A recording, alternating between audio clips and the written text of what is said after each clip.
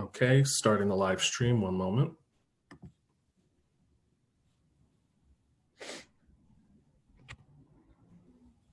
Computer recording has started. Okay, Cloud has started. Backup is rolling. Sergeant Danehope. Thank you. Good morning and welcome to the Committee on Women and Gender Equity, jointly with the Committee on Education. At this time, with all council members and staff, please turn on your videos. I repeat, council members and staff, please turn on your videos. Thank you. To minimize disruption, please place all electronic devices to vibrate or silent mode. Thank you. If you wish to submit testimony, you may do so at testimony@council.nyc.gov. I repeat, testimony@council.nyc.gov. Chair, we're ready to begin. Good morning, and thank you for joining today's virtual Committee on Women and Gender Equity and Committee on Education Oversight hearing on the impact of COVID-19 on childcare in New York City. I'm Councilmember Helen Rosenthal, Chair of the Committee on Women and Gender Equity. My pronouns are she, her, hers, and I want to start by thanking Chair Traeger of the Committee on Education for co-chairing this hearing. His leadership on public education has been extraordinary, and I appreciate his time bringing his committee's attention to this important matter. This is, in fact, the third hearing on childcare we have had this year. Why would the council find it necessary to devote so many hearings, so many hours to childcare? It's because childcare is paramount to the socioeconomic success of New York City. It's because we know that childcare is a gendered issue that disproportionately affects women. We know that single parents, 80% of whom are women and mostly women of color, bear the brunt of the loss of childcare. It's because we know that when families make difficult decisions during this pandemic, it is disproportionately women who give up their job when a family decides one parent should do so because she is lower paid. Access to affordable, quality childcare was limited well before we became the national epicenter of COVID-19, and the scale of our problem has grown exponentially. Kudos to this administration for investing in universal pre-K and 3K programs. However, most low and moderate income caregivers continue to struggle because the city offers too few seats and no after-school care. While we appreciate the unprecedented challenges of the moment, there is no excuse for the administration's failure to meet even the most modest goal of 100,000 seats for 1.1 million public school students. The fundamental, we are 8 months into this pandemic, and many parents have given up. They bring their child to work with them, or if they can't, quit their jobs. The fundamental question for this Committee on Women and Gender Equity is, where is the administration on prioritizing women? Because women, mostly women of color, are losing the gains made by generations of struggle. It's critical to also note the effect of the pandemic on those working in the childcare industry. 93% of childcare workers in New York City are women, and they are primarily Latinx and Black. 25% live in poverty, while 53% have incomes low enough to qualify for childcare subsidy. Again, the committee asks, do we pay childcare workers, most of whom are not represented by a union, a living wage? So there's a lot we have to look forward to covering today. I want to thank the members of the administration for joining us today from the Department of Education, the Department of Youth and Community Development, and the the Commission on Gender Equity. And finally, I want to thank the families, advocates, and providers who have joined us and who have educated us about what is really happening on the ground. We know how busy you are, so please know that for those who can't join us, or if you cannot stay for the whole hearing and you cannot give live testimony today, you may submit your insights in writing to testimony@council.nyc.gov until Saturday at 10 a.m. Your testimony is invaluable as we navigate a path toward the best interests of our children. Before I turn it back to the moderator, I'd like to thank my Chief of Staff, Cindy Cardinal, my Legislative Director, Madhuri Shukla, my Communications Director, Sarah Crean, as well as the committee staff for their work in preparing for this hearing. Brenda McKinney, Counsel, Chloe Rivera, Senior Legislative Policy Analyst, and today's moderator, Monica Peppel, Financial Analyst, and Elizabeth Arts from Community Engagement. And I'd now like to acknowledge my colleagues who have joined us today, who are present, and that is just going to take a nanosecond here.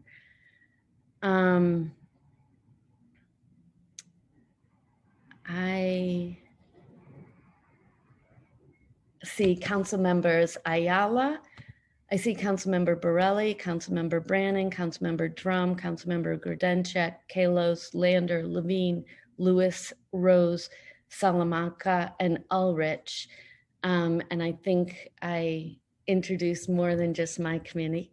But now I'll turn it over to Committee Member Traeger, Council Member and Chair Traeger, Chair of the Committee on Education, for his opening statement. Thank you. Thank you, Chair Rosenthal. Good morning. I'm Councilmember Mark Traeger. I'd like to thank my colleague, the extraordinary Chair Rosenthal, for co-hosting and also leading on this very important oversight hearing with me today. Before I begin my remarks, I'd like to note the committee will hear two very important resolutions, which I'm proud to co-sponsor. We'll be hearing Resolution 1324, sponsored by Councilmember Lewis, which calls on the New York City Department of Education to partner with nonprofit organizations to provide on-site pro bono legal assistance at schools to help students and their families with housing issues. Additionally, we will be hearing Resolution 1473, also sponsored by Councilmember Lewis, which calls upon the New York City Department of Education to provide families of children with disabilities the necessary training and equipment to properly enable distance learning. This is the first time the committee is hearing these two resolutions, so we will not be voting on them today. This school year, there have been numerous changes in school reopening dates and school building closures made at the 11th hour, leaving little time for families to prepare and find childcare. One can only imagine the stress parents who work out of their homes feel after learning that their child's school building will be closed the following day. Parents are already trying to balance their own schedules with the ever-changing ones of their children. The least this administration can do is be clearer, more consistent, and less sporadic in their communication with families. Access to stable childcare is not just critical in this moment, it is vital to ensuring a full, equitable recovery and to preventing temporary instability in a crisis from becoming generational economic disparities cut along gender lines. According to the New York Times, 4 times as many women as men left the workforce in September. It is well documented that women are financially penalized in the long term for taking breaks in employment, and that caregiver status correlates with higher rates of poverty later in life. Some of the gender disparities and impacts of this crisis are even suggested in the DOE's data on hybrid learning enrollment. Prior to the last cutoff, girls were only 44.7% of students in grades 9 to 12 enrolled in hybrid learning, a drop of 3.7% from the middle school enrollment rate.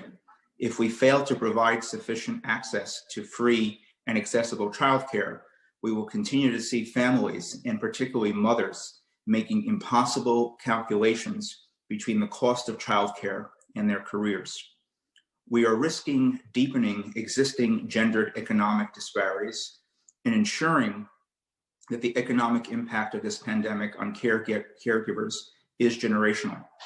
None of this even begins to speak to the mental health impacts on primary caregivers who are trying to maintain a precarious balance between work, supervising remote instruction, and remote work and caregiving. I want to thank my colleagues, Council Members Rose and Rosenthal, for their longstanding focus on caregivers and the intersection between childcare and work, and for their partnership on this hearing today. Beyond school building closures, this administration is failing to provide a sufficient number of childcare slots and coverage time to serve the needs of families throughout the city, especially families who work outside of their homes.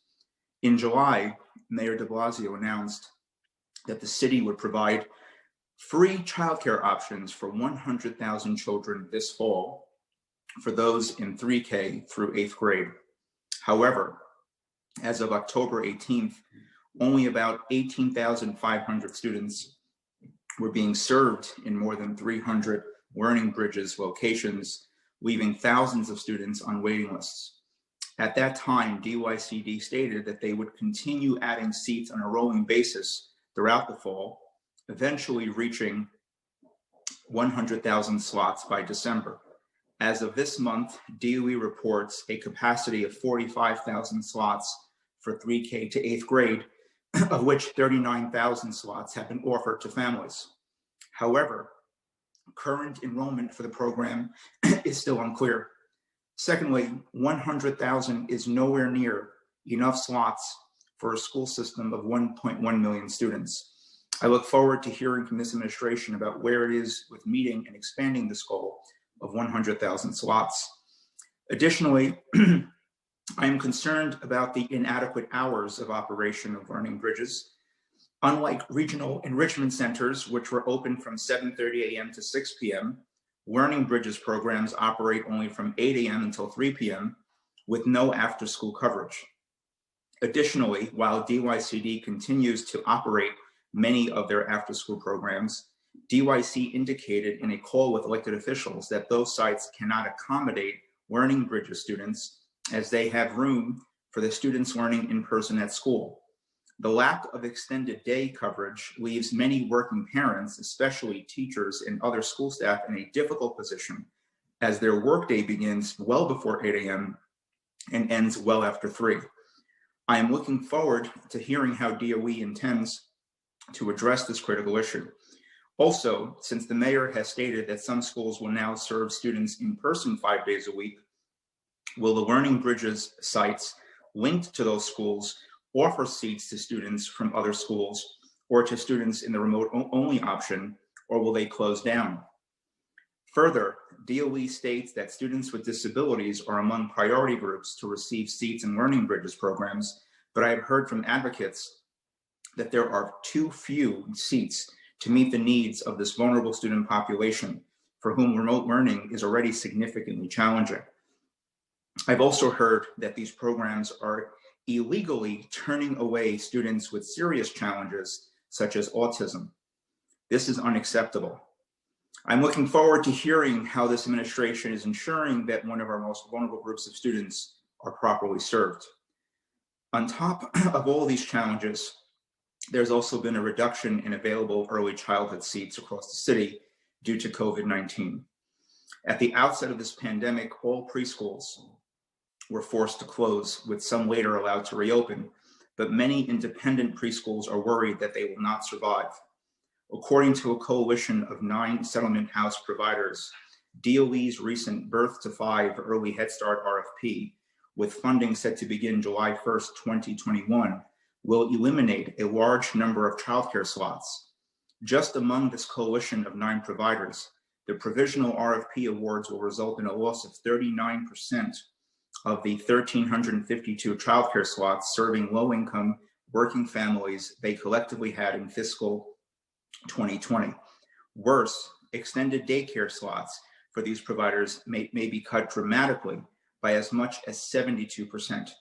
These cuts would also impact early childcare workers who are primarily women of color, whose annual average income is $40,000, and would result in the loss of more than 125 jobs among these 9 providers alone. However, DOE maintains that these cuts stem from an effort to redirect funding to neighborhoods deemed to have higher needs and will not result in a loss of seats overall. I look forward to hearing more about DOE's rationale and efforts to redirect funding, and how will they meet childcare needs of lower income families in all of our communities.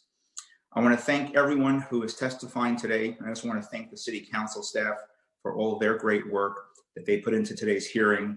Malcolm Budahorn, Jen Atwell, Kalima Johnson, Chelsea Badamore, and Masis Sarkisian. I also want to thank my Chief of Staff, Anna Skate, and my Policy Director, Vanessa Ogle. And I will now turn it back over to Chair Rosenthal, who I believe she is at the other hearing now. Okay, so very, very good. Just also want to also just make, oh, Chair, are you there? Chair Traeger, can move on to Councilmember Lewis? Yes, Councilmember Lewis, who is advancing very important resolutions and measures. I want to thank her for her leadership, and I'd like to please welcome her to say a few words. Thank you, Councilmember.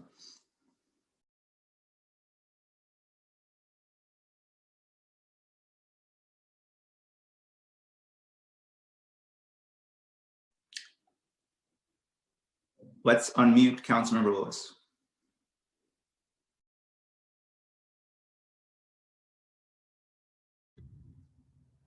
Good morning, and thank you, Chair Traeger, for the opportunity. I want to thank both you and Chair Rosenthal for being staunch advocates for education, child care, as well as gender equity.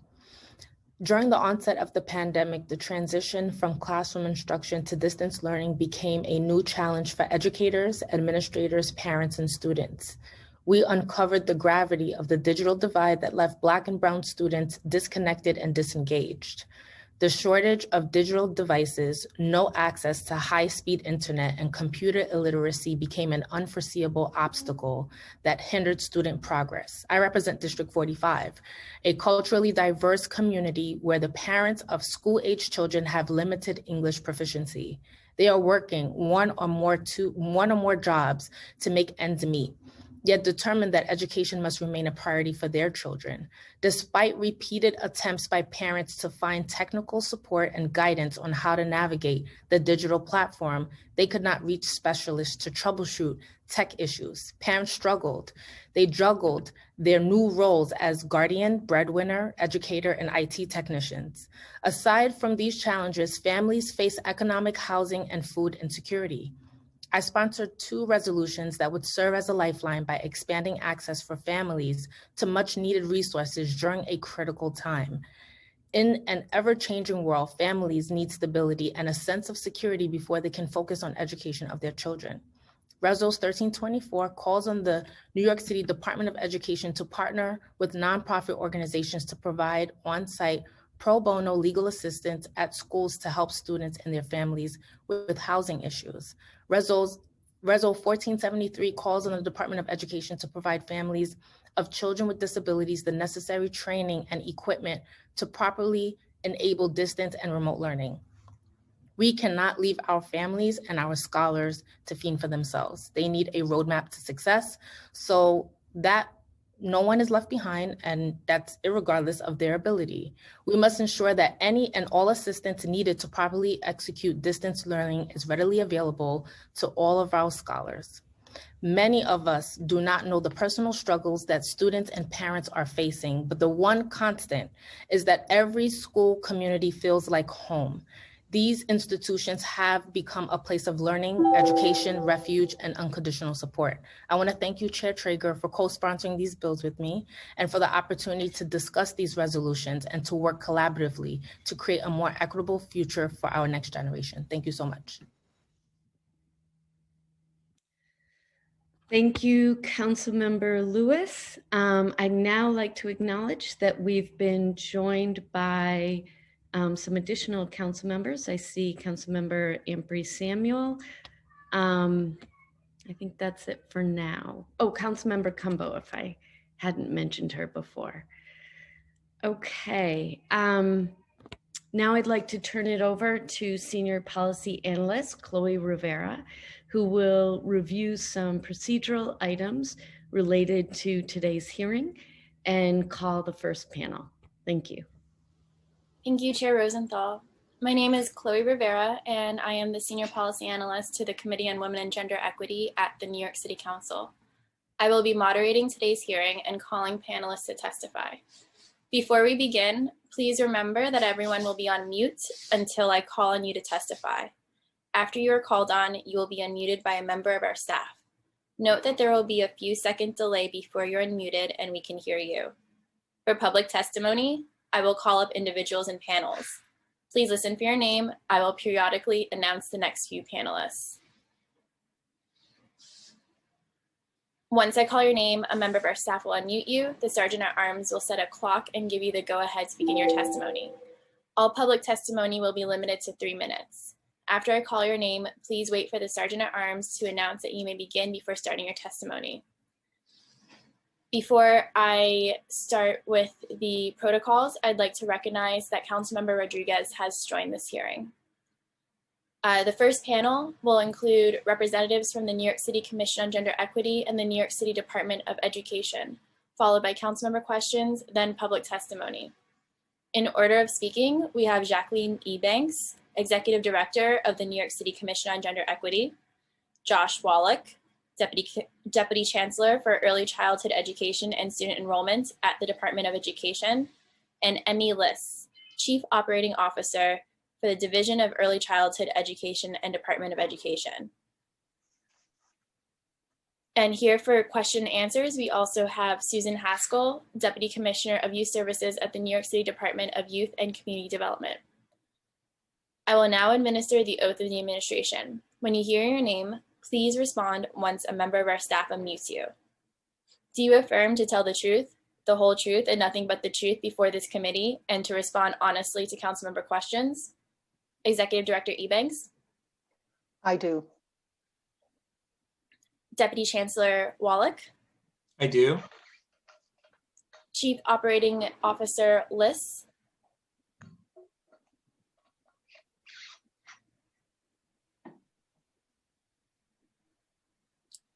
Let's move on to Deputy Commissioner Haskell. I do.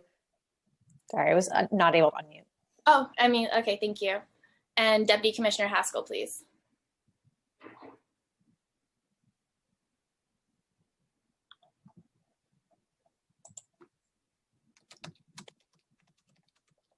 Waiting to unmute Deputy Commissioner Haskell. Sorry about that.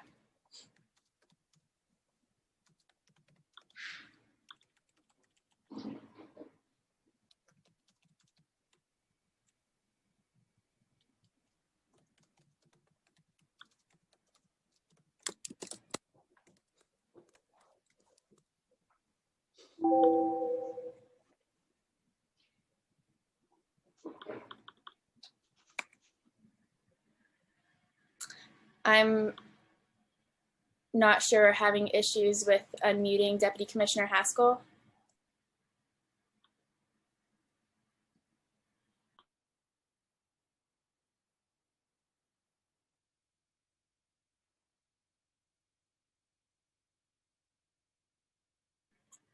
All right, we will move on and hopefully address that issue moving forward. We will now hear from Executive Director Ebanks. You may begin once you may begin your testimony once a member of our staff unmutes you. Good morning, Chairs Rosenthal and Traeger. and members of the Committee on Women and Gender Equity and the Committee on Education. I am Jacqueline Ebanks, Executive Director of New York City's Commission on Gender Equity, and I'm joined today by my colleagues, Josh Wallach, Deputy Chancellor for Early Childhood Education and Student Enrollment at the Department of Education, and Susan Haskell, Deputy Commissioner of Youth Services at the Department of Youth and Community Development. Before beginning my testimony, I'd like to acknowledge the partnership and leadership of Chair Rosenthal and Council Member Diana Ayala, both of whom serve on the Commission on Gender Equity. It has been a pleasure and honor to partner with you over the past few years. In my role as Executive Director of CGE, I also serve as an advisor to the Mayor and First Lady on policies and issues affecting gender equity in New York City for all girls, women, transgender, gender non-binary, and gender non-conforming New Yorkers. Throughout the tenure of the de Blasio administration, we have been steadfast in our commitment to promote equity, excellence, and fairness for all New Yorkers. From providing free full-day pre-kindergarten to all 4-year-olds and expanding this program to 3-year-olds, to enshrining rights of pregnant and parenting New Yorkers, among other important efforts, this administration strives to ensure that all New Yorkers have opportunities to thrive, regardless of gender identity, gender expression, or background. It is within this context that CGE works across city agencies to create deep and lasting institutional commitment to tearing down equity barriers within our city. CGE operates within 3 focus areas. They are economic mobility and opportunity, health and reproductive justice, and safety. We use a human rights framework and an intersectional gender lens to do our.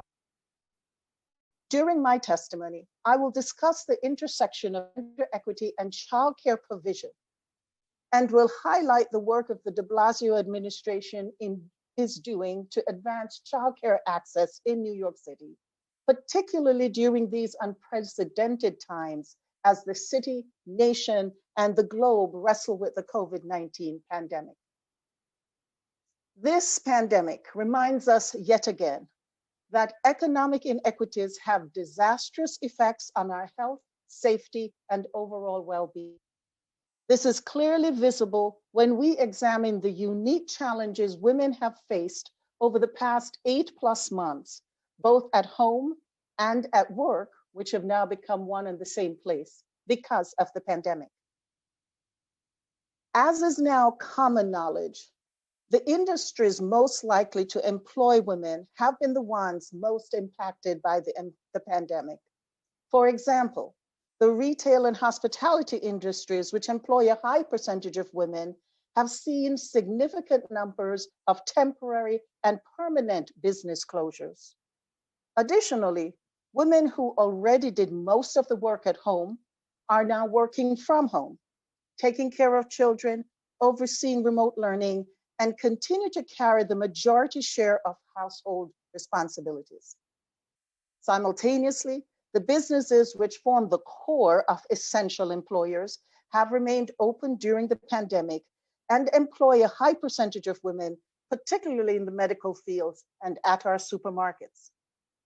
Taken together, these conditions are unsustainable for women and families across our city.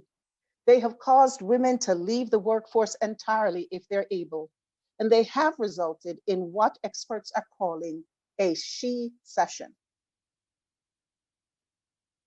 Prior to the pandemic, as part of our commitment to putting an end to economic and social inequities, the de Blasio administration consistently focused on developing high quality and affordable childcare for all New Yorkers, regardless of their background or family income. As a result, in 2014, the administration launched the nation's most expansive increase of pre-K enrollment, known as Pre-K for All, which in its first year doubled the number of children previously enrolled. Building upon this success, in 2017, the administration launched its 3K for All program. Both these new and expanded childcare programs complemented the city's already existing early learn childcare program, Head Start programs, childcare voucher programs, and CUNY childcare centers. Together, this gave us a network of programs that provide childcare and education services to eligible children from ages 6 weeks to 5 years old in a variety of settings, be they home-based, center-based, or public schools. And finally, since 2014, this administration has advanced a number of policies and legislation that promotes New York City parents' ability to adequately care for their children in spite of life circumstances that may arise. Two such advancements are, in 2014, paid sick leave was expanded previous legislation to add grandparents, grandchildren, and siblings to the definition of family members which workers can legally care for using paid sick time. And then in 2016, we increased paid parental leave by providing 6 weeks at 100% salary for maternity, paternity, adoption, or foster care leave, and up to 12 weeks fully paid when combined with existing leave, with an expansion in 2018 that included public school teachers. What we recognize in this administration is that increasing the availability of high quality childcare and affordable childcare for all New York City's children and families is critically important, and certainly so now more than ever. CGE focuses on this issue within its economic mobility and opportunity focus area, where we seek to ensure that all New Yorkers can live economically secure lives and have access to opportunities to thrive. Consequently, we deepen our commitment to collaborate with our colleagues at DOE and DYCD and to work with community partners to ensure that we prioritize and meet the needs, the childcare needs of women and families during this pandemic and beyond. Thank you for inviting me to speak today. I look forward to continued conversations on this issue. Thank you. Thank you for your testimony. Before we move on to the next witness, I would like to recognize that we have been joined by Council Members Cornegy and Barron. Now, Deputy Chancellor Wallach, you may begin once a member of our staff unmutes you.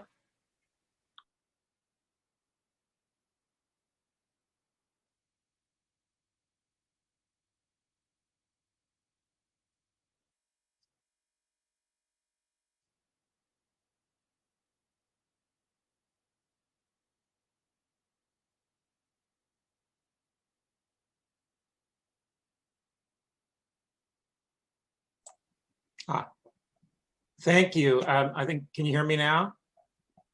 Great. Thank you, Executive Director Eubanks, for your testimony. Good morning, Chair Rosenthal and Chair Traeger, and all the members of the Committees on Women and Gender Equity and Education here today. I'm Josh Wallach, Deputy Chancellor of the Division of Early Childhood and Student Enrollment at the New York City Department of Education. I just want to thank you for inviting us to testify today about how we're providing childcare in New York City during the pandemic, and for all the support you provided us over the years for early care and education, which has been a priority for this administration.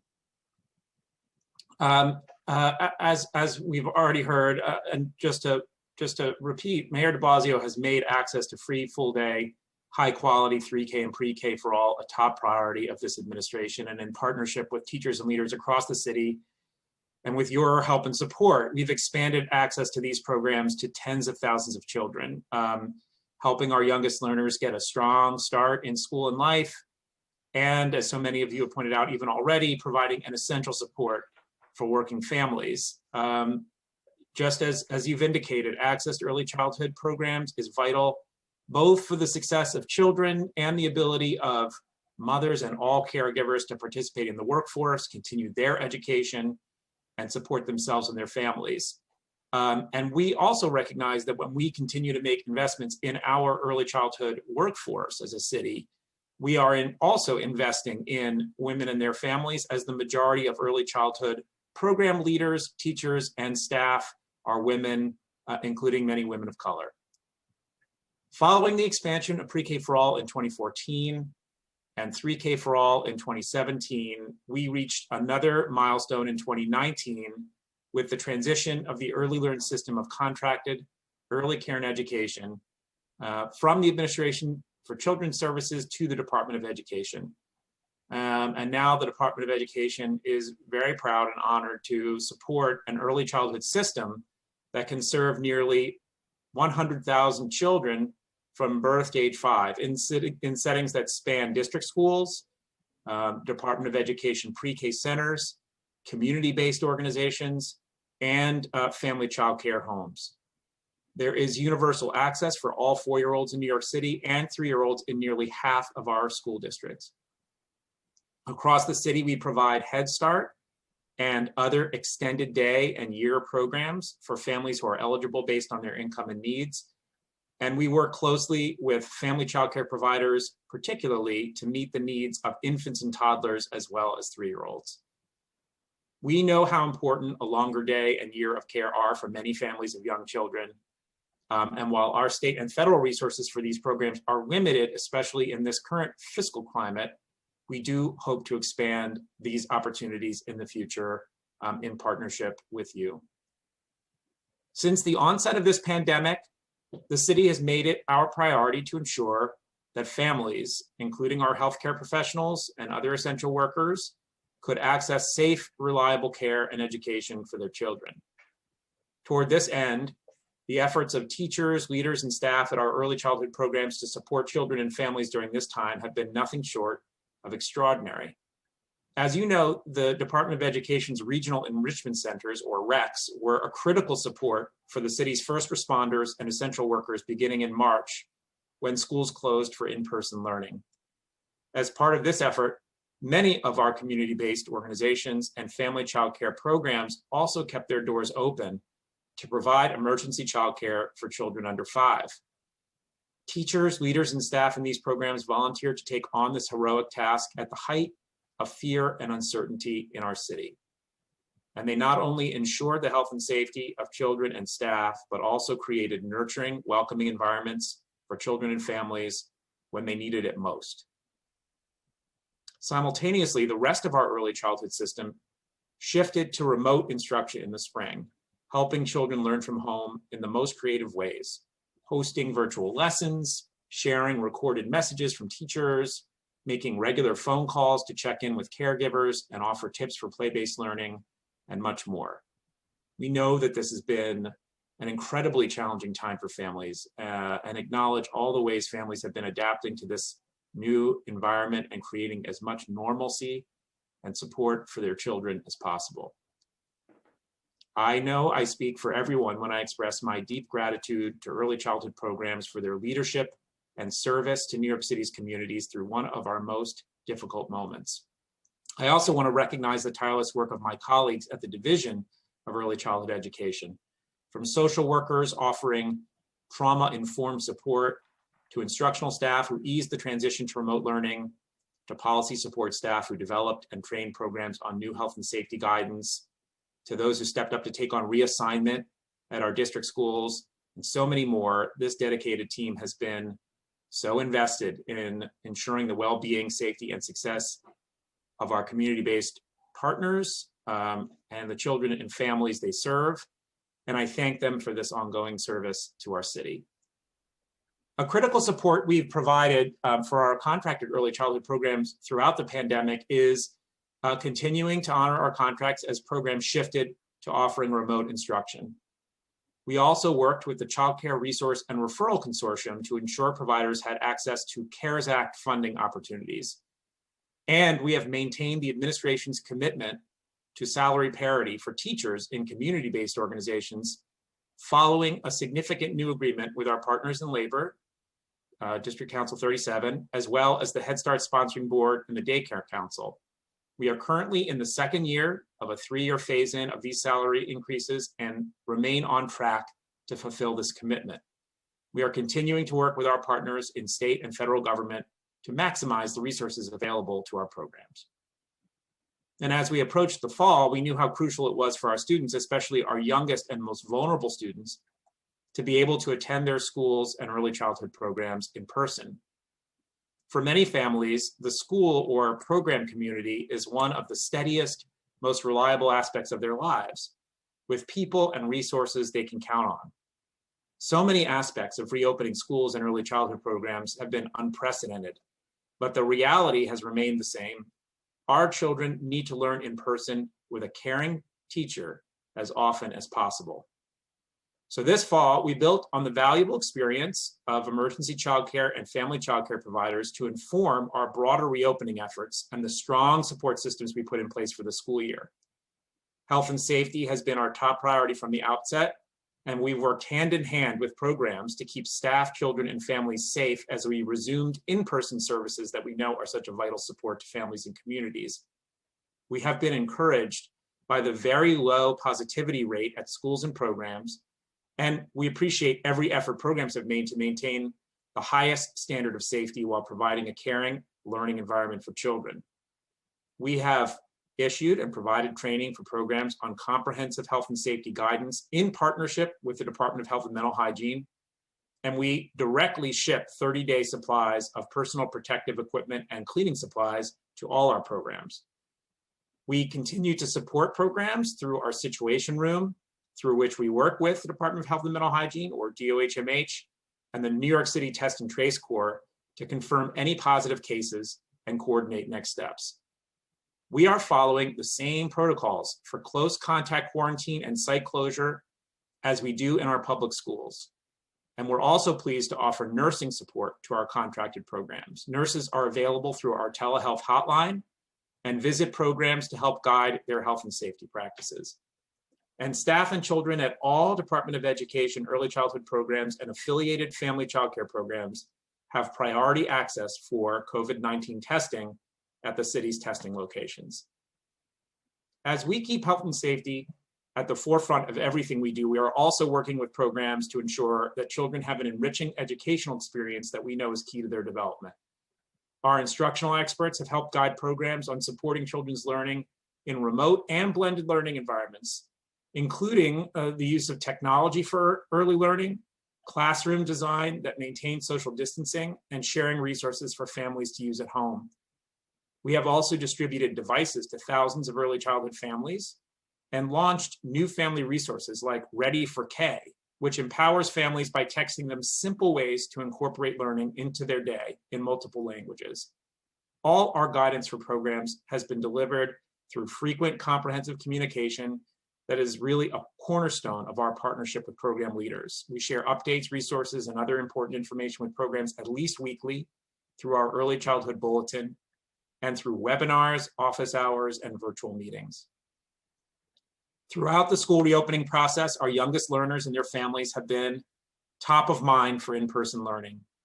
During the recent temporary school closure, our community-based early childhood programs and family childcare programs again continue to offer essential in-person services for children and families, and we continue to support them in maintaining safe, healthy environments for children and staff. Many of our contracted early childhood programs also act as partners in the city's Learning Bridges initiative, a collaboration between DOE and the Department of Youth and Community Development that provides free childcare opportunities for children in 3K through 8th grade on days when they're scheduled to be remote. There are currently 450 Learning Bridges programs operating for children from 3K through 8th grade with the capacity to serve nearly 44,000 students. That number continues to increase as we expand seats across all 5 boroughs. As we open new programs, we reach out to any family that has applied and is still looking for a seat in that community and partner with school and program leaders in our community outreach efforts to encourage more families to apply. While we work to expand the program, priority placement has been given to children of essential workers or families previously enrolled in a REC, Regional Enrichment Center, priorities to families in temporary housing, children of teachers and school staff, children in foster care, and students with disabilities. Learning Bridges programs remain open to serve children and families during temporary school closure, providing crucial childcare for working families. In order to respond to feedback from families, we have also now added early drop-off hours at approximately 70 of our Learning Bridges and Learning Labs programs, and nearly 130 Learning Bridges sites are co-located with an after-school program that operates from 3 p.m. to 6 p.m. DYCD funds nearly 1,100 after-school programs across the city as well. We are proud to partner with the early childhood programs that have been such resilient sources of support for their community through this public health crisis. And looking ahead, we're excited to continue our efforts to strengthen the city's early care and education sector for years to come. This summer, we significantly increased the city's investment in family childcare through our new family childcare network contracts, which include higher rates for providers, greater support for professional learning and family engagement, and the opportunity to offer 3K in family childcare homes for the first time. Next summer, we will reach another important milestone in our effort to create a stronger, more unified early care and education system when new center-based contracts begin. These contracts will contain pay parity for teachers, an enhanced funding model that accounts for more of programs' fixed costs, and greater opportunities for socioeconomic and racial integration in classrooms. We continue to center the voices of providers and the families they serve in all the aspects of our work, and recently began piloting a citywide council of community-based program leaders, starting with leaders in programs in the communities most affected by the COVID-19 pandemic. Thank you again for the opportunity to testify today, and we are looking forward to your questions. Thank you for your testimony. Before I turn to Chair Rosenthal for questions, I'd like to remind council members to use the raise hand function in Zoom to indicate that they have a question for the administration. Chair Rosenthal?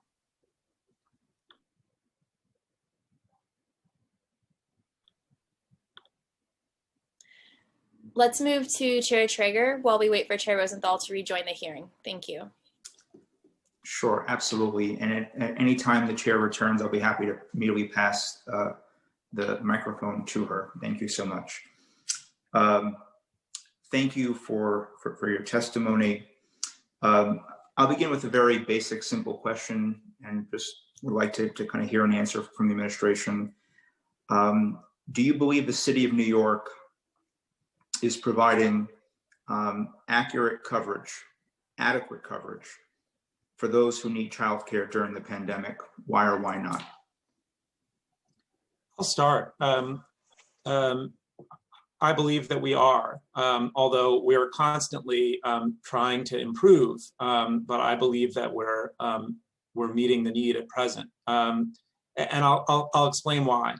First of all, we're lucky to partner with so many community-based organizations around the city that are providing right now childcare services to students of all ages. And unlike in the spring, they are continuing to operate as we're navigating this pandemic with our support. And we're able to provide health and safety support for them so that they're able to do so safely. And as I sort of indicated, because of that partnership, we've been able to operate those in a healthy and safe way. In addition to that, we have partnered with the Department of Youth and Community Development, again with your guidance and support, to stand up the Learning Bridges program, which is a specific program really tailored to provide support to children and families that are engaged in blended learning when children cannot be in school buildings because of social distancing. And there, as I said, we have created the capacity to serve tens of thousands of students. And so far, we placed 43,600 students on program rosters. That is, 3 times the amount that we ever offered through the RECs. And we've seen, we're serving about, right now, 90% of all the families, or we place them on a roster, 90% of all the priority families that have applied. So we are keeping up with the demand. We're constantly adding new sites in order to respond to specific locations of the city where we may be a little bit slower than we liked, but we are keeping up and doing our best in partnership with children, families, and organizations to meet this need. So I know that we've been rejoined by Chair Rosenthal. I'm just going to have one quick follow-up, then I'll turn it over to the chair. Deputy Chancellor, what about the painful stories that we've heard of children with autism being turned away because the city is not able to meet their needs in these programs? And after your answer, I'll be happy to pass it over back to Chair Rosenthal. We are committed to ensuring that students with disabilities get all the support and services to which they're entitled. And again, I think there's a few different answers to this. First, as we have reopened school buildings, we are prioritizing students with disabilities for live instruction. We're very hopeful that we can continue our progress to serving as many as possible 5 days a week in our school buildings. In addition to that, we have now 10,000 students with IEPs on the rosters of Learning Bridges programs. Because Learning Bridges is primarily a childcare program, we have not been able to replicate all the services that students receive when they're in DOE buildings. But that is exactly why we are giving priority to students with disabilities as we're bringing back students for live instruction. And as more schools move to 5 days a week, we're learning more about which students will go back to their home schools full time, and we'll adjust. But we're working on all fronts to meet the needs of these students, and we share a goal with you in making sure that that happens in every case. So, I mean, I want to be respectful of Chair Rosenthal's time, so I do have follow-up, but I'm going to turn it over to the chair. No, please, Chair Traeger, you keep going. You're on a roll, and I'm about to ask the next question you're about to ask. So could you please continue, and I'll catch up while you're asking questions. I appreciate it, Chair. So just very quickly, DYCD has previously told us that students in Learning Bridges are not able to access after-school programs on their non-school days. Deputy Chancellor, you pointed out that many after-school programs are co-located with Learning Bridges. Are students in Learning Bridges now able to attend after-school programs on their non-school days? Yeah, for that, I will, for the structure of after-school programs, I will turn it over to my colleague from the Department of Youth and Community Development who's with us today. Good morning, everybody. I'd like to respond to your oath earlier and just say I do now that I'm successfully unmuted. And yeah, to continue, I think that may have been a miscommunication on our part. There's not a guarantee for an after-school seat for a Learning Bridges participant or a Learning Lab participant in an after-school seat, but absolutely many, if not the majority of Learning Lab students who are currently attending a lab that's co-located with an after-school are continuing in the 3 to 6 period to get the full day coverage. Absolutely, they are eligible to apply separately to the after-school program, as many of them are, and get a full day access to childcare. I'll pause here, but I continue to point out that we still have issues, and I don't think that we're meeting the need. And I think that kids who really need help and services are the ones who, what we keep hearing, are being turned away because the need cannot be met. But with that, I'm going to turn it back over to Chair Rosenthal. Yeah, thank you, Chair Traeger. I really, I'm going to continue to ask questions, but I feel that as I've listened to your questions and the answers, I feel we're getting the vaguest of answers.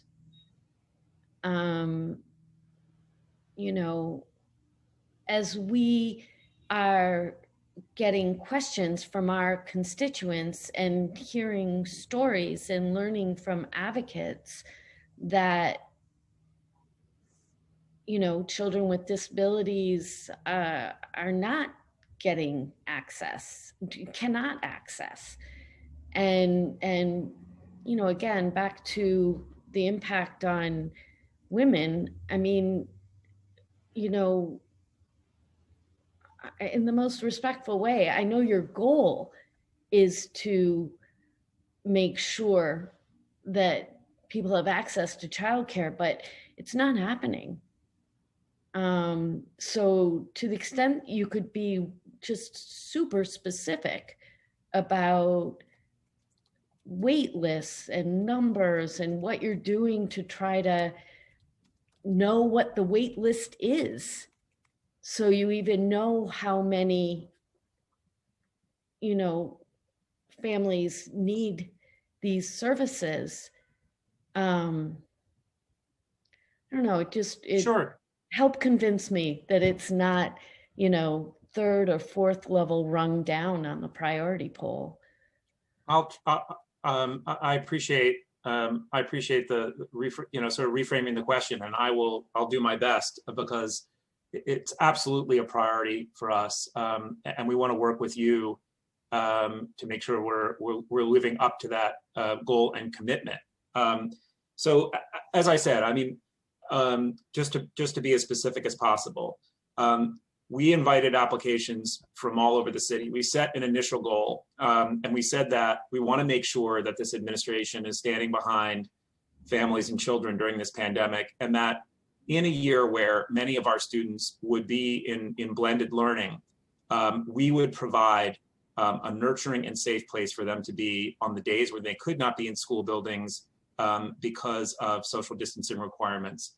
And so we put an initial number out based on our estimate of what we thought demand would be, but we also said that we would be careful and thoughtful about standing up services and supports where we saw demand, because of course resources are limited and we have yet to get support from the federal government for any of these efforts.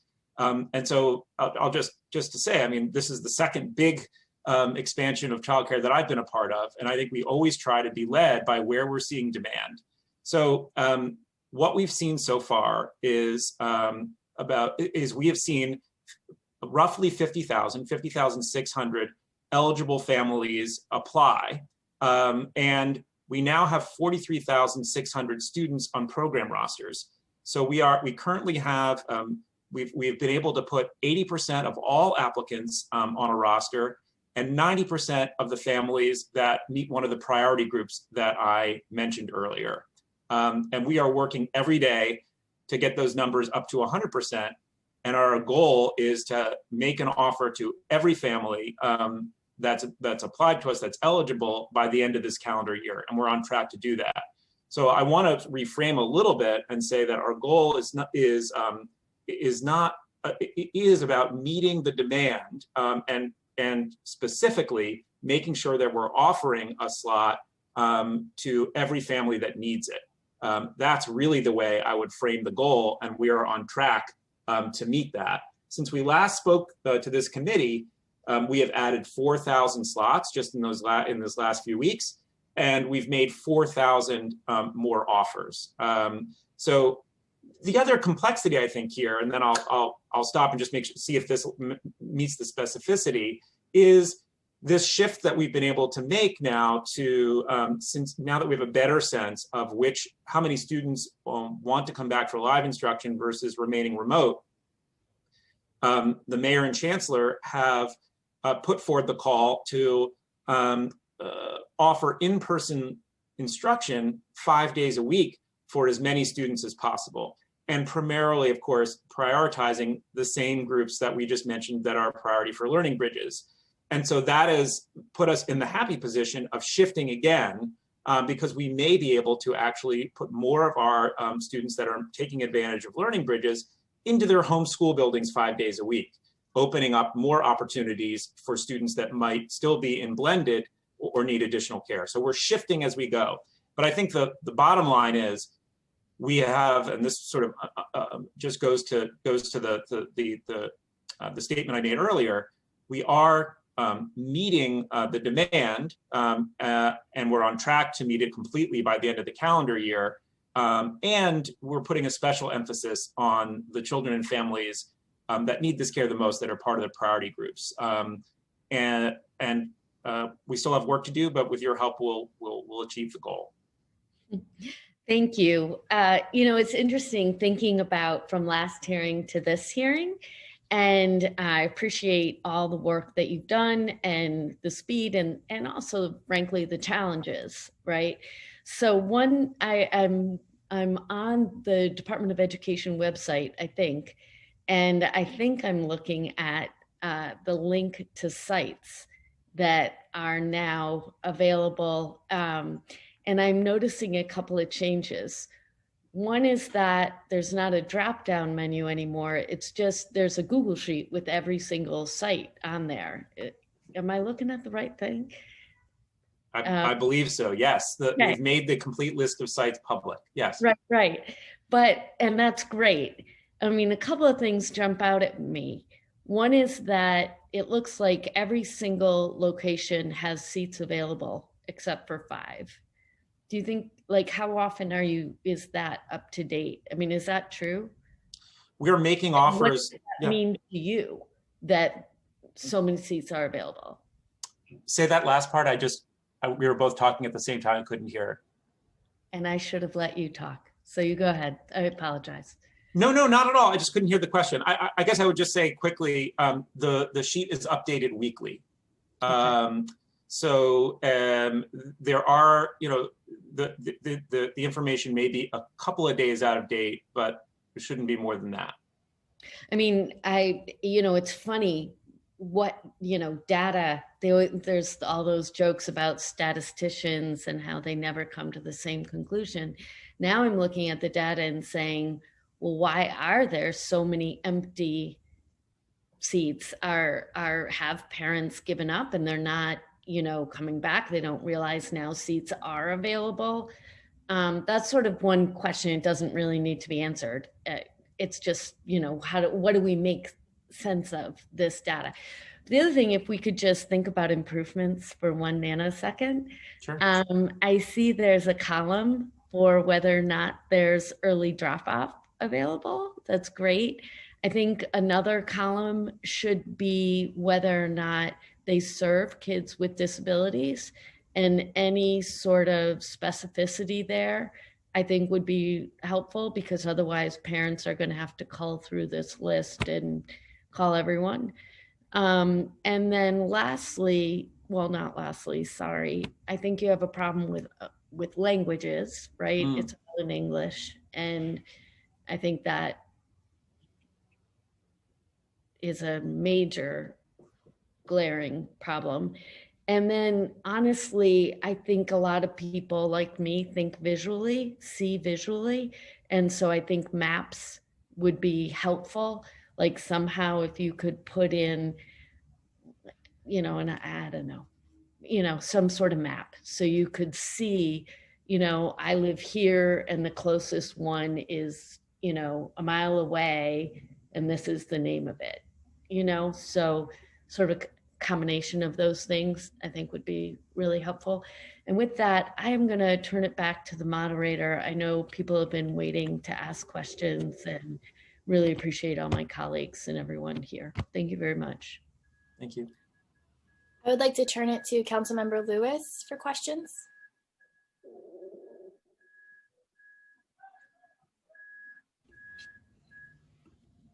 Not yet. Oh, apologies. So we will turn to Councilmember. I stopped abruptly, so with apologies. Sorry. Can we turn to Councilmember Kalos, please? Oh, I'm sorry.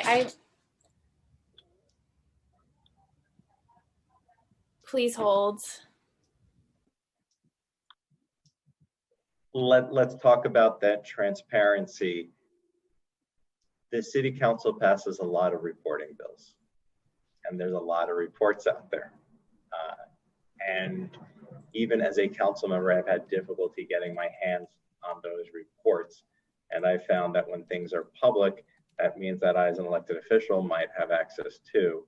And you might be surprised all the nooks and crannies that reports can be hidden in. And so my feeling is you get what you measure. There's an observer effect. Apologies for that. Oops.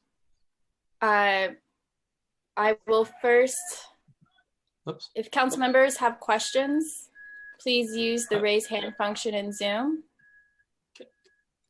I think Councilmember Kalos may not know he's been muted. He's still speaking, I think.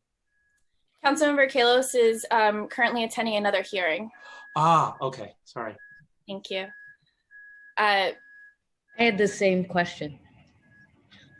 So please remember to keep questions and answers to 5 minutes. The Sergeant at Arms will maintain a clock and a member of our staff will unmute you. You may begin after I call you and the Sergeant gives you the cue. We will hear questions from Councilmember Kalos and Councilmember Rose. First, we can hear from Councilmember Kalos if he is available. Or Councilmember Rose, I'm sorry. My apologies. Hi, thank you. It's a very busy day today in terms of hearings. I want to thank both chairs for even convening this hearing. There's been a lot of issues around enrollment versus actual attendance. So I'd like to know, do you find that enrollment in Learning Bridges and Learning Lab programs often exceeds the number of children or youth who actually attend the programs daily? And if so, do the costs for running these programs remain constant regardless of how many children or youth attend the programs? And how are we ensuring that the providers will be compensated the full amount of their FY21 contracts? And will DOE or DYCD compensate Learning Bridges and Learning Lab providers the full amount of their FY21 contracts, regardless of daily attendance at these programs? And when should they expect to be compensated and reimbursed?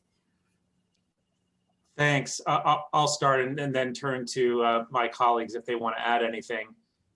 So no, what we find is actually that families use the service at whatever as they need it. And as we saw with the regional enrichment centers over the spring and early summer, that tends to vary, as a family needs care throughout the week. And so, but we understand that it's critical that our providers have a stable source of funding and understand how they can plan their program regardless of that varying need. We're in a crisis and we have to stand up the service and meet the and earlier this fall, DOE and DYCD recently informed the providers that they can expand their services that they offer to other schools beyond the families pleaded. as they come. Oh, I'm sorry. I thought you had finished. Oh, no, I just didn't. No, that's fine. I was just going to note that you're right to say that we did offer the opportunity to expand. I think I froze is what happened. So sorry. I was going to say that programs are allowed to charge against their total expenses. They do not pay by enrollment or attendance. And that was in order to provide that stability. Sorry, Councilmember, go ahead. Oh no, I'm tech issues. I'm really sorry. I'm having tech issues myself. Earlier this fall, DYCD and DOE informed the providers that they could expand their services beyond the feeder schools. Does this policy complicate keeping everyone under the same protocols? If these providers extend, the net to keep their enrollment up, and does this shift the liability and burden to the providers to ensure that the protocol is followed? And how is DOE supporting these providers and the process? Will there be additional guidance for this support? And just to finish off, because my time's almost up, what are the cleaning and disinfecting guidelines for these providers, and who assumes the extra cost to keep up the regular deep cleaning? Thank you for that. I'll say a few things in response. So first of all, we consulted very carefully with the administration's public health experts before making that shift. We did it in order to meet the needs of families for care, but we would not have done it if we did not, if our experts did not tell us that we could do so safely and protecting the staff and the children and families in those programs. Those programs are part of the same health and safety operation as our district schools. Any positive cases that come in go through our situation room, We have seen very low positivity rates in our Learning Bridges programs, thankfully.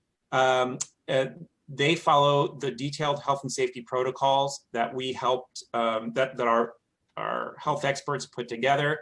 We provided that training and support to all our providers, and I can send you a copy of it if you'd like to look at it. But I think if we've been very successful in working with our partners to get that out to providers as they need it. How are we handling the disparate treatment in terms of districts that find themselves orange, like they become rated orange, but the protocols are somewhat different in different districts, and they might both be an orange district? Yes. In all the districts, we are continuing to provide care and education to our students as an essential service. And we, again, consulting with our public health experts, have put protocols into place, including, as you alluded to, providing protective equipment, providing health and safety training, providing nursing support, the support of our situation room, and training for all the staff in how to maintain healthy and safe, socially distant environments. And all those protocols together have allowed us to provide care regardless of the zone color. It's the same level of precaution in every area. And we know that we can provide, with our partners, quality care in a safe and healthy way as we navigate through this pandemic. Who assumes the cost for the additional deep cleaning for programs, for learning lab programs? Is the provider responsible for that? Or is that, especially providers that are in schools, or is DOE responsible for that? We work with our providers on that. We provide the personal protective equipment, and we work through, we add to their budget whatever supplies that, funding for whatever supplies they need to follow those protocols. So we're responsible. Okay. Thank you. Thank you, Chair. Sure. Thank you. We will now turn to Councilmember Kallos.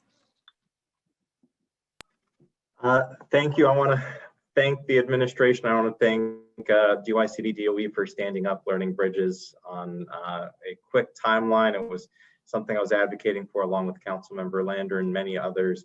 I know that the initial goal was 100,000 and that I was pushing for 500,000. I think we started at several thousand, but never. How many Learning Bridges seats are we up to right now? Yeah, so right now we are up to 44. We have capacity for 44,000 students across 450 sites. We are 22,000 slots, or yes. Okay. We have 44,000. We have capacity for 44,000. We have 43,600 on program rosters, and we've seen about 50,600 eligible applications. So again, I know you're going back and forth between hearings, but I just want to reiterate for others as well. I think that our goal is to, of course, to meet the demand for care.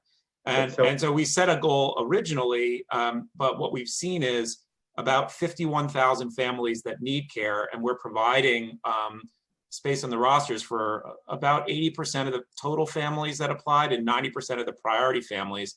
And we're adding more seats every week. So our goal is to make an offer by the end of the year to every family that needs it. Great. On that note, I do want to thank folks for working with us. When the school year started, we only had one location serving 60 total children. We now have another location with 200 additional children. I will just share a little bit of frustration. Previously, when we have worked with DOE to bring pre-K seats and find a vendor and they passed all their requirements, we were able to bring them on. And on Roosevelt Island, we were working with one vendor, did not know about a second vendor.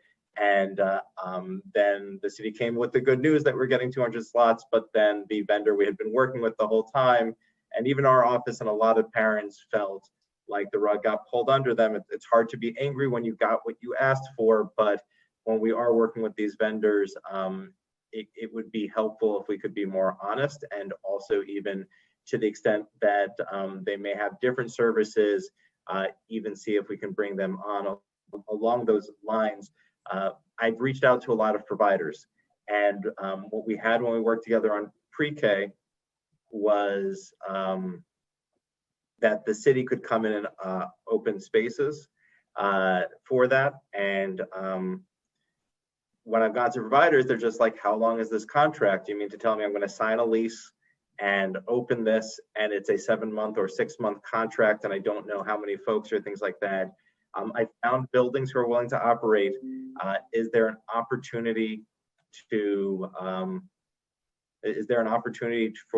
DOE to come in and do at least the learning centers, the spaces with the computers, particularly in low-income communities of color, where there is still a digital divide and children still don't have devices, because it's very hard to make a case for a provider to go through all the process for a 6-month contract.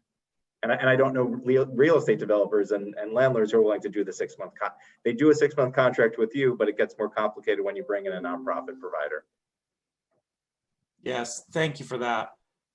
We are still, trying to identify additional partners that can work with us, and our request for information, which is the way we're gathering information about this, is still live and will be through January.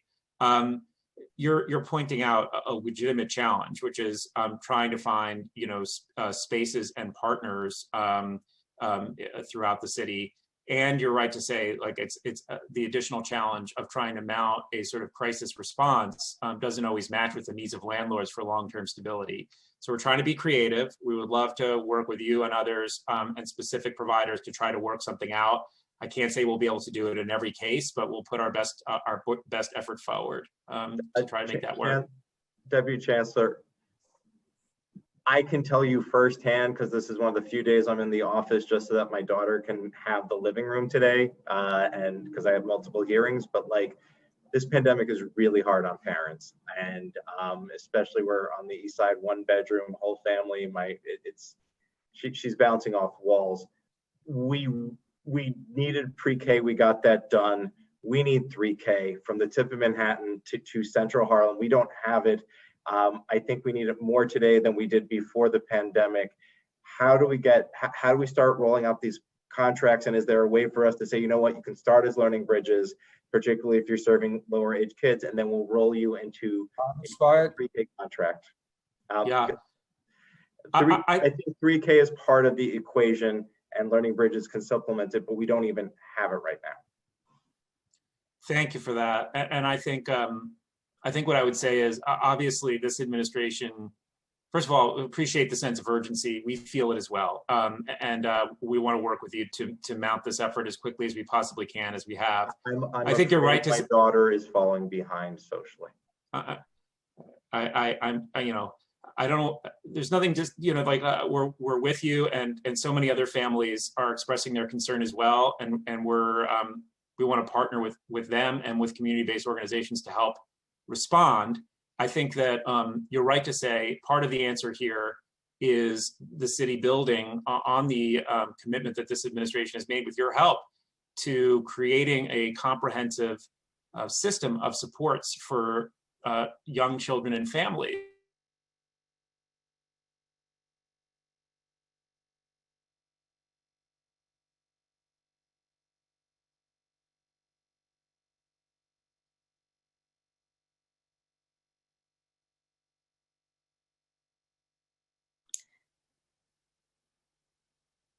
It appears Deputy Chancellor's screen has frozen.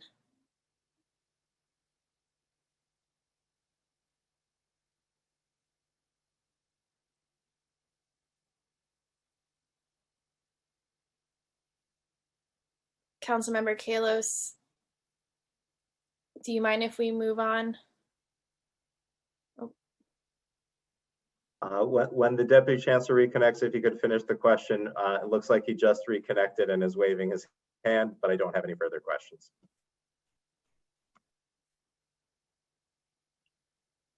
Thank you. Let's unmute the Deputy Chancellor. Hi, sorry about that. Pandemic times, tech issues. Can you hear me now? Yes. Great. So as I was saying, I think we feel the same sense of urgency, want to work to try to respond in any way we can. And I think part of this is long-term support from our federal and state partners to build out the sort of comprehensive and consistent set of systems and supports that we need for our youngest learners and their families. And look forward to partnering with you, as we have before, Councilmember Kalos, to make that true.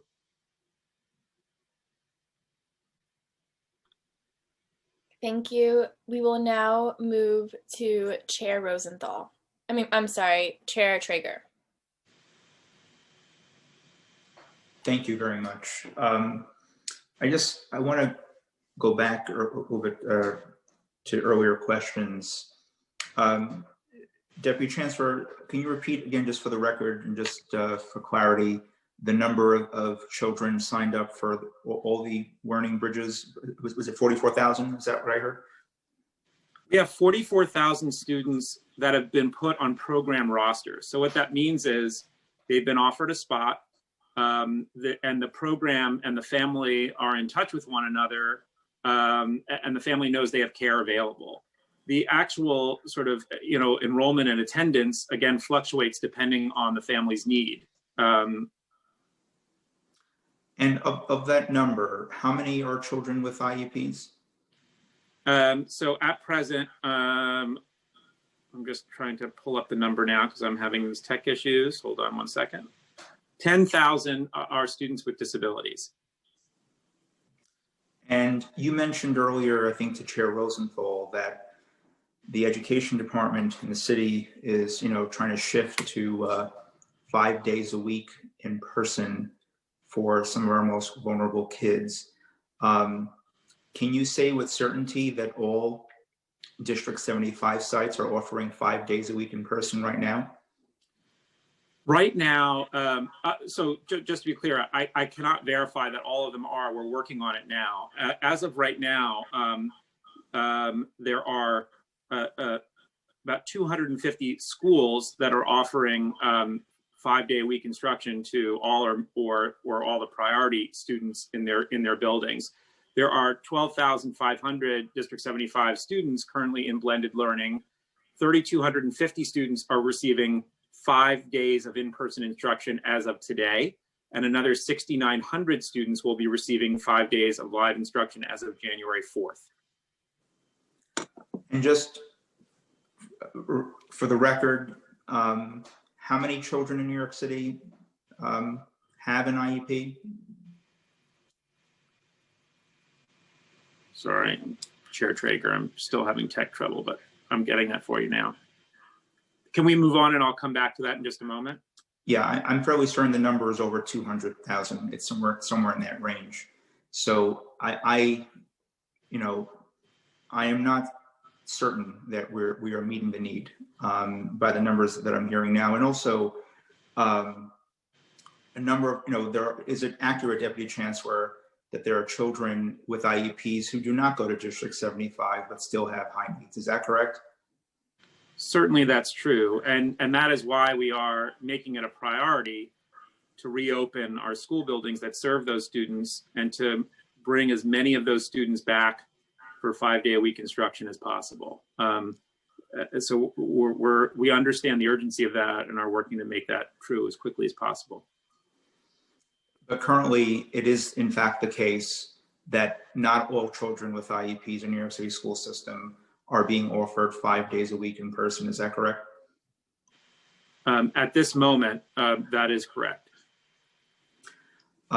Is there now a process for families and programs to request and the city to approve accommodations and supports needed for certain students with disabilities to participate in learning bridges? What is the process, and can the DOE post this process online by the end of the week? I'm sorry, can you repeat that question, Chair Traeger? Sure.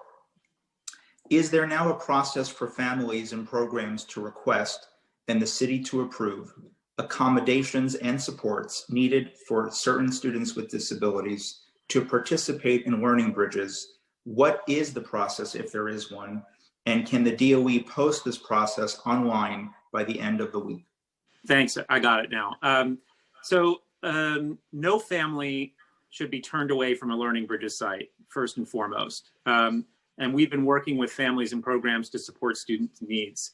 So any family that is having trouble accessing a Learning Bridges program and needs additional support should get in touch with us. And we're constantly reaching out to programs as well to make sure they don't need additional support. And we will work with their program to make sure that the student can be supported. Each of our teams, all the agencies that you see here, have point people that can respond to any concerns. And we've added this to all of our offer letters. So when a family gets an offer to Learning Bridges, they get, they hear from us that if the student needs additional support, they can come to us and we will provide it. So we're trying to be transparent about that. And we will continue to put that through all of our channels as well. We appreciate your suggestion. I would appreciate that, because I think there is still there's a lack of clarity on this, and there's just been an uneven application in terms of access, and I think that needs to be revisited. Has the city opened any programs with smaller group sizes? We are working with our providers in order to accommodate these students, but for that specific question, I wonder if I can just turn quickly to Susan from Deputy Commissioner Haskell.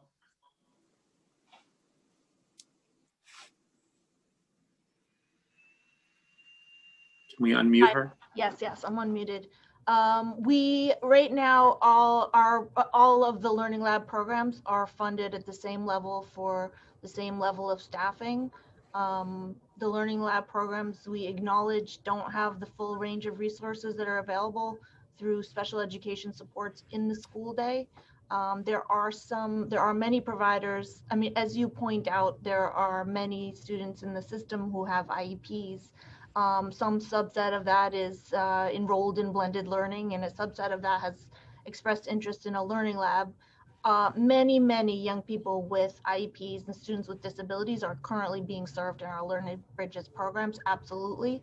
At the same time, there are students who have been brought to our attention who, for matters of health and safety, there have been some barriers to participation in a Learning Lab. We have, as the Deputy Chancellor mentioned, we have a contact for families and for providers in those situations, and we've taken sort of a case management approach with between DYCD and DOE. We've had some success moving some of those students to 5 days a week where we were not able to make accommodation. The child care programs have some limitations, for example, around distribution of medication or other elements that might be required for a young person to attend Learning Bridges, and we continue to try to address those needs. We are absolutely going to continue to work and make sure we find a resource for each young person. Right, and just to be clear, the majority of our schools are not offering 5 days a week because they can't, because we still have staffing issues and other issues which, quite frankly, the administration has not been transparent about. I have asked repeatedly about staffing at schools, and I still have not been given that information.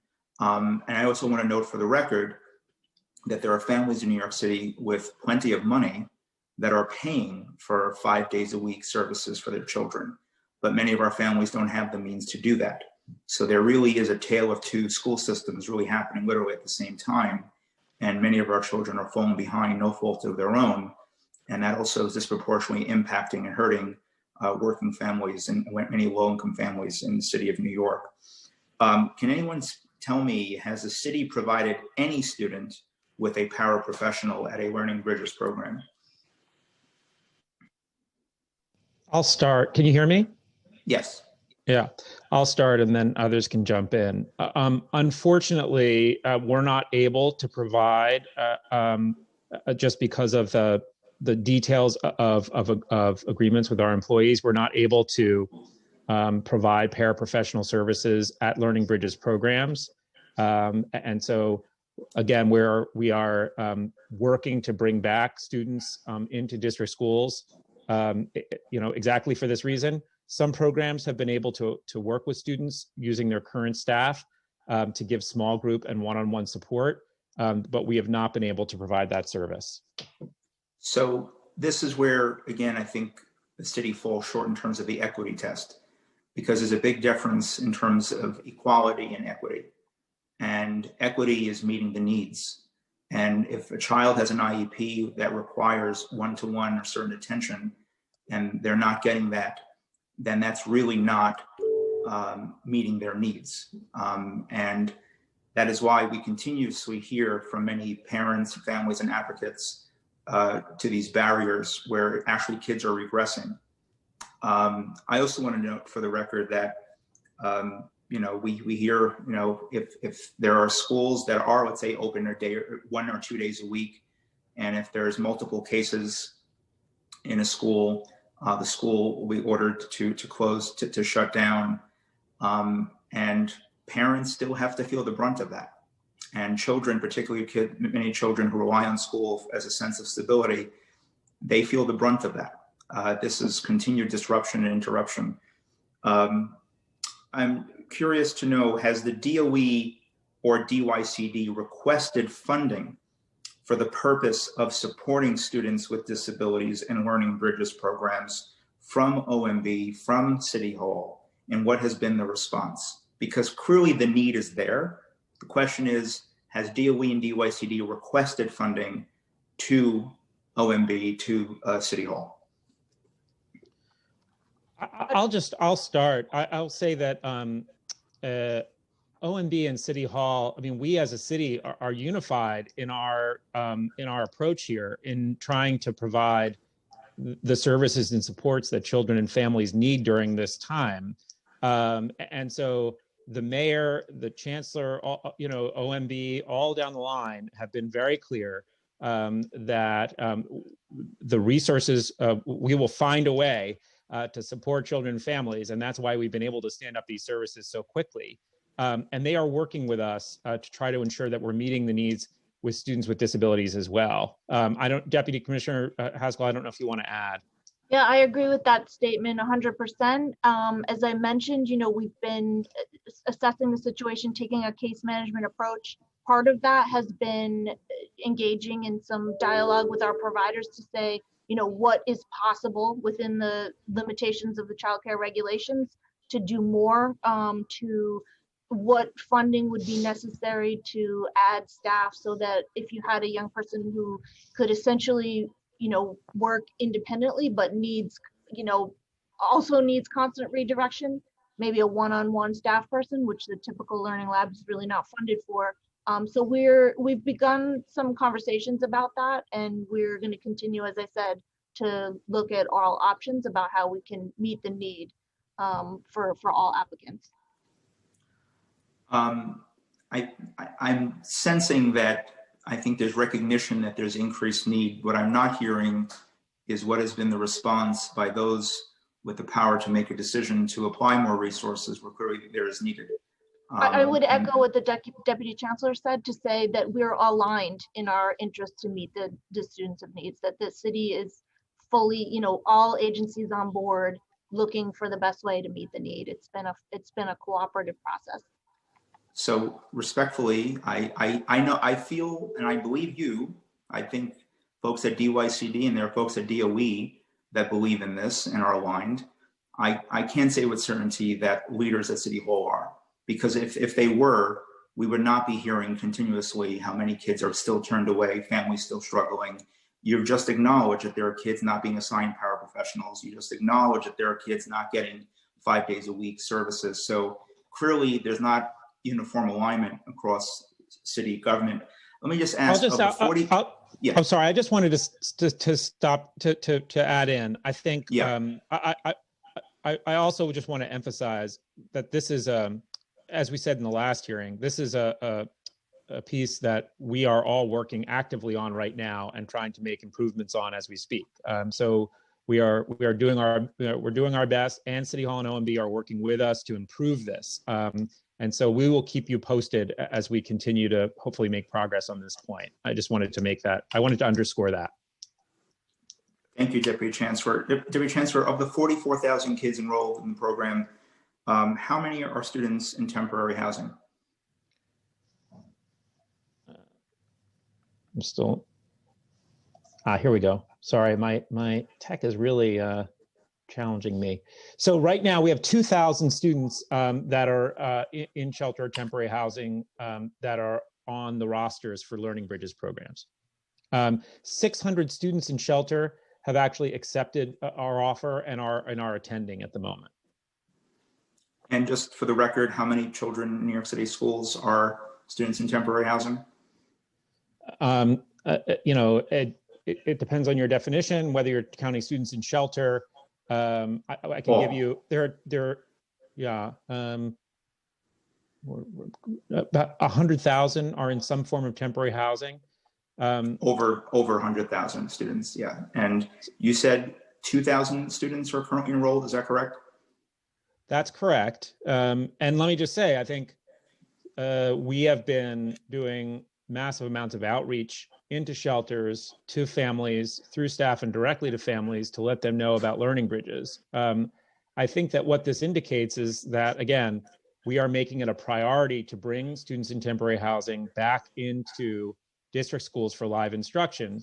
And so I think we believe, and have good reason to believe, that many of those students are being served in district schools. We have 24,000 students in temporary housing that are signed up for blended learning. So we know a good number of them are being served that way. And then we are reaching out to the others to make sure that they have the coverage they need, and are also reaching into shelters to make sure that students have, the devices and support they need to engage in remote learning from those facilities. So, Deputy Chancellor, just again to reemphasize the point, we have how many total school buildings in New York City?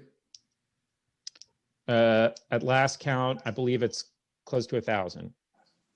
We have, I think, even more than 1,000 school buildings in New York City. How many schools are offering 5 days a week in person at this time? At this moment, roughly 250. So well under, just about maybe well under half, maybe a quarter or so of our schools are offering 5 days a week in person. Kids need to be somewhere, get services, get help. The numbers we're hearing today, I think, are very concerning, alarming, and chilling. I don't think we're truly meeting the need. I do believe that there are good folks at DOE and DYCD that care deeply about this work and believe in this work, but I don't think that they're given the resources they need to really do this in an equitable and fair way. I also want to just raise something that really also disturbs me. I have heard from a number of educators through wellness calls, which they conduct, that their children, their students, are asking them for hot meals. And when I have met with providers about this issue as well, not just at DOE sites, but at community-based organization sites, I am being told that there are major challenges in terms of food, in terms of access to hot food, hot meals. Can you tell me how many sites that you know of now offer hot meals to New York City children? So I'll say that just we started providing hot meals this week for students that are in person for live instruction when they're in school buildings. So that is something that we did start this week. There are, as you indicated, operational challenges with providing hot meals, such as like the time and temperature, sort of monitoring food safety to make sure that we're able to provide food in a healthy and safe way. So our grab and go meals are not able to provide hot food, but every meal that we provide at all of our sites meets or exceeds our nutritional standards, and we stand behind it. Are all schools, you just said that schools are starting hot meals this week. This is news to me. I mean, I have asked for a hot meals plan, and I was told that one was in the works, but we got no update on that. Can you say with certainty that all schools and all zip codes are offering these hot meals? I want to get back to you on that because I don't have a number in front of me and I don't want to say a number without confirming it. So I'll come back to you with specifics as it is new this week and there may be like a phased implementation or a rollout plan. So we'll come back to you on that. And Deputy Chancellor, do you have any reaction to stories we're hearing from our teachers where they felt it was important enough to share with me that a number of their students are asking for a hot meal because they haven't had one in a long time, and they're asking for hot pizza, and their school principal wanted to know if they could use school money to order them pizza, and they were told they couldn't. And so they were asking, what can we do as city policymakers to just push for kids to have a hot meal? Do you have any reaction to that? I mean, our reaction to it is that I think that is exactly why we've made this a priority and started to provide hot meals. We, again, I think we are all struggling to navigate our way through this pandemic. And so many people throughout our system, with your support, are doing everything they can to make it work. I think that we're trying to respond to that need. I'll come back to you shortly with the sort of implementation plan for it. But the good news is we were able to make progress and provide hot meals for students that are in for live instruction in our school buildings. And by the way, I stand corrected. We have about 1,600 separate buildings for schools, and we're trying to get them sort of up and running. As many that are open for live instruction, we're trying to get those kitchens up and running, and I'll come back to you with a sort of phased plan for that. Right, and the access to hot meals, is that being also provided to community-based organizations so they can give children in their programs hot meals? I mean, I just want to note for the record. Yeah, no, unfortunately, no. So they are, because they're not at DOE schools and DOE kitchens, again, the factor there is being able to deliver temperature-controlled meals so that we can ensure that they're safe and healthy to the 450 sites that we're sort of standing up as we go. So we are not able to provide hot meals to those sites at that time. We provide grab-and-go meals that are cold. They meet our nutritional standards. And we'll continue to work on this aspect of our plans as we move through the coming months. And I hear that it's a priority for you, as it is for many families and communities. So we'll continue to update you as we go. So I am very mindful and respectful of temperature controls and rules. And I of course, want to always prioritize safety. But how is it the City of New York finds a way to do it for seniors with community-based partners for Meals on Wheels program and others, where they do get delivered a warm meal? And why is this a challenge for children with providers? It has been a challenge for us.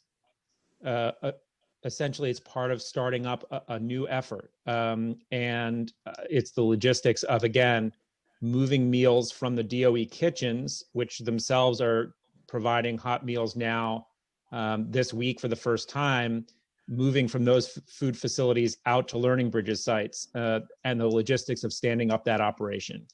So I know that can sound like a sort of bureaucratic operational answer, but believe me, behind it is the commitment to make sure that our children have good nutrition as they move through their day so that they can engage in the learning and other activities. We share that sense of urgency, we share the goal, and I really am committed to you, as long with the rest of the agency, and coming back to you and sort of reporting on our progress there. Just sharing for the record that from feedback I've heard from providers, and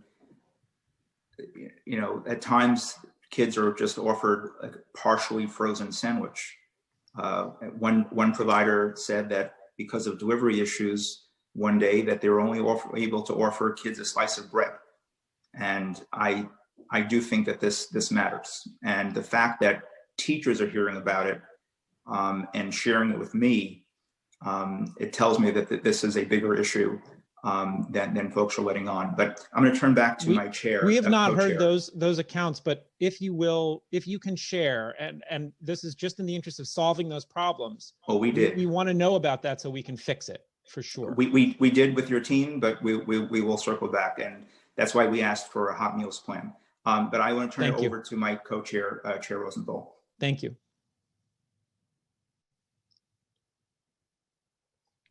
Thank you so much. Thank you, Chair Traeger, for those insightful questions and helping to move the ball farther along as we all try to take care of our city's kids.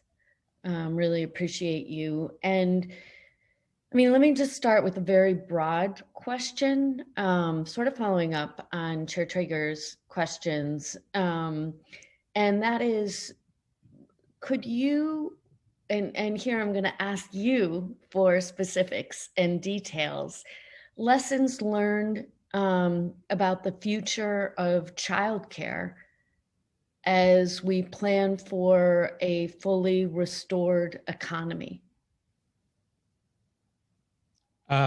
Thanks for that. I will just say a few different things about that. As we aim for a fully restored economy, I think that this administration agrees with the sentiments that you expressed and Chair Traeger expressed at the outset of the hearing, that comprehensive supports for children and families, including affordable childcare, are absolutely critical for restoring the economy and a just economy, an equitable economy, and making sure that everyone can participate in it. I think we are quite, I won't go on too long, but I'll just say I think we're quite encouraged by the incoming federal administration's commitment. I don't know whether that means I should stop. Thank you. Sorry, keep going. Oh, not at all. The incoming federal administration, we're all having, the incoming federal administration's commitment to affordable childcare has been, heartening. And their view that, comprehensive childcare from birth to age 3 and beyond should be in the reach of every family, and that none of them should pay more than 7% of their income through a variety of means, coupled with universal preschool. I think we need, I'll just say, I think we've always said, and the mayor said this from the moment that he launched 3K, we need the support of our other partners in government to make this city's vision for an equitable early care and education system and childcare system in general to be real. And I think we're hopeful now that we see this on the horizon. We'll all have to work for it together. That's the vision. Thank you. I think in sum, what you're saying is we don't have the funds for it. That's the short version. Yes. If we had the funds, what would be your top priority? I think what as the mayor and chancellor have pointed out, and I'll turn it to Deputy Commissioner Haskell in a moment for school-age childcare, because I think that's critically important as well. But from my perspective at the Department of Education, the mayor and chancellor have spelled out a vision for free full-day, high-quality pre-kindergarten for all 3-year-olds to come along. And as Councilmember Kallos pointed out, that is a cornerstone also of a fair and comprehensive early childhood system for all New Yorkers, is to have 3K for all to complement pre-K for all. And in addition to that, I think we need to continue to invest in our family childcare homes around the city, where we have a set of fantastic educators and entrepreneurs that already are the centerpiece of care for infants and toddlers in New York City. And we as an administration have committed to increasing the rates for those providers and providing them with the professional development and support that they need to expand their services. That is also a critical part of what it means to have an equitable and comprehensive early care and education system. It needs to be from birth through age 5 for early care and education. And then beyond that, for school age, I'll turn it over to Deputy Commissioner Haskell. Yeah, I'll just add. Sorry, can I just jump in for one quick second? Deputy Chancellor, you mentioned a really important point, which is adequate payment. And I need to take this moment to point out to you that while the city has said it will cover the cost of the indirect rate. Stay with me. It's an important overhead component of what childcare providers, part of their work. It's kind of like saying to city government, we're going to pay for all the agencies, but there's no mayor's office. There's no OMB, there's no DOI, there's no law department, right? So right now, the city has capped that indirect rate, not the Department of Education has capped that indirect rate at 10%. And while, despite the fact that they've reneged on their promise, while the city has said that they will increase the indirect rate for human service sector providers, there are many that are providing services with like a 17% indirect rate. Again, simply the cost of the mayor's office, but they're not getting reimbursed for that. So as you look at full reimbursement, providers are asking me to remind you that the indirect rate is a component part of that. Thank you for that. This is for, you're talking about for early care and education providers in general, or Learning Bridges specifically? And anytime there's a contract with a provider, anytime not the DOE, because when it's for the DOE, the city pays for the mayor's office. The city pays for the chancellor's office. I see. The city pays for whatever muck of middle there is between the chancellor and the teacher. Yes. Does not do that for our contract providers. So I'll just say I hear you loud and clear, and that was a point of discussion with many of our early care and education providers as we're sort of launching our new, more integrated system. So right now, in our new contracts, programs will be able to budget for their indirect costs up to 10%, if that's required within their budget and program models, or higher if it's, if it can be verified. So we've provided that option to go higher, just to your point. And Learning Bridges programs, we're trying to fund the expenses. And so I think we're trying to be sensitive to your point, but the devil's in the details. So we should talk about cases perhaps at another time. Yeah. Great. I'm getting texts from providers who are doing this. Well, this is for the contracts that will be starting in July. No, I understand, and I'm about to come back to questions about those contracts in a minute. Of course, I want to let Deputy Commissioner Haskell finish. I also want to recognize that Councilmember Levin has joined this hearing. Please. Well, I'll just say briefly, I wanted to build on what was said about pre-K and the investments of this administration in childcare and after school in particular. For DYCD, it's been an amazing period of growth. As you know, we've had, essential universal after school for middle school under this administration, expansion of Beacon Community Centers, expansion of Cornerstone Community Centers and NYCHA developments. As a youth worker, it's been really profound to see that. And to get to your question, that infrastructure, that expansion of childcare is what enabled us to, that capacity was what enabled us to launch Learning Lab and Learning Bridges, Learning Lab programs this fall with the pace that we did, because we had capacity. We had providers with programs, in center-based programs across the city, and we were able to build on them for the 8 to 3 period. So you talked about preparing for a vision for good times, and I think when good times can create that kind of infrastructure, it's it allowed us to pivot under these extraordinary circumstances to lift up Learning Lab programs, and we're grateful that investment was already there before the pandemic. I mean, I'm listening to what you're saying, but what's screaming in my head is, what about after 3 o'clock? I mean, there's no working parent who can just come and pick up their kids at 3 o'clock. So, I mean, if your vision for the future involves up to 3 o'clock only, there's real problem there. No, absolutely. I was really referring to the expansion of after school 3 to 6. So that it pre-pandemic, the investment of this administration, so that students enrolled in schools got after school services until 6 p.m. And because we had invested so much under this administration in those after school childcare programs from 3 to 6, we were able to build on that infrastructure to get to the Learning Lab, the earlier part. So it was because we had the full day childcare after school investment. I understand what you're saying about providers being, I don't know, enrolled in the passport system, so you can access them.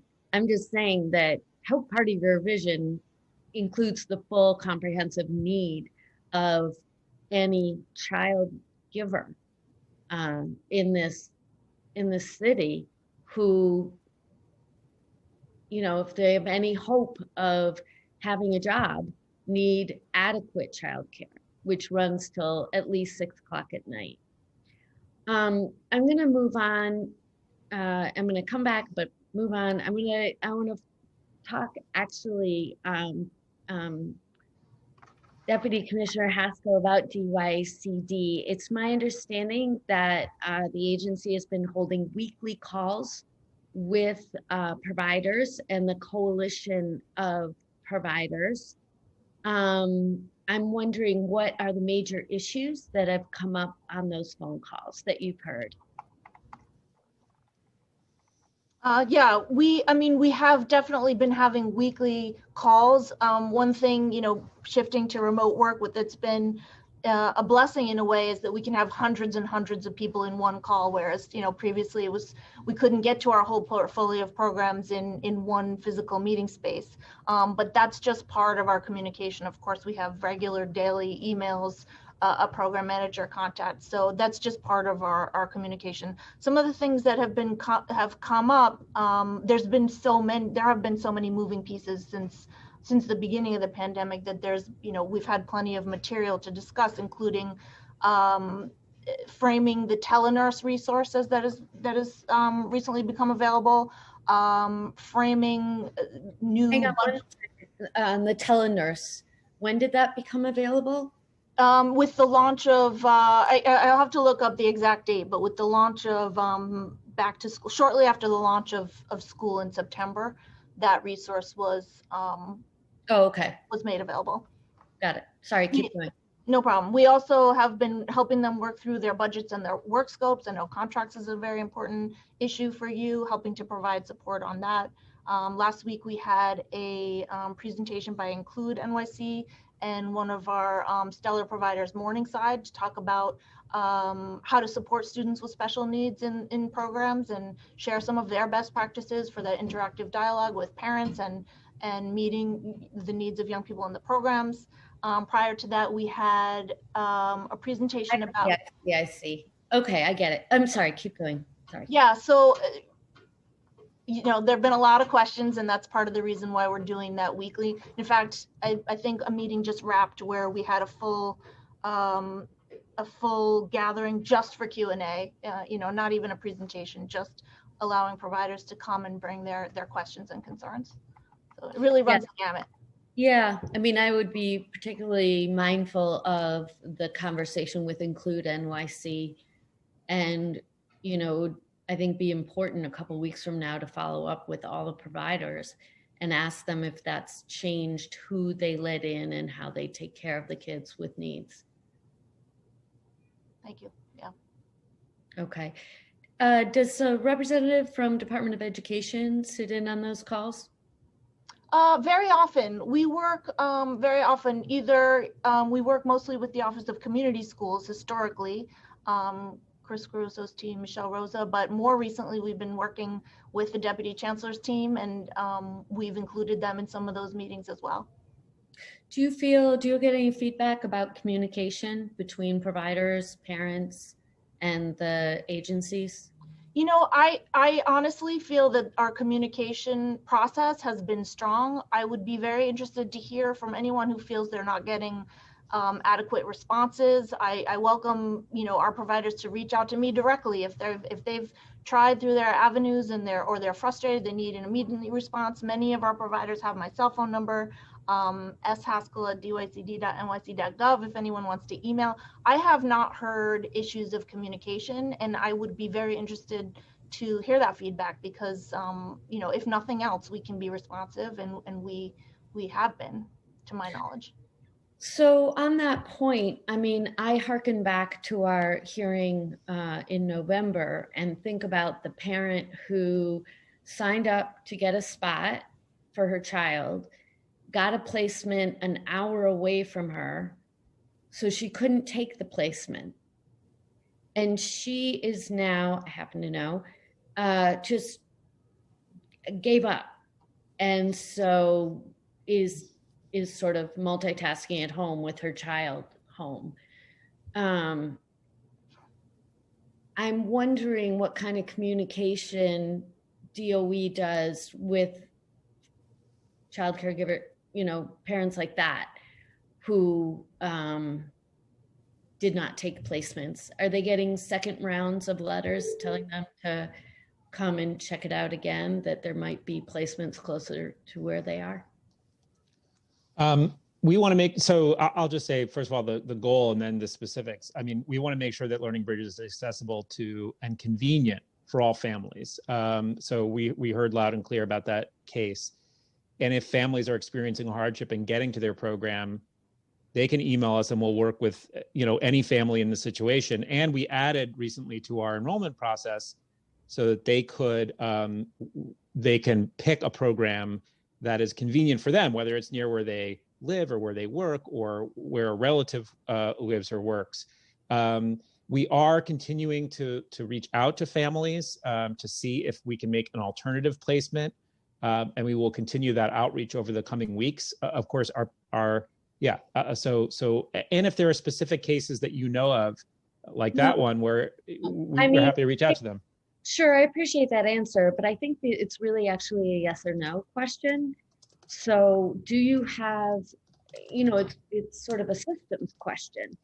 Do you have the capacity in the system you have now to identify those people who did not take the placement they were given and has not been in touch with the DOE, to send them a letter or a communication, call them to say, let's check in again and see if there's a placement that works for you? It's really just a yes or no. And I appreciate all the work you're doing, but specifically. Yeah, I'm going to do one thing before yes or no. Our goal is to get everyone a seat first. So we want to make sure that we make that offer. We have not done the outreach yet. Okay. I mean, I don't challenge the administration on the goal. Yeah. It's all of our goal. The question is, you know, execution and whether or not there's more you need in terms of indirect rate in order to achieve the goals you want to achieve, right? No, I as I said, I think we have the resources that we need to stand up this response. We reach out to families through so many channels, through the providers, through our website, through phone, et cetera. We believe that we are meeting this need because we're keeping up with demand. And I hope you hear, like, if there's a family that's having a challenge, like the one that you mentioned, we can provide an alternate placement. Yeah. I think you can't say you're meeting up with demand if you haven't reached out to those families who turned down placements that they got in the first place during the first 2 months of this program. You just can't say you're meeting demand. It's not, you don't know whether or not you're meeting demand. And that's okay.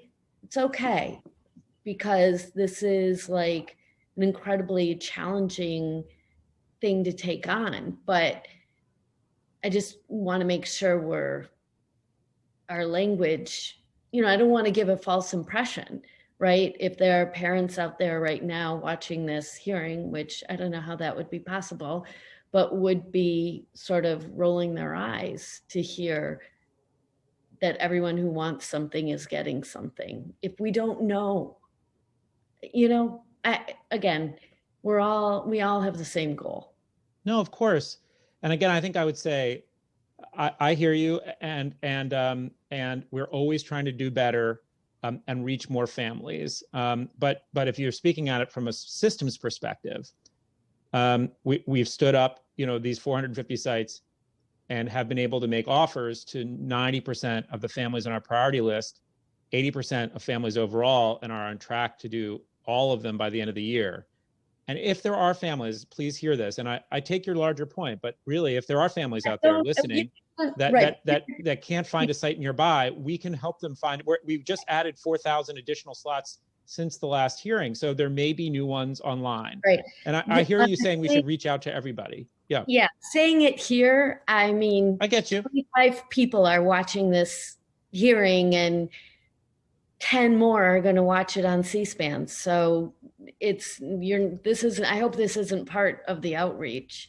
The other thing I would recommend you do is, again, on your website, when you're saying, feel free to reach out to us, I don't see any, I'm not seeing any phone number or email address that's very clearly front and center. So people know to contact you, how to contact DOE. So I'd give that a second look as well. We absolutely will take a look at that and make sure it's clear. But again, for those listening, people can call 311 or learningbridges@schools.nyc.gov. Just want to make sure to put that out there. Okay. So I'm really worried about DOE's recent Birth to 5 early Head Start.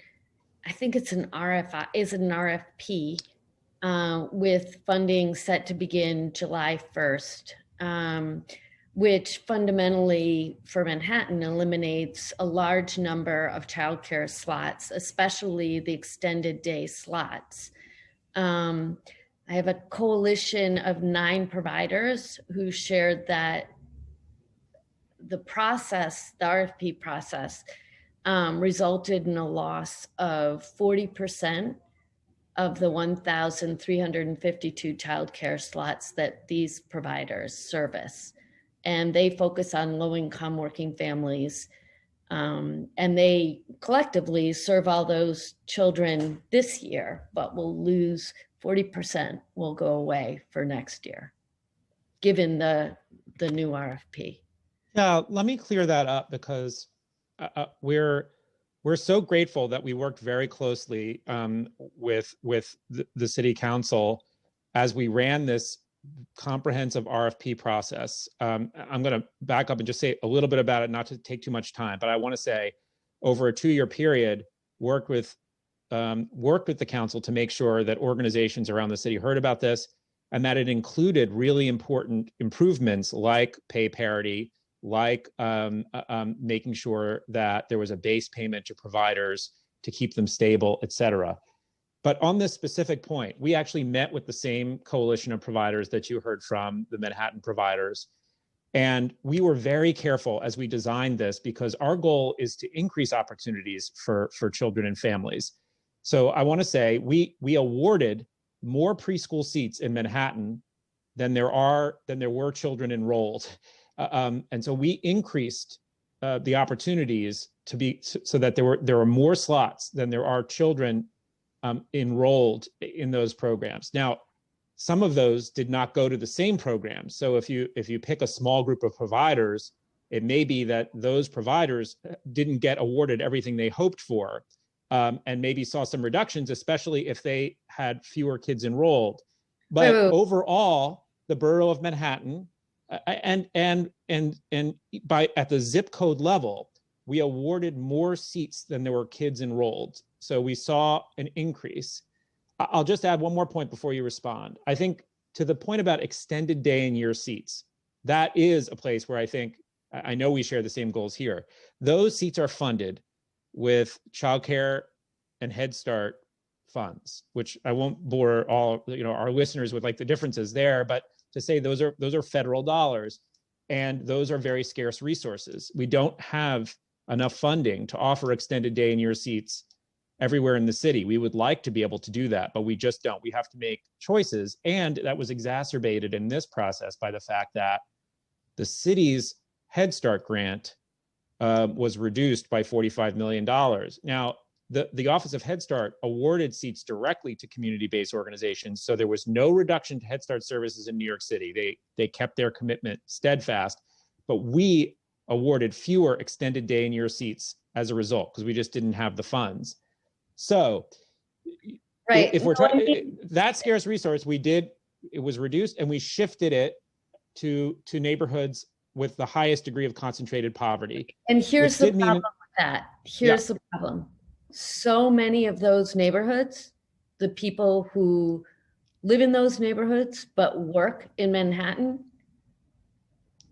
no longer have a place to bring their children, because what they do is, for example, for my local provider whose program got eliminated, they have kids in there whose parents live outside of Manhattan, but they work near the childcare center.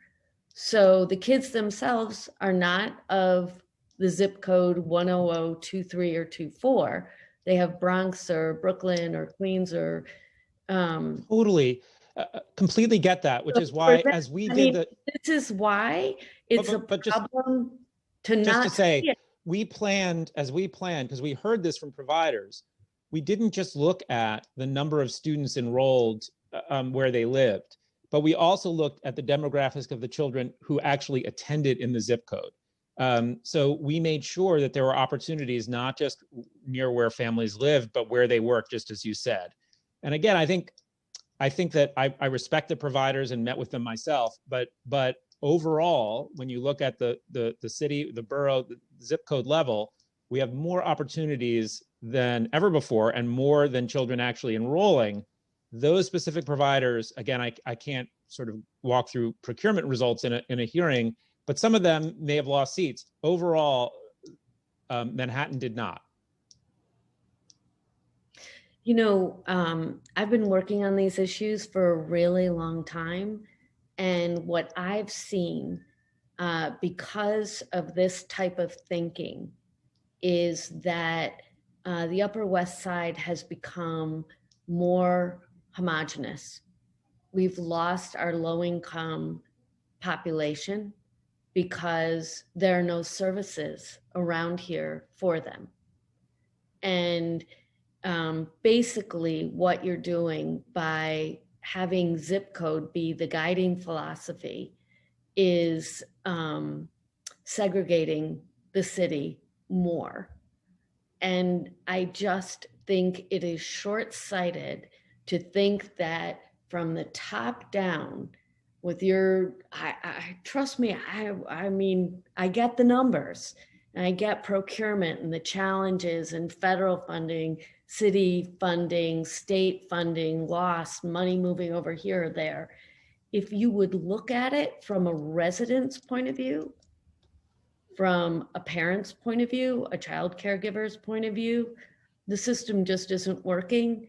And for next year, it's going to increase hardship for those, whatever we're talking about, 800 families. And while you may be making decisions, again, from the top down that seem to make sense given all the different things you're juggling, it doesn't. I need you to know that it doesn't work. And there are families that are going to have to give up their jobs because of this.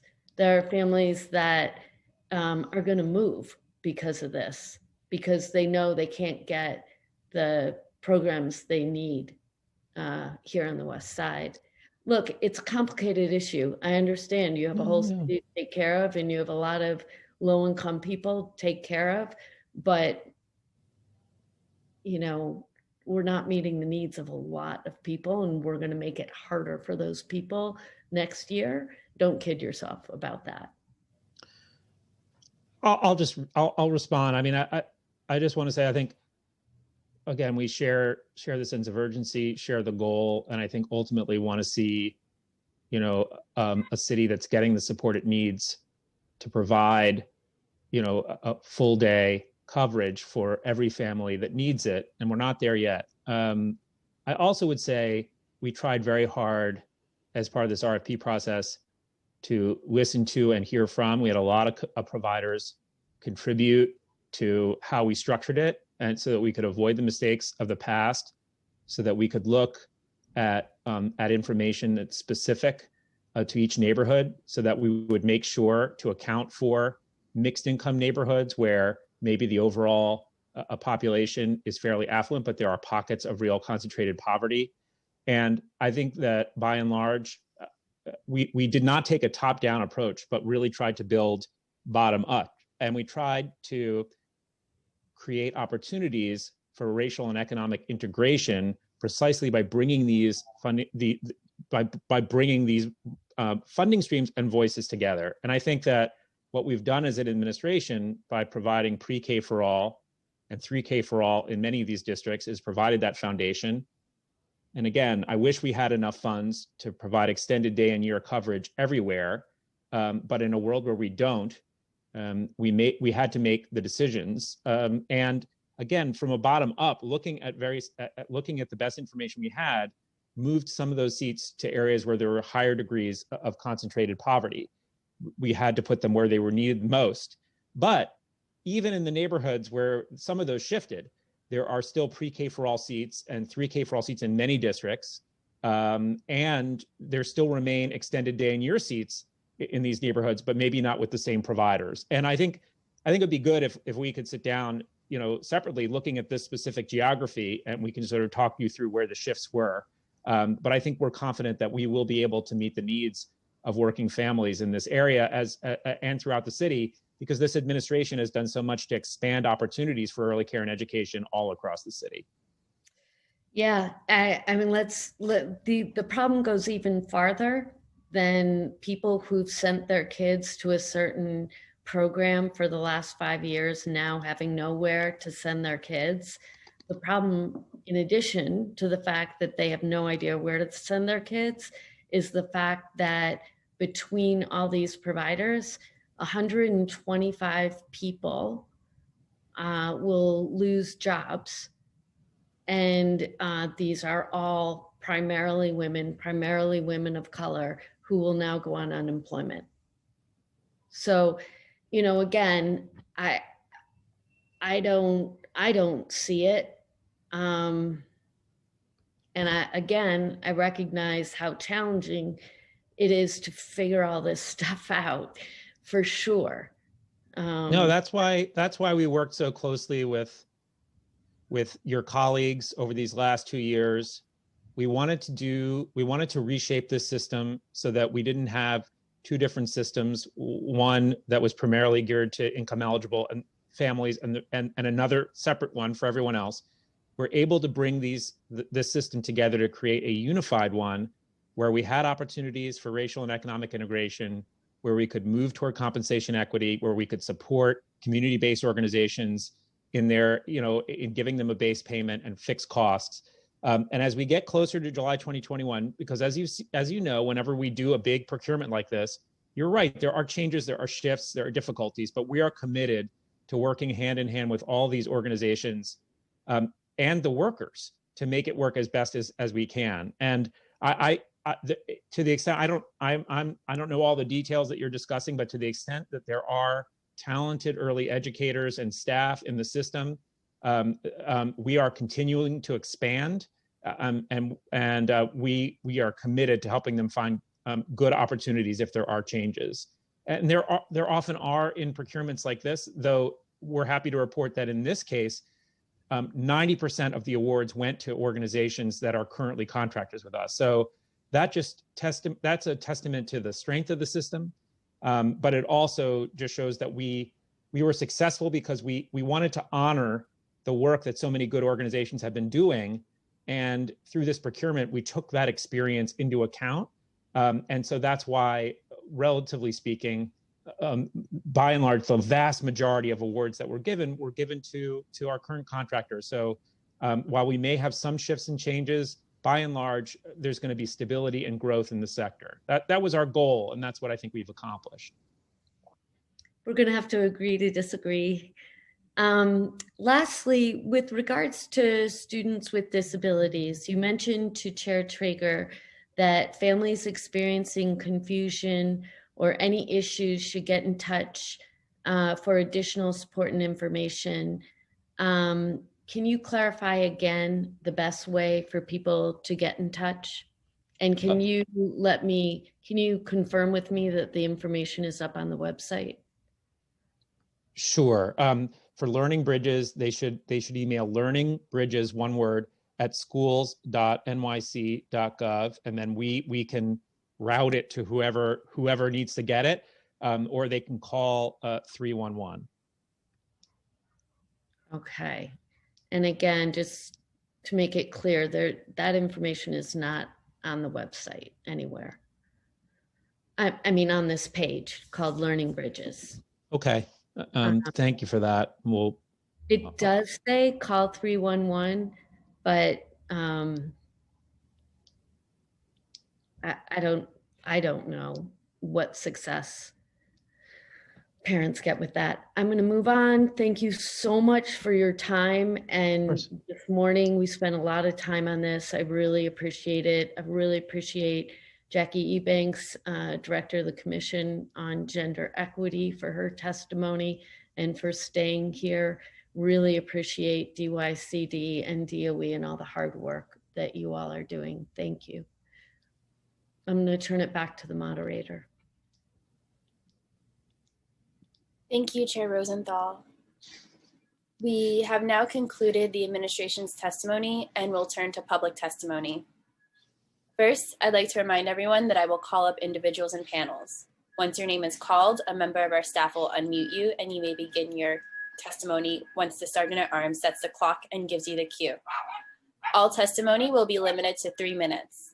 Remember that there is a few second delay when you are unmuted before we can hear you. Please wait for the Sergeant at Arms to announce that you may begin before starting your testimony. The first panel of public testimony in order of speaking will be Lisa Caswell, Daycare Council of New York, Randy Levine, Advocates for Children of New York, Tammy Miller, United Federation of Teachers, and Amanda Kogut-Rosenow. I will now call on Lisa Caswell. Hang on one second, if I could just jump in. I can see that the Deputy Chancellor is still on the Zoom. I want to let him know how much I appreciate that. And I hope you'll stay at least for the first panel, because we're going to hear some actual stories, real detailed information. I appreciate your staying on to hear that. Thank you. I'll go ahead. Good afternoon, Chair Rosenthal and Chair Traeger. My name is Lisa Caswell, and I am the Daycare Council of New York Senior Policy Analyst. In June of this year, we conducted a research project with 13 emergency childcare programs to see how they were operating during the pandemic. We met with 9 of our member centers and 4 family daycare programs. Our key findings led to 8 recommendations, all of which are included in our full testimony. 2 of these recommendations are reflected in the DECE's core COVID-19 response, which has led to significant stability at a critical time. First, they made sure that centers had no more than 1 cohort of children on site each day to minimize the risk of exposure. Second, they made the commitment to fully fund programs at their contracted capacity with the support of the state. The impact of these 2 decisions cannot be overstated. At this time, we are working with the DECE to increase nursing supports. We also hope to work on scheduling more visits with mental health providers and training new staff in the trauma support model. We have 3 areas of concern that go beyond the parameters of our study. 1, providers continue to face 3 to 4 month delays in the DECE's processing of applications. If an exception to the city's current hiring freeze could be made, it would help families who may be overwhelmed or are trying to return to work. Second, providers still face extended delays in DOHMH's processing of staff background clearances. While new hires can start work under the supervision of another qualified staff member, this backlog is an ongoing source of stress to the entire system. 3, we would like to restate the significance of the recent loss in full-day, full-year capacity within the current DOE Birth to 5 RFP awards, particularly for 2-year-olds. While we know shifting demographics are a determining factor, we absolutely must have more federal funding so that we can regain these lost seats and then add more. If we're going to build back better, New York City must be able to offer real opportunities to all low-income working families. To do this, we must maintain our full-day, full-year childcare infrastructure, particularly for those living in subsidized housing. Finally, with any relief funding, the city must allocate hazard-enhanced pay for all family childcare programs that are serving income-eligible families and remained open at the onset of the pandemic, regardless of whether they had to temporarily or intermittently close due to COVID during the pandemic. This is in addition to their current pay. These providers opened their homes to our children when we were all at our most vulnerable, and they deserve our support. Thank you for your service to this great city and for the opportunity to testify before you. We really appreciate the support of both public and private sector. This has been a difficult time. Thank you. Thank you for your testimony. Randy Levine, you may begin when the sergeant gives you the cue. Time starts now. Thank you for the opportunity to speak with you about the impact of COVID-19 on childcare.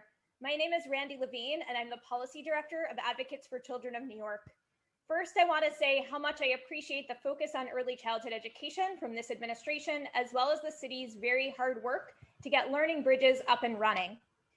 We join with our colleagues today in expressing concern about the impact of the pandemic on the city's childcare programs. With added expenses and reduced enrollment, many programs are struggling to continue operating and need assistance. We want to use our limited time today to talk about two issues based on what we're hearing on the ground from families. First, we're hearing from families whose preschoolers with disabilities do not have the preschool special education programs they need and have a legal right to receive. While many young children with disabilities participate in childcare programs, others require preschool special education classes with smaller child-to-teacher ratios and specialized support. By early March 2020, hundreds of young children were already sitting at home, not because of the pandemic, but because the DOE did not have enough seats in preschool special education classes. The DOE's own projections showed a shortfall of more than 1,000 preschool special education class seats for the spring of 2020, despite the city's efforts to open more classes over the past 2 years. Contributing to this shortage is the fact that a number of CBOs, which run the majority of these classes, have closed their preschool special education programs due to insufficient funding. The pandemic has exacerbated these financial challenges, leaving programs with increased costs that make it even harder to continue operating. And although there has been a decrease in special education referrals during the pandemic, we have already heard from families this year whose children do not have seats in the preschool special education classes required by their IEPs, and we worry that this problem will grow in the spring. The city must meet its legal obligation to provide a preschool special education class seat to every child whose IEP requires one, either by opening more DOE-run classes or by ensuring CBOs do so.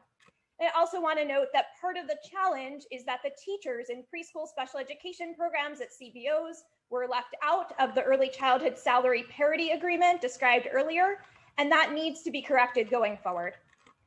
Second, we're hearing from families whose children have been turned away illegally from Learning Bridges programs due to their disabilities. Although the city is giving priority status to students with disabilities in selecting students for the program has no resources or process for providing accommodations and supports to students who need more support than the staffing ratio currently funded by the city. I want to thank the council for the attention they've given to this issue today. Unfortunately, we still have unresolved cases of children who have been turned away because of their disabilities who do not have 5-day-a-week in-person instruction. Time expired. Families are struggling to get by at this point and need more support. Remote learning has been extremely challenging for students with significant disabilities and their families. The mayor promoted Learning Bridges as a way to help students and families when students cannot be in school, and to live up to its promise and to comply with the law. The city must provide the support needed to include students with disabilities in the Learning Bridge program. We're really grateful for the attention you brought to these issues today and look forward to working with you. Thank you, and I'm happy to answer any questions you may have. Before we go on to the next panelist, real quick, Ms. Levine, can I ask you, Have those parents tried 311 or emailed the Learning Bridges program? We have unresolved cases where advocates for children, special education attorneys at Advocates for Children have reached out to Central Department of Education staff, Central DYCD staff, and we do not have answers to those cases. So you can only imagine how hard it must be for parents who have not found their way to Advocates for Children to get assistance. Thank you very much. Thank you for your testimony. Next, we will have Tammy Miller. Time starts now. Good afternoon. My name is Tammy Miller, and I serve as the chair of the United Federation of Teachers, Family, Child Care Providers chapter.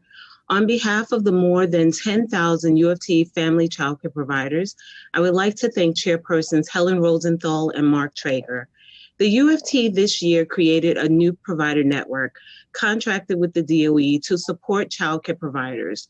We are asking the City Council to help cut through the red tape and bureaucratic inefficiencies we have encountered that have resulted in fewer families receiving the child care they need.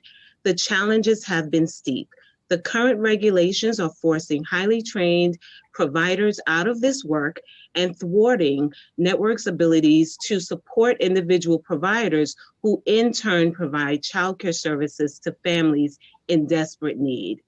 First, despite the DOE contract for the network providers starting on July 1, 2020, access to the web enrollment system was not granted until late November 2020, nearly 5 months after the start of the program. As a result of this delay, children who were preliminarily enrolled were not able to complete their enrollment and were lost to other programs, or their families simply gave up entirely on the system out of frustration. We recommend that the DOE immediately resolve all technical issues and prioritize family outreach and enrollment. And now, full turnover of provider and family information in the system continues to slow the enrollment process, as well as the process to notify families about upcoming recertification, which is again causing families to give up. We recommend the DOE work on ensuring that systems notifications are both accurate and timely. And lastly, I'd like to touch on how the DOE's funding and reimbursement model hamstrings networks and hurts the ability to provide childcare options to providers and parents. The DOE only reimburses for actual expenses and at a percentage of the complete child enrollment each network has in any given month. For example, if in December, a network shows it is at 72% child enrollment, but in January, due to, for an example, a major COVID-19 outbreak, your enrollment drops to 63%, then the network can only submit for actual expense reimbursements up to 72% for December and 63% for January. Clearly, that model is flawed. If a network is required to employ 4 educational specialists to attend to 60 providers to meet the mandated provider position to provider ratio, the network must still pay those individuals at 100% of their salaries, regardless of the fluctuations in enrollment. We recommend that networks' hiring budgets be fully funded to ensure continuity of employment, salary stability, and an avoidance of compromising quality for quantity. Finally, we have shared our concerns and our recommendations with the Department of Education, yet they have failed to modify their operations to account for these unprecedented times. We truly hope that City Council can assist us in advocating for the DOE to help us so we can better help the families and children in need. Thank you so much for the opportunity to speak with you and for this hearing. Thank you for your testimony. Next, we will hear from Amanda Kogut Rosenau. Time starts now.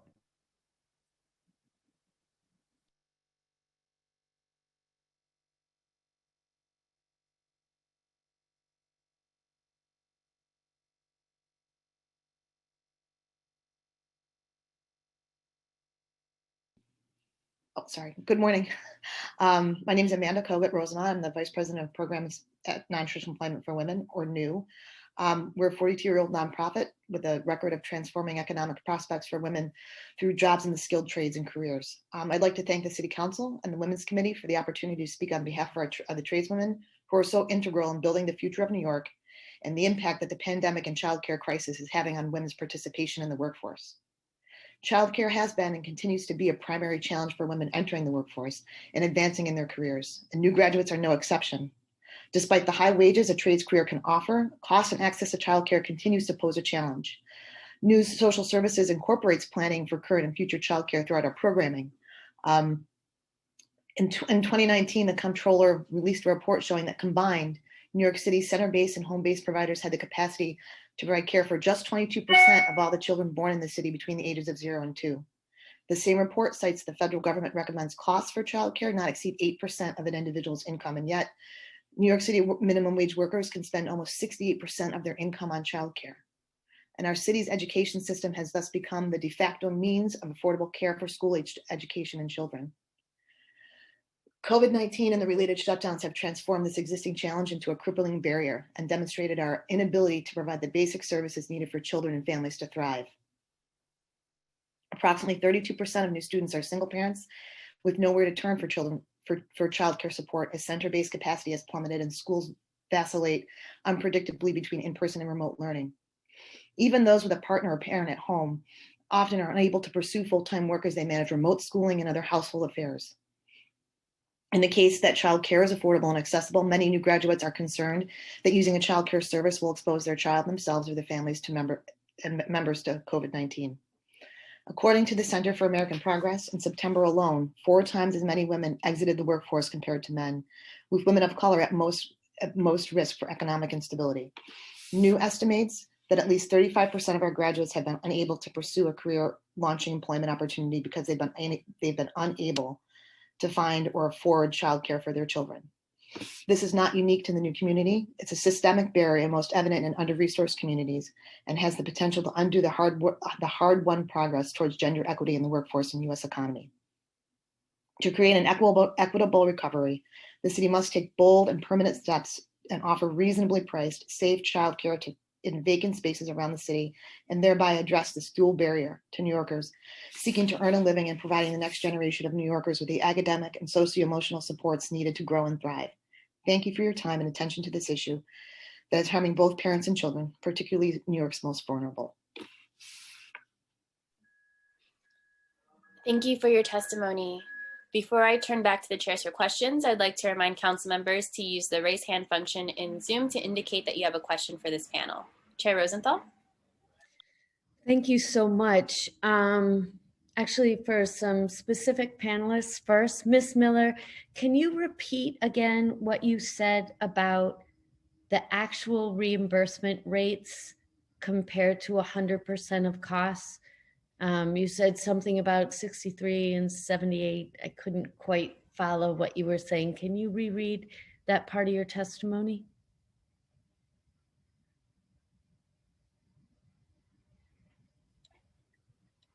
Yes, thank you. I'll be happy to reread that. So, where is it? So the way the system is, the DOE only reimburses for actual expenses and at the percentage of complete child enrollment each network has in any given month. For example, if in December, a network shows that it has 72% of child enrollment, but in January, due to any unforeseen circumstance, that enrollment drops to 63%, then the network can only submit for actual expense reimbursement up to, which in this example, which would be up to 70% for this, 72% for December and 63% for January. And so I don't know if you want me to expound a little bit more on that, but certainly, as you can imagine, it forces the network to make harsh decisions in terms of the staffing that they are employing, simply because they're only being reimbursed at those specific levels that apply specifically to child enrollment. And I just want to confirm, I have somebody at my door at the office, so I have to jump for a second, but I want to confirm that you've submitted your testimony. Yes, we've submitted our full testimony, and I will make sure if we have it, but I'm pretty certain we have. Thank you so much, Chair. Thank you for putting these things on the record. Chair Traeger, may I ask, are you available? Are you ready to ask a few questions of this panel? Or... Sure, I've been Thank you. just, yeah, thank you. Thank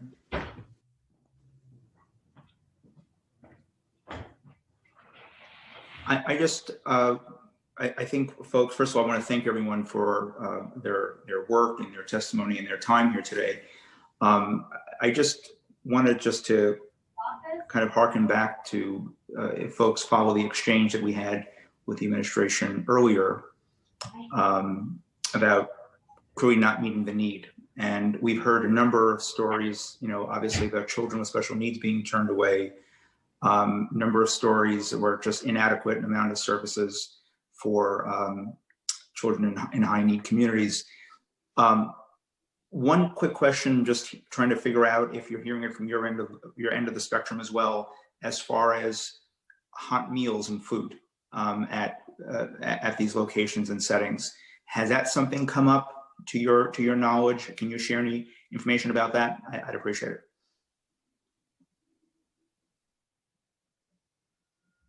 If you're asking us, the Daycare Council has not heard of that issue. We did work with our members early on to try to activate the kitchens in the daycare programs to serve local residents, but we haven't heard about the hot meal issue recently. And also, I am very mindful that a number of our sites are not really suited to prepare hot meals. The issue is that we find a way to make it work for other populations in New York City, and there seems to be no will or interest in making it work for children. And also, I am pretty sure that there are many food vendors across the city of New York that would love the ability to work with New York to prepare hot meals, and we could work to distribute it. In the 21st century, I think we can get that done. That is not impossible. Many restaurants are hurting, many small businesses are hurting, food vendors are hurting. And also to point out, we did a little quick research. Other school districts in other parts of the country, which always look to New York to be the model, they're providing hot meals to their kids. And yeah, they face greater challenges than we do, but they're finding a way to make it work. And this is one, I know that this might be like a small example in a big hearing like this, but it does make a difference because it is coming up. And then I've heard from providers directly where sometimes they rely on the DOE to deliver whatever grab and go meals and sites in this, and sometimes there are delivery issues. So I just wanted to put that on folks' radar, and I thank you for your testimony. And Chair Rosenthal, I'll turn it back to you. Thank you. Great, thank you so much on following up on the hot meals. Chair Traeger, really appreciate that. And I hope the DOE and DYCD heard that question loud and clear, because if families, when families, obviously, no one can learn if they're not eating. So really appreciate you. Ms. Miller, I'm sorry I got interrupted. Technology issues. I'm holding down the fort at my office, and occasionally constituents need services. So I apologize for stepping away for a moment. Ms. Miller, you talked about lack of support for providers. Can you give some maybe specific examples of what providers face? Like what exact supports could DOE or DYCD be providing that would be helpful? Sure. First and foremost, I want to say again, thank you for even this question. Many of the supports that providers are facing have to do with expenses that they have to incur, specifically given the very low rates they are paid per child. It creates an inability for them to sustain the business to pay their staff, to pay things such as workers' comp, liability insurance. Also, since I know Chair Traeger was just talking about food, there's a huge food insecurity for the children that attend daycare. And many of the providers are finding that they have to struggle just to send food home for these families that are struggling. If you factor that in, and then you factor the additional cost of PPE supplies and all the materials they need to maintain business, they're finding that they are having fewer children show up because of the family's preference for a blended learning model, remote learning even. Then they're dealing with the fact that because these are younger children, they don't always have the technical supports home that the older children would have. So we're dealing with really a deluge of issues that providers face all around funding. Many of them have closed their doors because they feel as though there's no financial support. Many have applied for the CARES Act and they haven't been funded. They haven't received that money. So they're forced to make really hard decisions, laying off staff.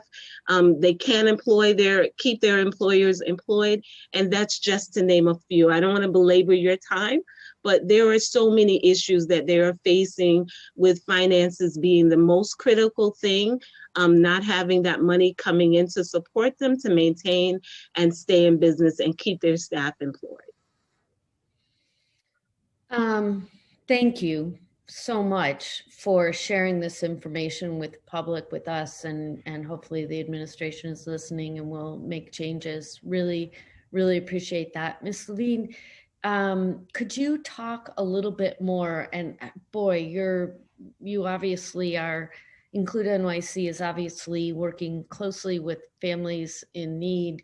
You're giving legal support to families that are trying to get the Department of Education to pay attention to their child and to meet the needs of their child. Do you have a story or two you want to tell about how they are excluded from the programs? Sure. I think we're seeing several different ways in which they're excluded. And, you know, Advocates for Children is hearing this from a number of families. And to answer your earlier question, some of them first tried contacting those general inboxes and then contacted Advocates for Children when they didn't get responses. But to give one example, I'm going to start with an example that I think is now a success story to also give the city credit where due. There was an example of a case that I actually raised briefly at the council's hearing on the impact of COVID-19 on students with disabilities, which I believe happened in mid to late October. And that was an example of a kindergarten student with autism. And his parent was very happy that he was matched with a program because his school was only giving him 1 day a week of in-person learning. And it was a real struggle, both for the parent as far as her job and as far as this student who also has siblings on the other days of the week. And so the parent was very excited when she got an offer for a learning lab program. But when she contacted the program and described her child's needs, they said, your child can't attend. They gave several reasons, including the fact that he has autism and the program is not equipped to serve a student with autism, and the fact that he needs help to use the toilet. And so they said, you can only come if you have a one-to-one paraprofessional who can help with your toileting needs, as well as training for the staff on how to work with a student with autism. And so we raised that. I actually thought that this one might be easy to resolve because the student has a one-to-one paraprofessional on his IEP. So he gets this service at school as well and has a right to this service. And so if the DOE's and the city solution to, you know, not giving a student full-time in-person instruction was to give learning bridges, I thought surely they would just send that support who's with him during the day in school to the Learning Bridge program. But we quickly discovered that due to union issues, the city said that they were not able to send his one-to-one mandated paraprofessional to the Learning Lab program.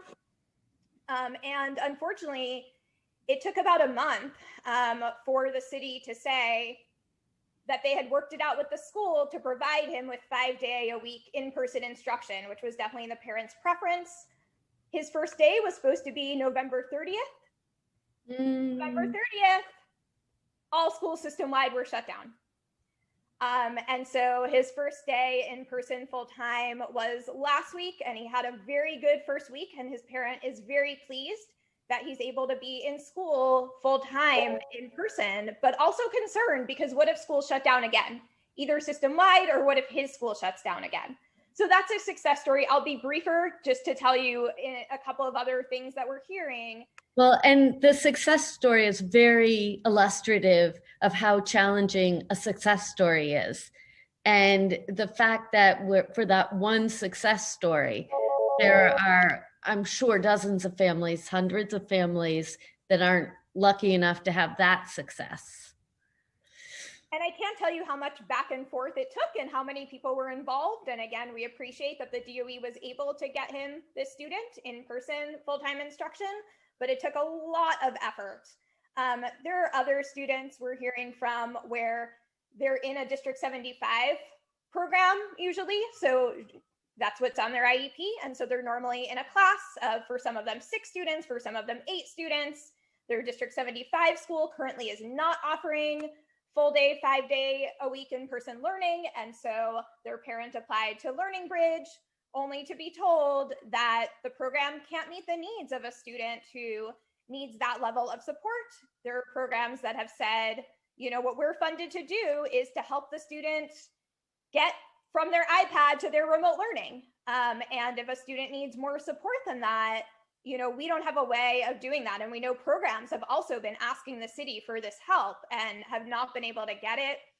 We also heard from more than one student who enrolled in the program, spent a day or two there, and then were told, I'm sorry, we can't meet your needs because in order to serve you, we need additional staff, we need some type of support with our current funding and our current contract.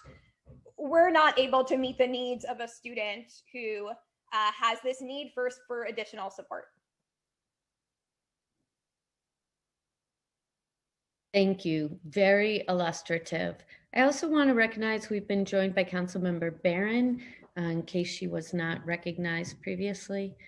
Thank you so much. Thank you to everyone on this panel for the work that you're doing day in, day out, fighting for our children. I'm blown away by, I'm so glad you exist.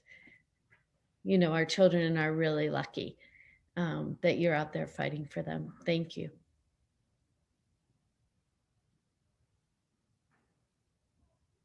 That concludes the first panel of public testimony. Next,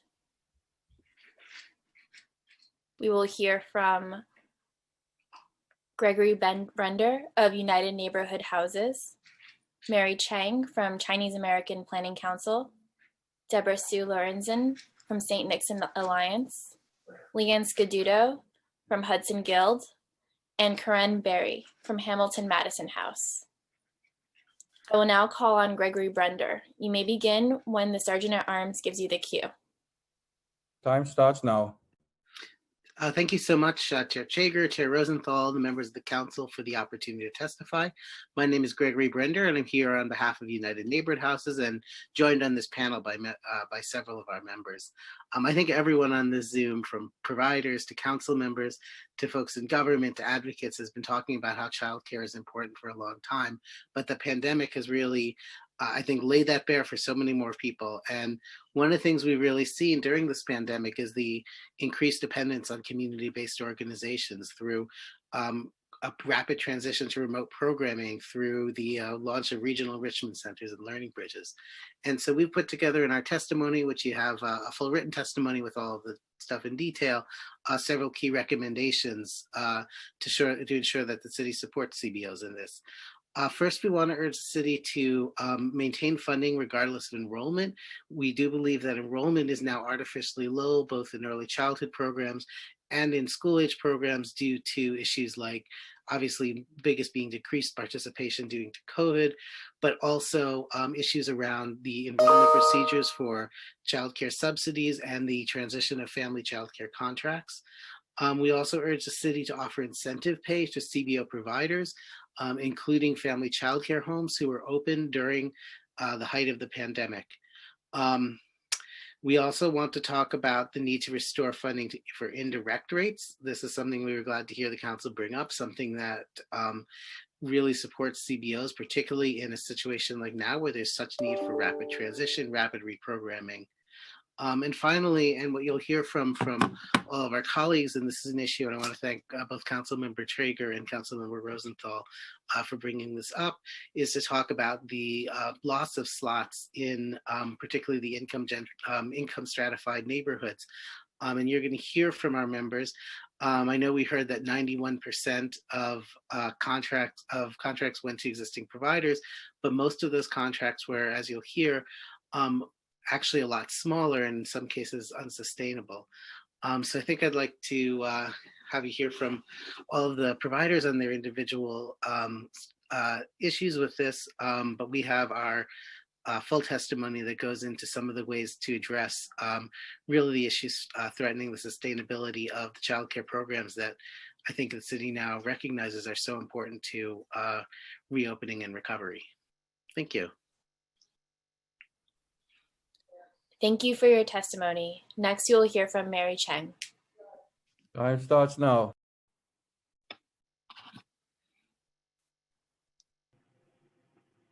Hi, thank you, Chair Rosenthal, Chair Traeger, the Committee of Gender Equity and Committee on Education, and the members of City Council for the opportunity to testify today. My name is Mary Cheng. I'm the Director of CBC Childhood Development Services, overseeing 12 early childhood and school age programs. And I was a former CPC student now, and now back. So I really can say that CPC strives to empower our constituents as agents of social change. To that end, we are grateful to testify about the issues and impacts and to the individuals and families we serve, and we are grateful to the council for their leadership on these issues.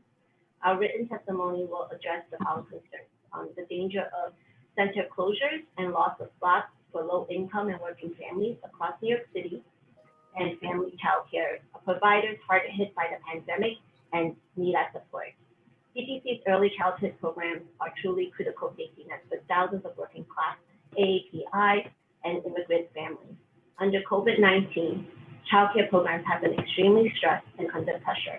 As a coalition, we found that the recent RFP, Birth to 5 RFP, awards through DOE resulted in our coalition of 9 settlement houses losing 39% of all slots and 72% of all extended day slots.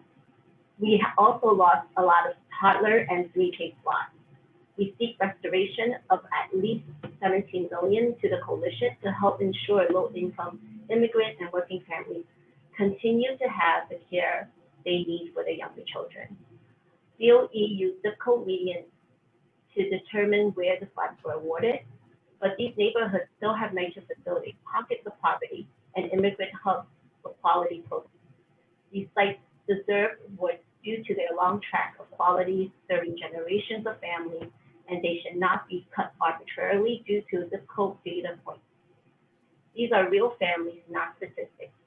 We have lost 72% of extended day slots across extended day seats across the coalition, which will lead to families not being able to work and women not having to leave the workforce. DOE Birth to 5 partial awards, which were awarded like funding 1 classroom out of 4 classrooms that we service. Due to this, more than 40% of the survey settlement early childhood centers will be forced to shut down entirely. At CPC, we know that we will be forced to shut down 2 of our centers at the heart of Chinatown because of this very reason. And it will create new childcare deserts in replacement of that. At CPC, families come to us throughout the 5 boroughs because they trust us, because we offer culturally and linguistically sensitive programs, with wraparound support to help families achieve better quality of life. And we hope that the council will help us advocate for restoration in the upcoming year. Our slides and the testimony will be submitted to you. Thank you for your time. Thank you for your testimony. Next, we will hear from Deborah Sue Lorenzen. Time starts now.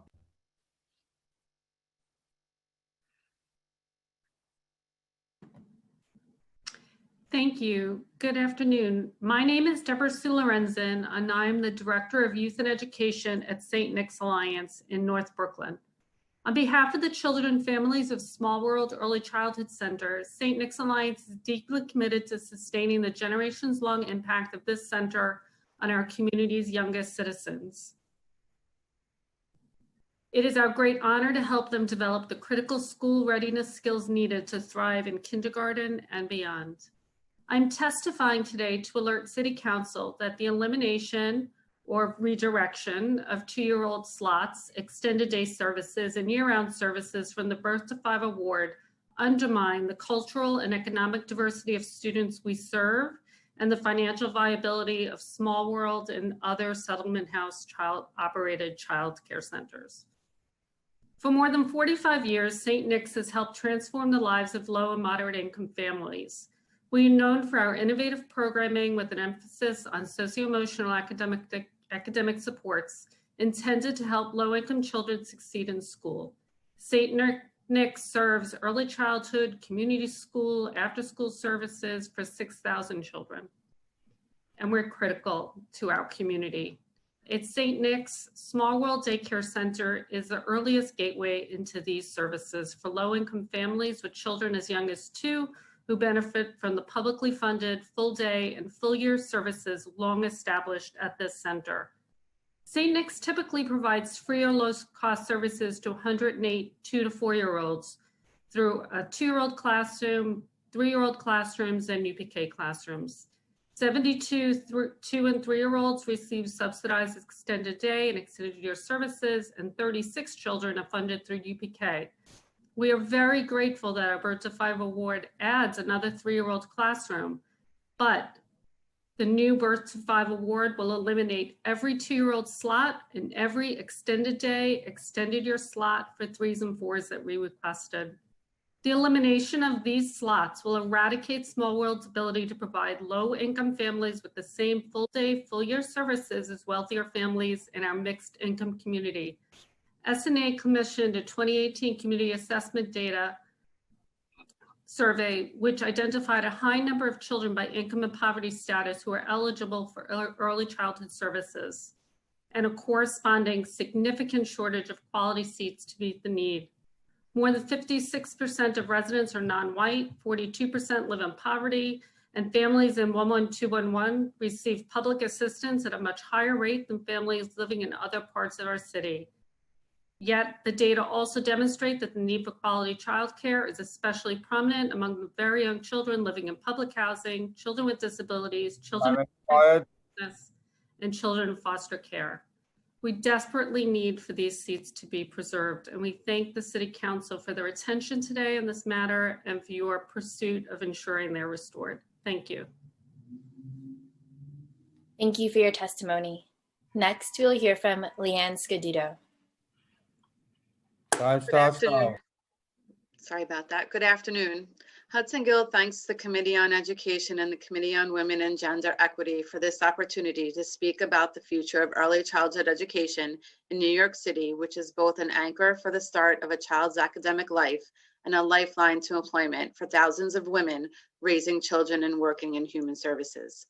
My name is Leanne Scudito, and in my role as Deputy Executive Director at Hudson Guild, I have the privilege of overseeing programming for nearly 300 2-, 3-, and 4-year-old children who begin their learning process in our centers in Chelsea and along the west side of Manhattan. The children in our program are part of families living at the lowest household incomes in the city, and their caregivers, prominently women, require access to quality, free, or low-cost early education that will ensure a strong start for their child and provide safe and productive care while parents work, go to school, or look for work.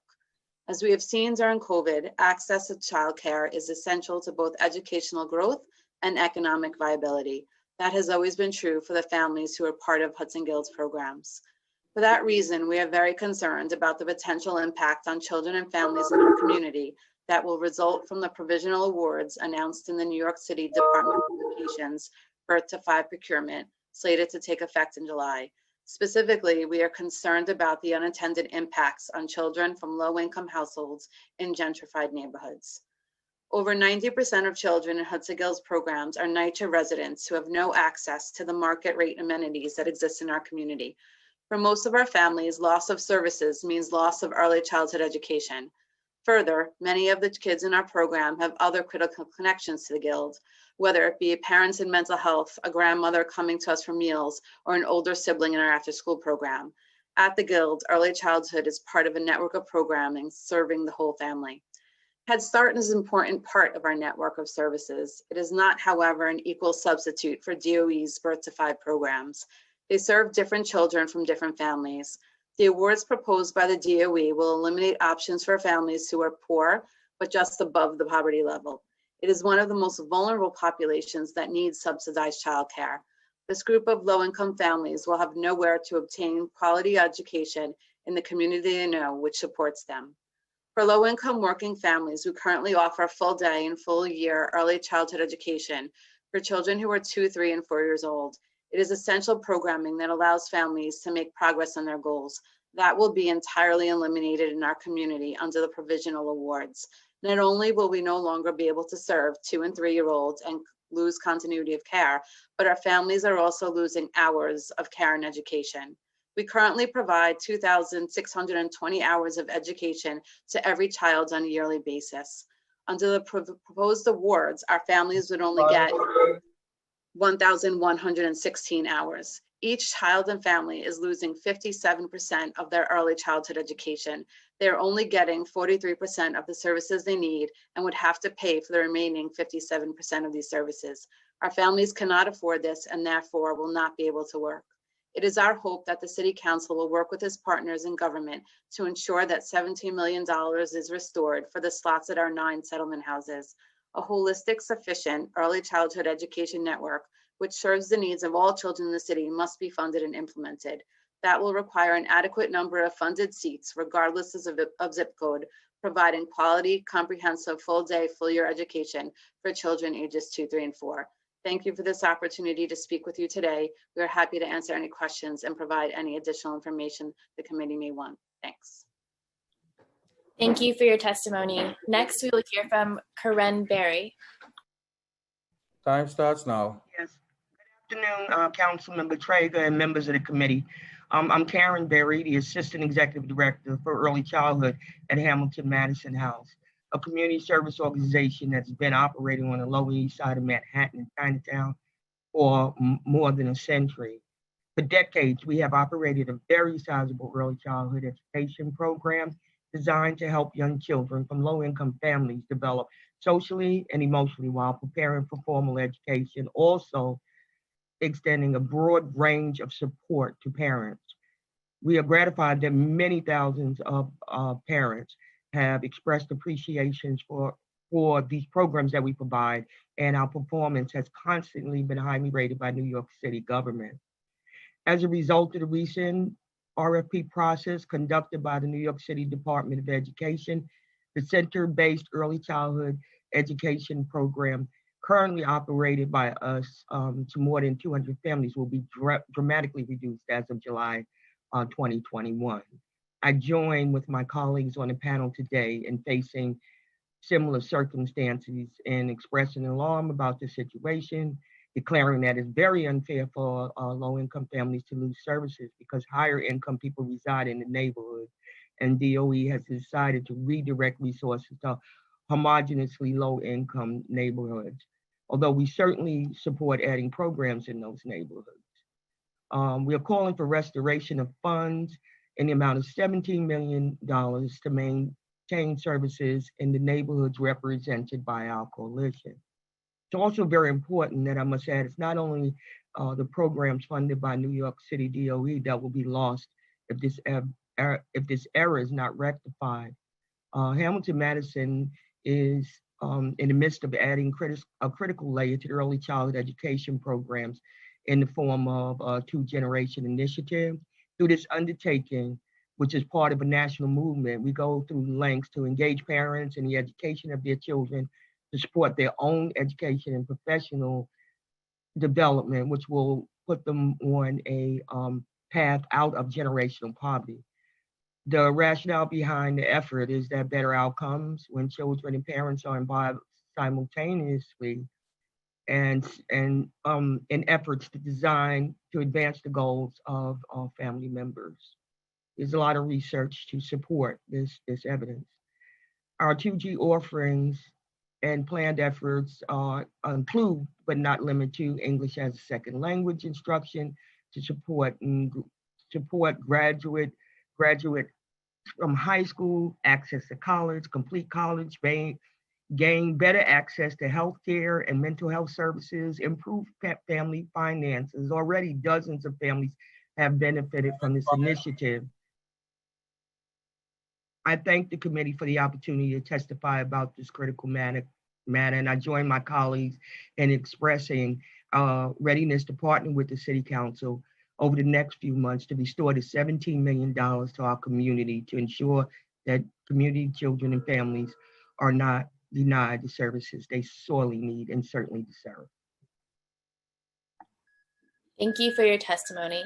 Before I turn back to the chairs for questions, I'd like to remind council members to use the raise hand function in Zoom to indicate that you have a question for this panel.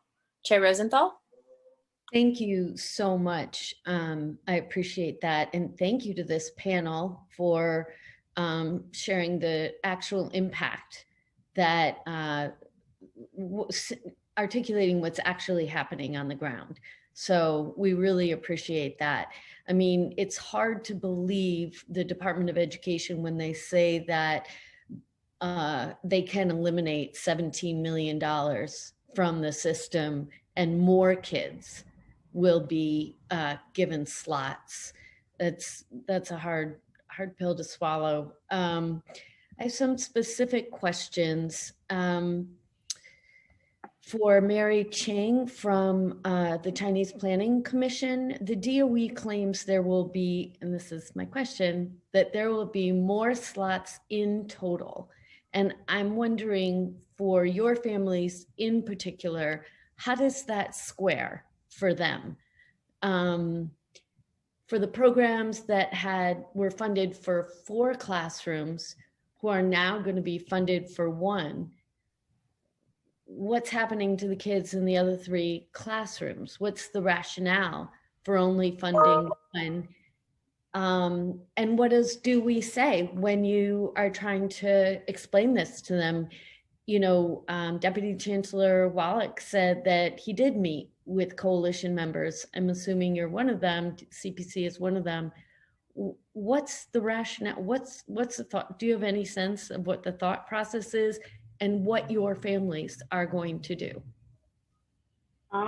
So for us, I mean, I think when he mentioned that the slots and how he displayed it to us and described it to us was that there was no loss in slots overall across the city.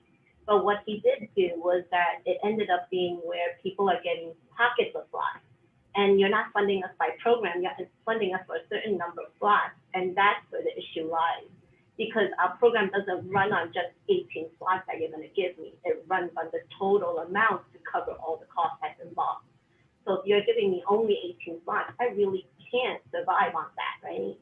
So what's happening now is that now we have to figure out, and we haven't shared with our families yet. We have been really understanding we're in the middle of a pandemic. How are we supposed to share that? Come July, what services you have now, you're not going to receive next year. So we have 2-year-olds, we have 3-year-olds, and we don't know where they're going to go next year. But hypothetically, he said there were more slots overall in Manhattan, he said. So are they helping you find where those slots are so you can connect your kids to those programs? They haven't provided us any list. They said everything's in negotiation, so we're not privy to the information at this time. So we've been trying to request data from them, and we haven't received anything.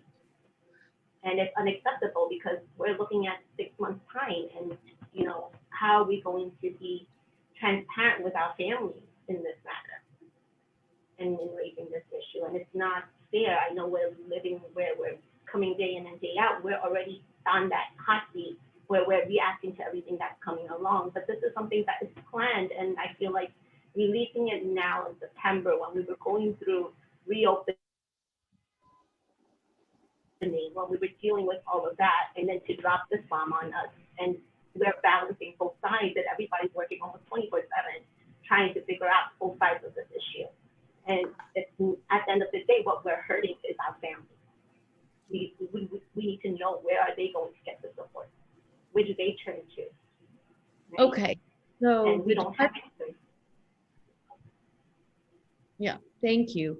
I mean, so the Department of Education is confident in saying there are more Manhattan slots than there are currently, but they can't tell you where to send the kids who currently come to your centers.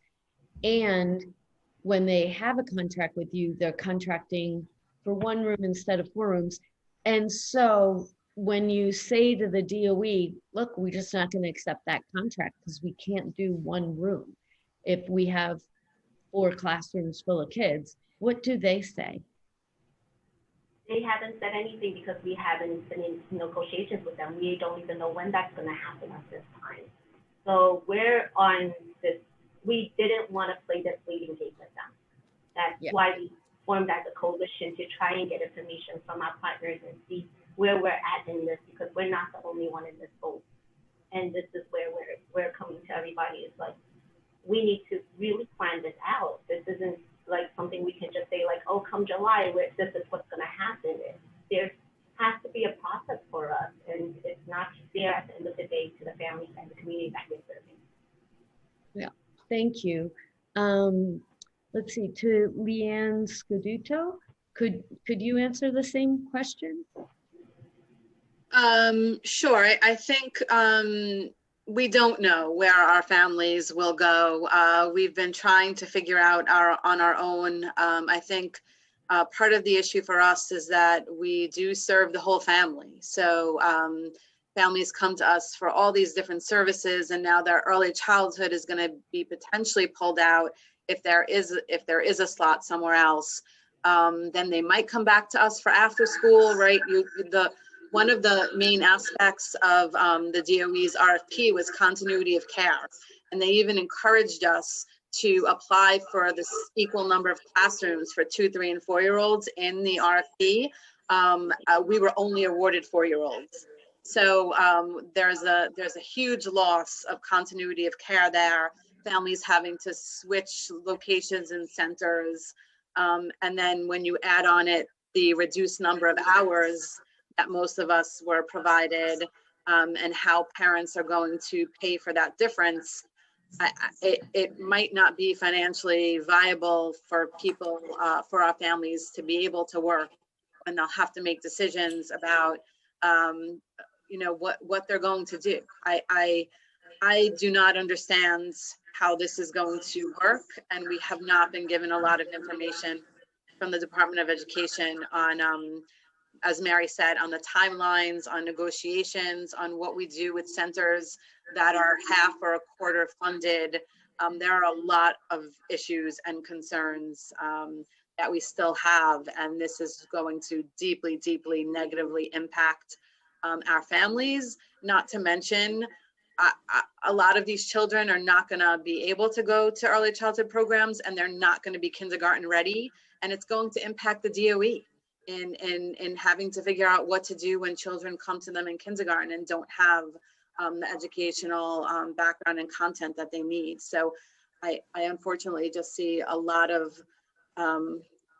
negative impacts here, and we're hoping that we can do something now at this point to start to correct some of that. So in other words, and I tried to make this point with the Deputy Chancellor, this is the difference of looking at something from the top down versus from the caregiver's point of view up. So for a parent, a caregiver, they're going to have to drop their 2-year-old off at one site, their 4-year-old off at another site, and maybe pick up their 2-year-old to get the after school or after time, after 3 o'clock care, back to the site where the 4-year-old is, it's nonsensical.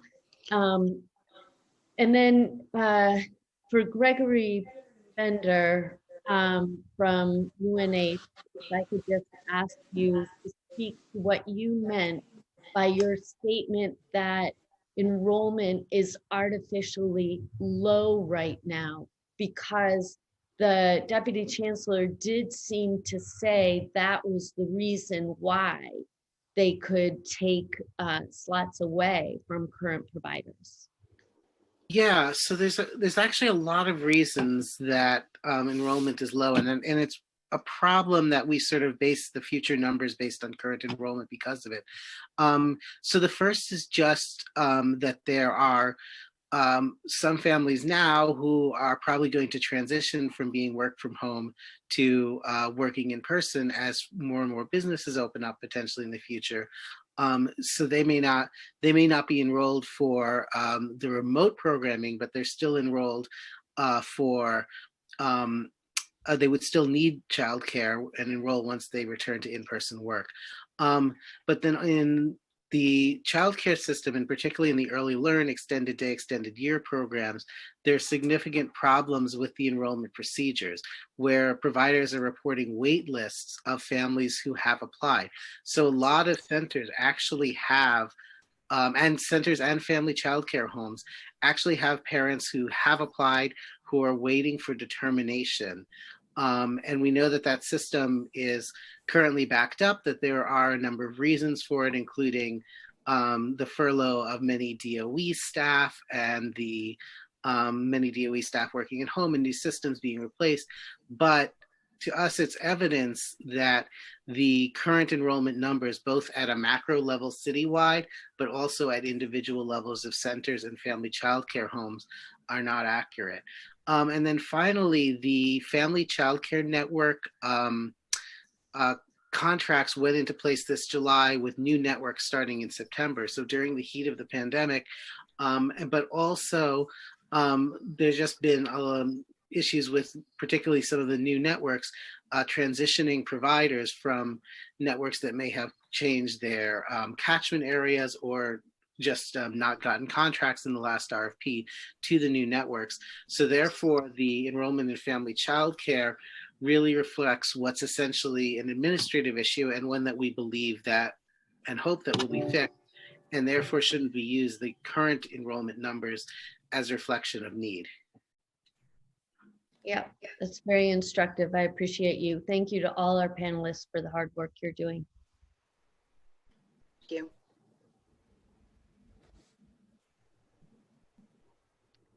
I'm turning it back to the moderator.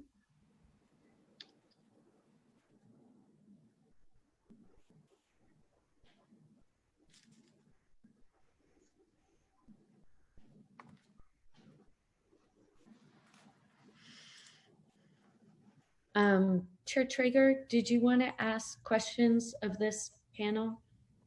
I thought you really hit on many critical points, Chair. I will just also note, and I think we've heard bits of this, but just to kind of crystallize the point, that another flaw in the DOE's approach, I think, and method in terms of how they're handling these childcare slots is that there are times when, and I'm sure providers would agree, there are times when a child might live with a family in a certain address, but grandma or grandpa, another relative, lives at another address, or mom or dad might work at another address, and this helps with certain flexibility to accommodate the challenges of working families in New York, and who their primary caretaker is as far as to pick them up and so forth. So providers, that's why you work, as you mentioned, Chair, when you work from the bottom up,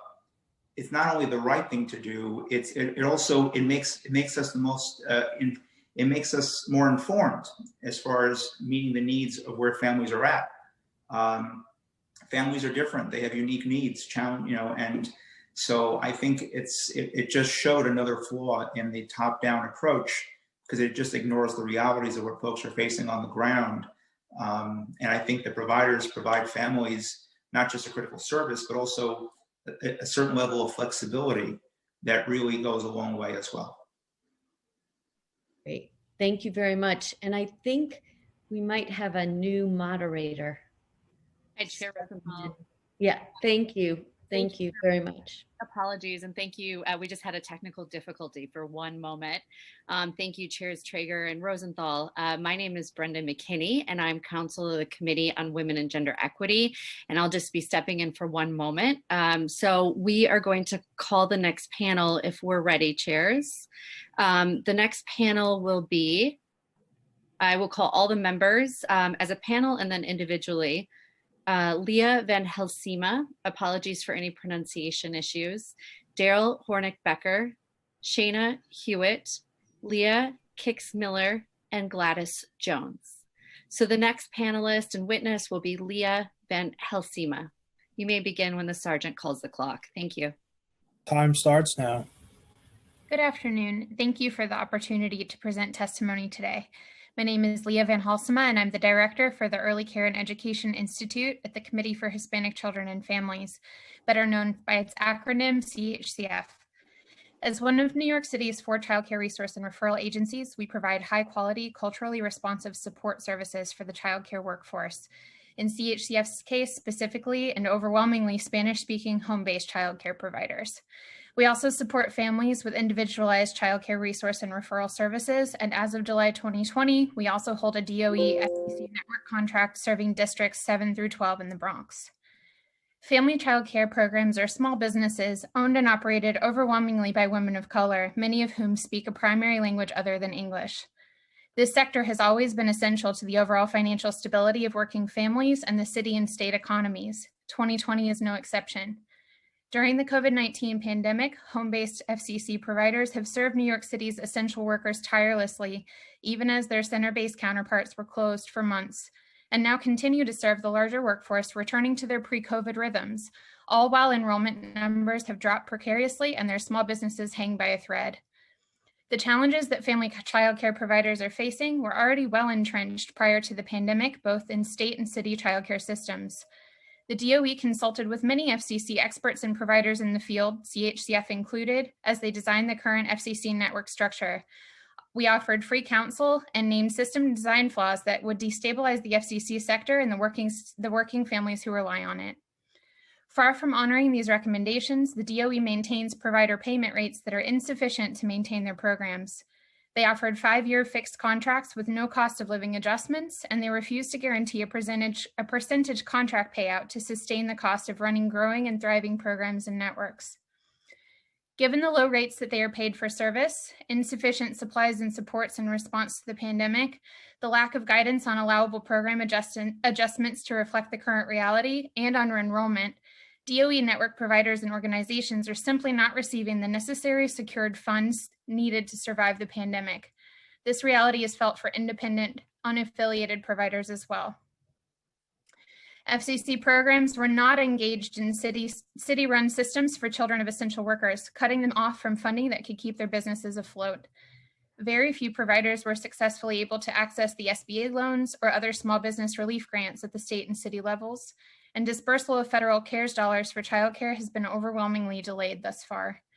Further, as essential and non-essential workers have begun returning to the workforce, both ACS and HRA processing of applications for subsidy has come to a near standstill, stagnating not only parent ability to fully return to work, but impeding the flow of urgently needed funds into childcare businesses. We have to collectively recognize that it is not in anyone's best interest that these programs be left to collapse, as we know that childcare will continue to be an essential need for working families and the health of our economy. The collapse of the home-based childcare sector will undoubtedly devastate working families and their ability to fully return to work, overwhelmingly in low-income communities, immigrant communities, and communities of color. We ask that the Council please see our full written testimony for recommendations on addressing the needs of this sector. Thank you. Thank you so much for your testimony. The next witness will be Daryl Hornick-Becker. Thank you. Time starts now. Good afternoon. My name is Daryl Hornick-Becker, and I'm a policy associate at Citizens Committee for Children of New York. Thank you, Chair Rosenthal, Chair Traeger, and all the members of the Women and Gender Equity and Education Committees for holding today's hearing. For our full set of recommendations, I refer you to my written testimony. Today I'll highlight just a few areas where action is sorely needed. First, childcare providers must receive every support necessary to remain open and safely providing care. This includes incentive pay for the early child educators who have been and continue to be on the front lines of the pandemic, as well as expedited staff clearances for programs and better interagency coordination between the DOE, DYCD, and DOHMH to ensure programs have the capacity, staff, and support they need to adequately run either their childcare programs or a Learning Bridges site. Additionally, center and home-based childcare settings need help paying for PPE and deep cleaning costs, and early child educators outside schools deserve the same priority access to testing as those in schools. Second, the city must honor its commitment to salary parity and preserve childcare funding. The hard-fought parity agreement reached last year is essential to both the short-term and long-term stability of UPK and to the CBOs responsible for the majority of UPK sites. It is imperative that the salary increases and the sector as a whole are held harmless from austerity measures. Third, new childcare contracts cannot result in a loss of seats or a loss of full-day services. As the DOE awards new seats for its entire birth to 5 childcare system, it must ensure that new awards do not result in any loss of capacity. This means no fewer seats, but importantly, it also means no loss of current full-day offerings. For working families, childcare that ends at 3 p.m. is simply not an option. Additionally, we are concerned that new awards may exacerbate issues around the dearth of affordable full-day care. Childcare deserts certainly exist in New York City, but there is real risk that in attempting to address capacity in particular communities, awards could create childcare deserts elsewhere. The procurement process may be administrative on its surface, but a provider losing a contract with the DOE or seeing a reduction means a real loss of services and opportunities for children and families. Finally, the city must address its infant and toddler care affordability crisis. CCC recently published an analysis that shows even before COVID-19, access to early care for infants and toddlers was unaffordable for most families. Citywide, the annual cost of center-based childcare for infants and toddlers consumes almost a third of median household income for families with young children. In communities where incomes are lower, this cost burden consumes as much as 65% of median income. Unfortunately, the COVID-19 pandemic has likely exacerbated this crisis. The city must do everything it can to protect current capacity for infant and toddler care against the dual threat of budget cuts and shift in capacity in new contracts. Thank you for this opportunity to testify. Thank you for your testimony. Next, we will hear from Shayna Hewitt. Time starts now. Good afternoon. My name is Shayna Hewitt, and I am the Director of Early Childhood Education at Sheltering Arms. Thank you, Chairs Traeger and Rosenthal, for the opportunity to testify before you today. Sheltering Arms is one of the city's largest providers of education, youth development, and community and family well-being programs for the Bronx, Manhattan, Brooklyn, and Queens.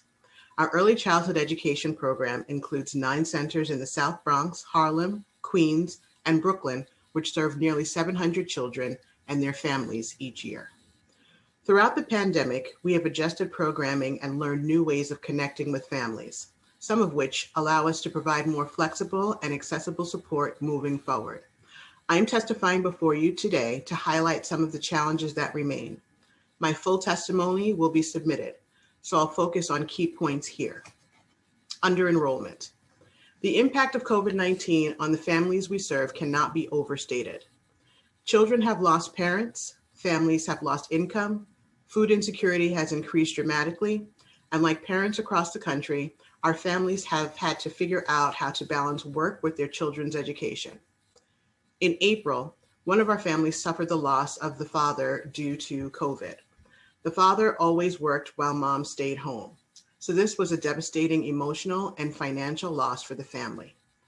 Our Early Head Start program provided this family with mental health services and intensive family support to assist her with navigating the medical and benefit systems during her husband's illness and death. After his death, the mother's family came together to help her obtain a small studio apartment in the Bronx for her and her 3 sons, ages 14, 10, and 2. The mother now has to work long hours at a nail salon 6 days a week and is overwhelmed with not being able to help any of her children with remote learning. Instead, the mother relies on the help of their babysitter and grandmother, who are both limited in education and the technology skills, to watch the children during the day and to help with remote learning as best as possible. We were eventually successful in enrolling the youngest child in our blended learning option and continue to support the babysitter and grandmother as much as possible during the remote learning days. This family's experience demonstrates many of the challenges that our families and our centers continue to face. While more than 2/3 of our families have opted for in-person or blended learning, many families are still fearful of bringing their children to school on site, and those who are unable to balance remote learning and work have opted instead to leave their children with sitters or family members who may be unwilling or unable to assist children with remote learning due to language or technology barriers. Across our 9 centers, enrollment this year is down 16% compared to last year. For some of our centers, this is the first time they have been under-enrolled in several years. Time expired. We join UNH in urging the Department of Education to extend full contract payments to ensure that providers are not financially penalized for under-enrollment throughout this crisis. Mental health and well-being. Additionally, while our staff have been able to support families in need throughout the pandemic, the disproportionate impact of COVID-19 physically, emotionally, and financially on Black and Latinx communities in New York City has fallen on both the families in our program and our staff members, who are 97% women and 98% people of color. New York City has invested significant resources into mental health support in recent years through programs like Trauma Smart and Connections to Care, but our communities and staff have experienced incredible traumas this year and need additional support. We urge the city to provide additional resources, including on-site mental health counseling in our ECE centers, to support the growing mental health needs of staff and families, especially for our BIPOC mothers. Childcare for essential staff. Finally, we urge the Department of Education to simplify and streamline the application process for Learning Bridges. Our staff have reported waiting up to 6 weeks from the time they apply to when their children are finally enrolled. During this waiting period, staff often have to use sick or vacation time in order to stay home with their children. We're grateful for this dedicated option to our essential staff, but a more efficient application process is needed. Thank you for this opportunity to testify and for fighting for our children, families, and staff. Thank you for your testimony. Next, we will turn to Leah Kixmiller. Time starts now. Thank you, Chair Trieger and council members of the Committee on Education for the opportunity to submit testimony on DYCD Learning Labs. My name is Leah Kixmiller, and I'm a program director at Good Shepherd Services at PS 224 Learning Lab located in Brooklyn. Before this role, I served as program director of an after-school program at Launch Charter School in Brooklyn for almost 4 years. Helping the city implement Learning Labs has been an amazing experience because of our ability to meet the needs of the community and to support families during this difficult time. Families that have enrolled in the PS 224 program do so because they need childcare, access to technology and Wi-Fi for their children, assistance with helping their children navigate remote learning, or assistance in navigating language barriers. Good Shepherd Services operates 5 learning labs, and annually our education programs serve over 10,000 students. Thus far, directing a learning lab has been challenging because providers receive numerous and conflicting communications, have a limited way to get questions answered, and the city is making decisions around enrollment and the model without including the provider or community voice. In order to enroll participants, both families and providers need to jump through numerous hoops, and the process can take weeks while families wait for needed services. When providers, families, or school administration have questions related to the learning labs, including enrollment, it is challenging to get a clear answer. All the while, we're receiving critical information that impacts our programming and the families we support in the mayor's press conferences. To date, we have enrolled 29 participants and have been averaging 20 to 25 participants per day. Providers are required to take daily attendance through multiple platforms, which include logging in attendance on DYCD Connect, a paper version of a new DOH form, and on the Learning Labs DOE tracker. DYCD also sends frequent surveys where they ask us specific attendance-related questions. Technology continues to be an issue, and while Good Shepherd Services has ordered devices to keep up with the need, it has been challenging to get enough devices to support the students. Allow me to share a day in a learning lab. Staff assists students in remaining focused, signing on, helping them switch between classes, schoolwork, different online platforms, attending speech, occupational therapy, IEP services, and other appointments throughout the day. During breaks and between classes, we have projects participants can engage in that try to meet social emotional learning needs and build community. An example is we have an emotions chart in each room where participants get a magnet and they get to create a small drawing of themselves on the board. Each day and throughout the day, children are encouraged to move their magnet to whichever emotion they're feeling in that moment.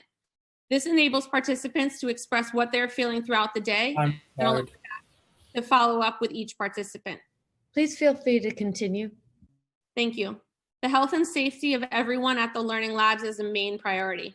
We ensure that everyone is kept safe, and everything from our entry procedures to the way classes are set up and for social distancing, mask wearing, limited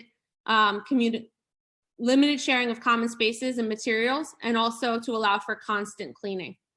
Earlier this month, the mayor announced that they would push schools to 5-day-a-week in-person instruction when they reopened. The news was concerning since it could jeopardize our jobs and provided no clear avenue to have questions and concerns about this addressed. This has led to fear and uncertainty across our Learning Lab programs and among families who do not want Learning Labs to end. In order to support CBOs who play an integral role in ensuring the success of Learning Labs, GSS strongly supports the United Neighborhood Houses Learning Lab recommendations shared in their testimony. Thank you for the opportunity to testify. I want to thank the committee for pushing the administration to be partners with the providers and communities so that we can get answers to our questions and continue to support the children and family of New York City that need us most. I'm happy to answer questions. Thank you for your testimony. Last on this panel, we have Gladys Jones. You may begin once the sergeant gives you the cue. Time starts now. Good afternoon, City Council. My name is Gladys Jones, and I am an early childhood educator in a residential setting for 17 years. I am the founder of ECE on the Move, an organization of 600 family child care providers in New York City, mostly women of color, immigrants, and living below poverty guidelines as they take care of the city's children. We are businesswomen supporting businesswomen. At the onset of pandemic, family child care providers specifically never closed their doors, caring for the children of the essential workers, even through the pandemic's hazardous conditions. Independent providers are not affiliated with the Department of Education. We have tried to survive by applying to PPP or any grant without much success. Many of us have not been able to sustain our businesses or our families, hence closures of this valuable modality of care that is one of the most used in low income and communities of color. We ask for hazard pay for those providers who are still here. We also ask that parent subsidies for childcare remain intact during this crucial period. A normal system of dropping cases while parents are not working have no place during abnormal times. Parents have a difficult time reapplying, and providers' life-saving waivers are dwindling. Family child care providers have been recruited to join networks contracted with the DOE. In doing so, there has come about a division of families, children, and providers. If the DOE represents a public yet equitable education with services for all, shouldn't these offerings be for all families with children? Shouldn't it be given through all types of providers of care? We ask that the council support a united early care education system that promotes continuum from the beginning, starting with infants and toddlers. Having DOE work with independent providers who have been ostracized. Resources from the DOE should be shared out for all families of any community of New York City and offered to all providers of care regardless of network membership. A final resolution would be to shift public awareness to include all providers of care as a matter of choice for families. We have asked the DOE to post a disclaimer on their website that they are independent providers located in all neighborhoods, and to include these providers as part of family choice. This is a matter of survival now and fulfills the waiting list of parents who need care. We have suffered pre-pandemic, and the pandemic era has put the nail in our coffins. ECE on the Move is submitting written testimony to further detail everything mentioned today, and our contact details for updates and further discussion on these ongoing issues. Thank you for your time. Thank you for the opportunity to speak our truth. Thank you. Thank you for your testimony. Before I turn back to the chairs for questions, I'd like to remind council members to use the raise hand function in Zoom to indicate that you have a question for this panel. Chair Rosenthal. Thank you so much. What a perfectly put together panel, just really hitting, as Gladys Jones said, all along the continuum of care and the necessity of thinking from the perspective of the family, which is taking care of young ones, you know, to older individuals. And how important our settlement houses are, how important are, you know, even the independent providers of childcare. Everyone is playing a role here. And I really want to thank you all for your service. If I could just ask, is it Shauna Hewitt? Shana? I don't want to get it wrong. It's fine. It's Shana. Shana. Shana, you're with Sheltering Arms. Sheltering Arms, that's what I thought. And I was looking just online now of, again, your services, which are across the spectrum of family needs. And I really appreciate that. Thank you for sharing the specific stories. You know, the student whose father died, just devastating. And the work, clearly the way you talk about it, you know, the reality that this family needs all types of help. And you were there to provide that for them. And yet the city might notice that, you know, you're under enrolled this year and you might lose some of the classrooms for your contract next year is absurd. So I really appreciate that. I also really want to appreciate your highlighting that 97%, 99% of your staff are women, 98% of the 97% are women of color. And I really appreciate your highlighting that. It was a point we were trying to make to the Deputy Chancellor. Thank you.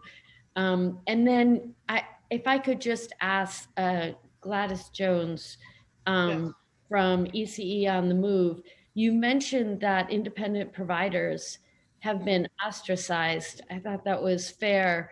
Can you just talk, so does that mean there are none of the ECE on the Move providers have city contracts, DOE contracts, Well, whether it be for anything? No, that would be untrue.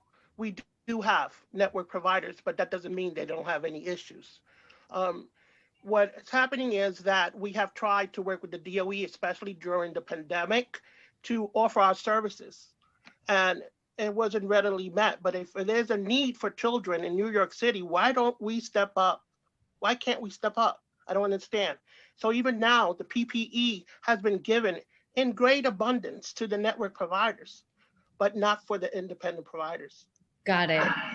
And have you tried, I mean, one of the things the Deputy Chancellor said over and over again is they will work with providers, they'll work with parents. Has there been any communication with DOE to try to rectify this situation? They know me well. Okay.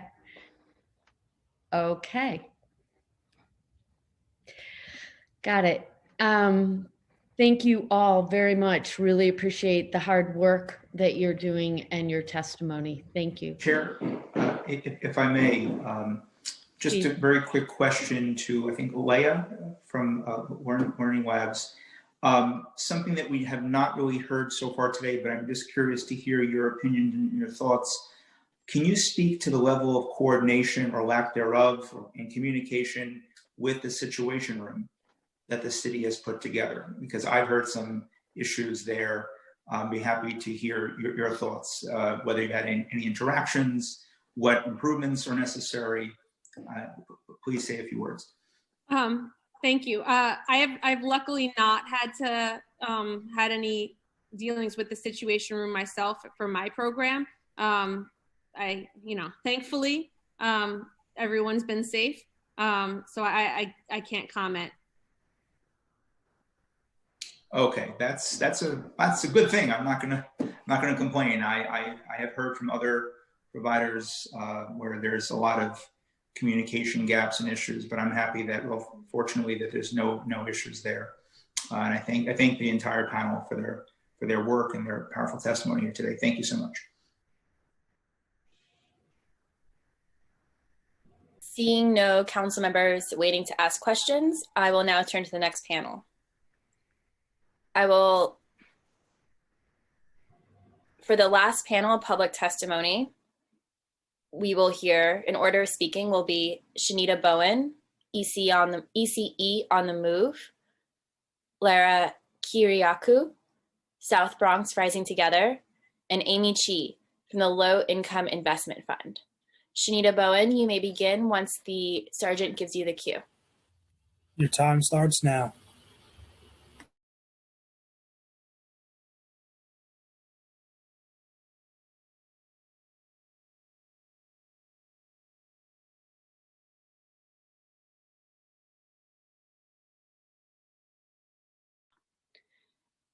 Sorry, Shanita Bowen, it seems that you have not unmuted yourself.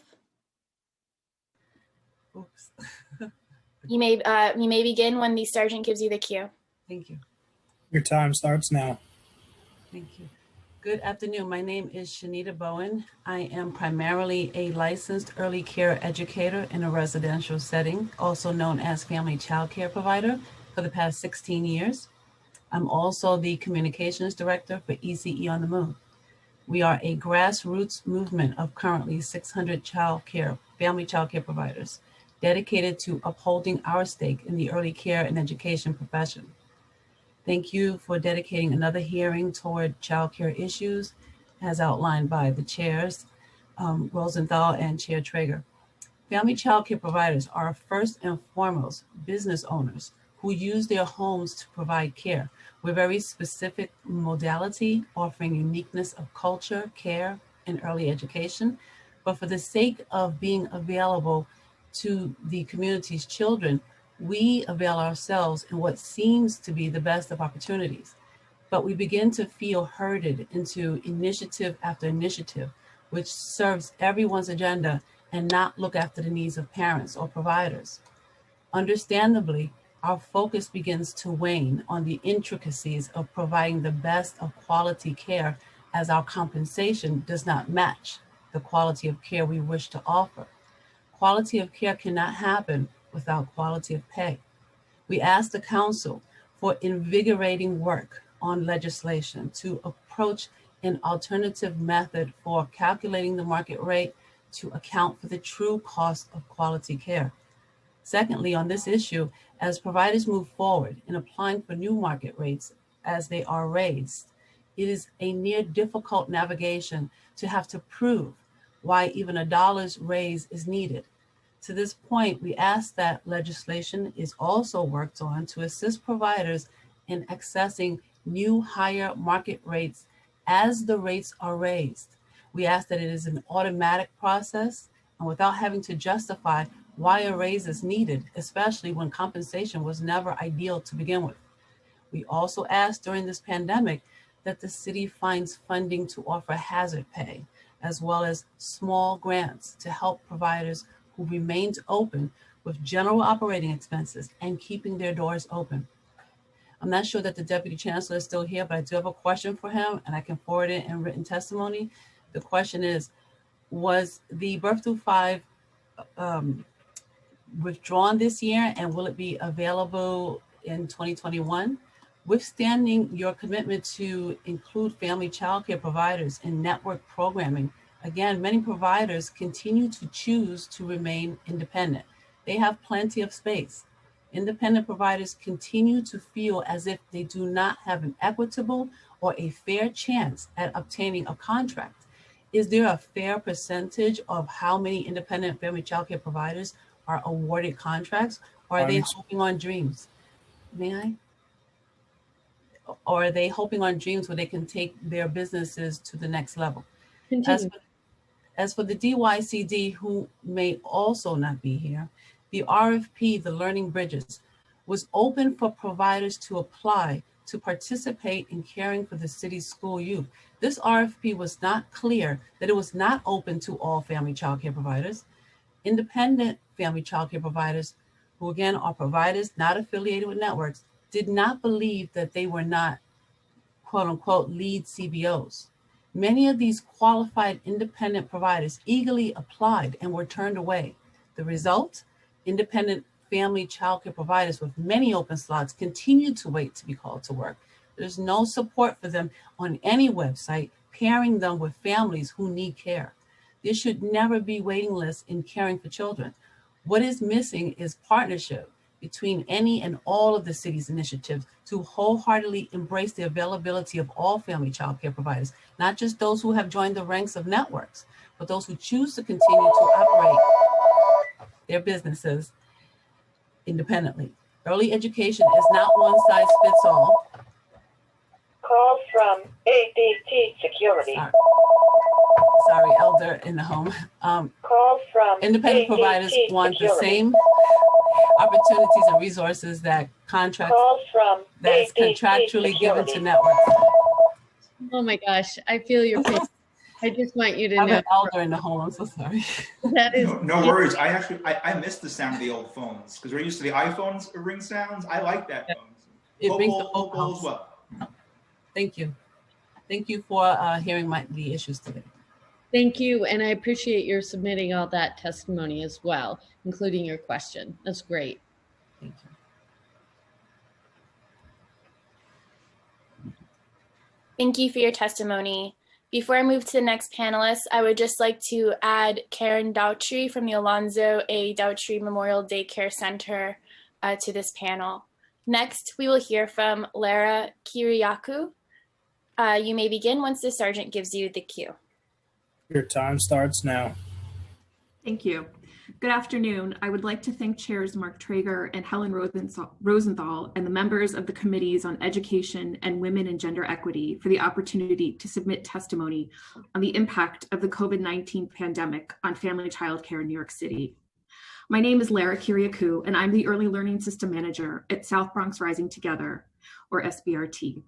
SBRT is a collective impact initiative coordinated by Children's Aid and composed of more than 150 cross-sector partners committed to building pathways to success from cradle through college and career, with a focus on Community District 3 in the South Bronx. Family childcare is an especially vital pillar of support in under-resourced communities such as CD3, and it is a critical component of supporting women with young children in the workforce as business owners, employers, workers, and students. Given the disproportionately high rate of economic and educational disparities in CD3, SBRT is committed to supporting family childcare as a critical conduit to the success of educational and financial outcomes for children, parents, and the community. Today, I would like to highlight 3 areas where critical support is needed to provide quality care for New York City's youngest residents. First, current financial support, which is available on a reimbursement basis rather than through direct funding, poses a substantial burden to providers and excludes providers who need financial support the most. Secondly, there have been a considerable drop in the number of families receiving childcare vouchers in the past few months, even as parents are expressing a need for care as they continue or return to work, leaving both parents and providers who rely on voucher payments at a standstill until that paperwork is processed. And lastly, family childcare providers have navigated the concerns and risks to their homes and families while caring for children of essential workers, Yet these early childhood educators have not received any hazard pay for the invaluable service they have provided essential workers and families during this unprecedented time of risk and uncertainty. Additional information, data, and recommendations on how to best support family childcare are included in my written testimony. The research is clear on the long-term paymouts of childcare investments, with a return of $7 on every dollar invested into childcare. At a time when the COVID-19 pandemic has exacerbated the dire inequities in low-income communities and communities of color, supporting family childcare providers is one of the most effective ways to invest in families, small businesses owned primarily of women of color, and communities, the benefits of which will be felt for generations to come. I thank Chairs Traeger and Rosenthal and the members of the Education and Women and Gender Equity Committees for this opportunity to submit testimony on this very important issue. Please feel free to contact me with any questions regarding this testimony. Thank you.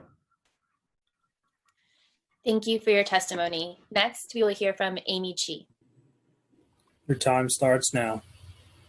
Good afternoon, and thank you to the members of the council for hearing me speak today. My name is Amy Shea, and I'm a program officer at a nonprofit community development financial institution called the Low Income Investment Fund, or LIF for short. I run our early care and education program here in New York.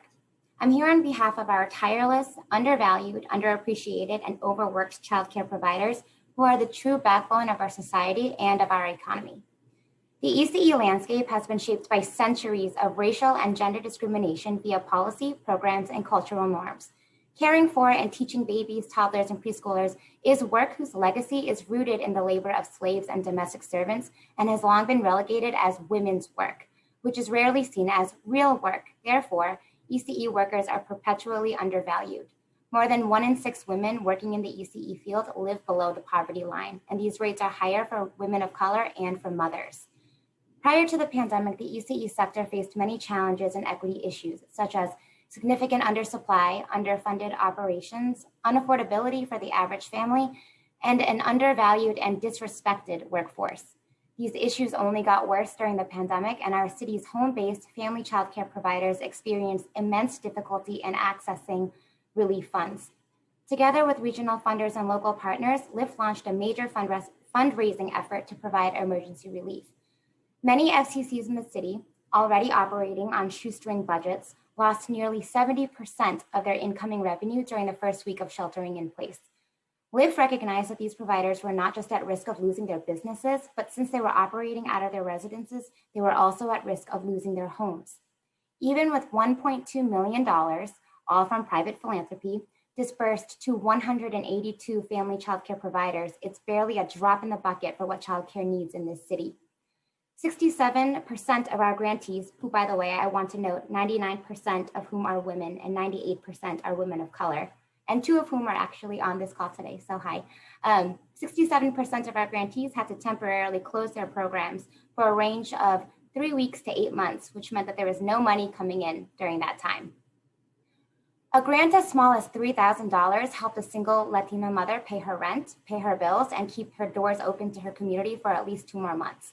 But we've run out of money and the bills haven't stopped. We'll continue to fundraise and to support our programs with technical assistance and training, but they need your help. There are over 6,400 registered and licensed FCCs here in this city, and they deserve your support. Many of them, as already stated today, are independent from the DOE and they rely on private pay families. They are essential workers caring for the children of essential workers. Our city's economic recovery rests on their backs, as it has for centuries. What we need from you is your ear, your heart, and above all, financial relief. We're at risk of losing these childcare businesses forever, and these providers are at risk of losing their homes and their livelihoods. In a recent survey in New York, 40% of the FCC providers who participated said they will close within 3 months if enrollment stays where it is and if they don't receive additional public support. They need grants, they need funding. Much of our nation's inequities in achievement, health, and wealth building are born of the opportunities granted in infancy and early childhood. Financial investment in early care and education is foundational to reclaiming this sector to build wealth for entrepreneurs of color and advancing racial and gender equity. I invite you to join me in this investment. Thank you for your time, and thank you for all of the incredible advocates on this call. It's an honor to be here with you today. I've definitely amongst my people. I'm happy to answer any questions, and a more detailed written testimony will be submitted to your office with our full list of recommendations. Thank you. Thank you, Amy Shea. Thank you. Next, before I turn to our last panelist on this panel, I'd like to mention that if we have inadvertently missed anyone that would like to testify, please use the raise hand function in Zoom, and I will call on you in the order of hands raised after Q&A after this panel. Last in this panel, we have Karen Daughtry. You may begin when the sergeant gives you the cue. Your time starts now. Good afternoon. I'm delighted to have this opportunity to speak to this illustrious panel, to all of those who are in charge and have been speaking. We have been listening very intently. I had to step away to have a staff meeting in the middle, so I may have missed some of the things, and I do not have a prepared written testimony. I'm just speaking from my heart. I'm very concerned about the birth to RFP, the birth to 5 RFP awards that have gone out. And I'm very thankful for Leanne Scudito and Deborah Lorenzen, who spoke so eloquently. And many others have spoken about the situations that community-based organizations are facing at this critical time. We've waited for over a year for the results of the awards to come out. And in the middle of a pandemic, COVID-19, in August, we hear that provisional awards are being given. We did not get the memo, and we discovered that when we did get the survey, it gave us 2 choices. Accept what we've given you, which is 1/3 of the program, or withdraw your proposal. Nothing related to appeal or any of that was included in any correspondence that we've gotten. So on our own, a small center that we are, we've had to go to the union, to our city council people, some of them who don't even know what is going on. I'm very concerned about the top-down disaster that I think is happening with these awards. Our program will be cut 66%, which will leave us virtually unable to operate a program. We're in the middle of Gowanus, Wyckoff, and Warren Street housing, a NYCHA project. You cannot tell me we cut, all of our 2s have been cut, all of our 3s have been cut. We have 4-year-olds, which we've been having since 2001 with DOE. Where are my 3s and 4s going? Where have they been reallocated to? Then when they could come downstairs and come into our building, which is a part of this complex. I'm totally confused, totally baffled. And it harks me back to the ill-fated RFP process that happened back in 2012 where programs that had been doing early education for years were completely cut. Daycare was privatized. We have been doing this for over 50 years. In 2021, when July comes, Alonzo Daughtry Daycare Center, which I happen to be the executive director of, will be out of business. This top down, and then there's no number you can call, no person you can speak to regarding any of this. It's an email, call 311. July will be here. I'm so thankful for those organizations that are operating and organizing. What happened to the meetings on First Avenue with all of this technology? Why could not they call all of the CBOs together at First Avenue, put us on Zoom, and let us express what we're feeling? This is a travesty. And the city council, thank God for Stephen Levin. Thank God for Steve Levin, who Alonzo Daughtry was one of the only centers that came back after being closed unfairly in 2012. It's not fair. The city council needs to be aware. Thank God for Council Member Inez Barron that made me alerted to this forum today. I don't know how many other centers were alerted, but I'm very thankful for that bit of opportunity to just express my frustration, and I'm sure you can see it. It is a travesty to the men, the women, and the children in this community that are trying their best to pull themselves up and help the economy. The government has made us an essential service. We are open, hot meals every day, breakfast, lunch, and dinner. We have in this program, full day, extended day, 8 to 6, which is what our families need. I want to know where my 2s and 3s have been assigned to. Have they been assigned like our ones in 2012 were assigned to a program lesser than ours? I don't understand. Somebody needs to help me to understand this. I'm about to retire, but I refuse to leave our program squandering and wondering what's going on. This is just not fair. And pardon my fury, but I'm so angry. Somebody needs to do something. Thank God for Steve Levin, who funded us under discretionary funding when they had closed us down for 2 years unfairly. That's a whole nother story. But I'm just, that's all I got to say. I'm just done. Thank you for your testimony. That concludes the last public panel of testimony. Before I turn back to the chairs for questions, I'd like to remind council members to use the raise hand function in Zoom to indicate that you have a question for this panel. Chair Rosenthal.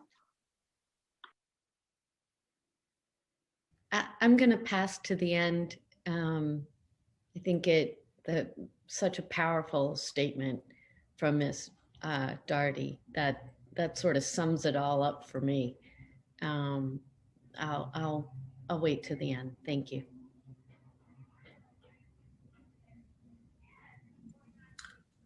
I want to thank Ms. Doctrina, thank everyone for their incredibly important work. Your work has always been essential, not just now.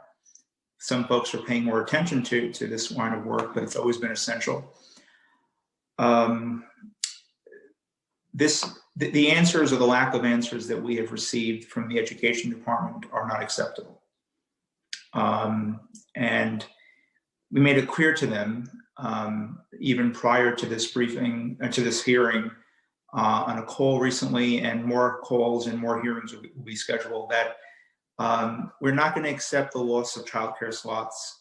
We're not going to accept, we're going to fight tooth and nail the loss of critical staff. We have a childcare crisis in New York City, which disproportionately hurts working class families, particularly women, particularly the painful stories that I've shared with regards to not just food access and internet, folks asking to help pay for internet bills. A lot of them are from working single moms that have been messaging me, including a number of early childhood educators who themselves are parents, many of them, and they have needs. And some folks in DOE forget that their own, both staff and even contracted staff, are themselves working parents. This hits, and I don't think, we asked the question at the start of the hearing, are we doing enough? And the city was answering that they feel that they're meeting demand. Obviously, the testimony here today has proven that we are falling way short. We have a lot of work to do, both in terms of getting you answers, but also in terms of resources. Because at the end of the day, hearings are important, testimonies are important, briefings are important, but we have to deliver. And that's why I asked, and I think my co-chair also asked, have they made requests of OMB? Have they made requests of the mayor for more resources? I didn't get a straight answer on that, but we are entering critical phases in our year where I am getting word that there's some talk of what federal government is doing now, but I am not getting word of state and local aid, which if that is true, that is shameful. That's unacceptable. We're getting word now that there's some tension in Albany about a potential tax increase on the wealthy, which I support, but I don't know when that takes effect. I don't know if that even happens. But at the end of the day, New York City needs to prioritize its resources towards this critical, vital issue, and we can't wait. We can't punt this down the road. The need is real right now. So we will continue to do whatever we can from our end to hold our state, federal officials accountable, but also our mayor accountable. And I just want to again, thank everyone for really your passionate and powerful work. This is life-saving work. This is life and death for many families. This is, and as I've said before with the Deputy Chancellor, many schools are not providing 5 days a week in-person services, but it doesn't mean that the need is not there 5 days a week. And again, many wealthier families Families from wealthier zip codes are paying for 5 days a week in services for their kids, but the districts that we represent don't have the means to do that. And that's why nothing about their approach has been equitable and fair. They have not met the needs of families who need it the most. And that's what I believe government is here for, to be there for those who need it the most. That's our job. And we're falling short, and we have a lot more work to do. So with that, I'm going to thank my co-chair, my colleagues, the outstanding staff, and all those who testified here today. We have a lot of work to do. And with that, I'll turn it over to Chair Rosenthal. I think some other council members have questions, so I'll turn it back to the moderator. Thank you, Chair Traeger. Thank you, Chair Rosenthal. I will now call on council members with questions in the order that they have used the raise hand function in Zoom. Council members, if you would like to have a question, you have not yet used the raise hand function in Zoom, please do so now. Also, please remember to keep questions and answers to 5 minutes. The Sergeant at Arms will maintain a clock. We will now hear questions from Councilmember Barron and then Councilmember Levin. Councilmember Barron. Time starts now. Thank you so much, Chair Traeger and Chair Rosenthal. This is an extremely important topic that we're having this hearing on today. And I have to put in a provision, please, if you excuse me, I may have to jump off. Zoom has allowed us to do 2 and 3 and 4 things at once, and I may have to leave. For full disclosure, I have known Dr. Karen Daughtry for about 50 years. So we are close personal friends. And the way that I came to know her is through the daycare center that she operates, because I was looking for a daycare center. My oldest son was about time to go there, and I stumbled upon the Alonzo A. Daughtry Memorial Daycare Center, which was at that time located in the Y on 3rd Avenue. That's how our friendship and relationship, both spiritually, socially, and otherwise, has developed. Dr. Daughtry runs an exemplary daycare center. It is nationally recognized. She has all of those credentials. For 5 decades, she has been providing service. The only hiccup came, as she referenced, when it was, in my opinion, a very poorly thought out, economically motivated, racist system of an RFP, which totally disqualified the years of documented evidence of efficacy and success for Black-run daycare centers. And as Dr. Daughtry has pointed out, thanks to Councilmember Levin for his support for her to be able to maintain the operation of her center. A part of what her testimony talked about was the lack of communication from the city officials. She talked about the lack of acknowledgement or lack of making sure that important communications was sent with a receipt for acknowledgement, so that if they didn't receive a package in a timely fashion, they could be notified. That did not occur. And also the lack of an opportunity for input from those who are on the ground operating these programs that are providing these essential services. She also talked about the fact that there's a formula now that's being thrown on these daycare centers that talk about slots and allotment and not acknowledging the programs that are operating. I just want to say, Dr. Daughtry, I commend you for the work that you've done. You know, you've helped me for the raising of my son, who is almost 50. He'll be 50 soon. I'm aging myself, but that's okay. I want every day that I've lived to be acknowledged. And to ask you if you might not, in fact, talk about the history and the impact on daycare centers that were Black run when those RFPs in their weighting system and in their measuring system discounted Black centers. I would like you to put that on the record, so that I'd like it to be on the record. Thank you. Are you unmuted? You have to unmute. Oh, I'm sorry. I should have asked that the clerk now, because I would be asking you that question. Thank you.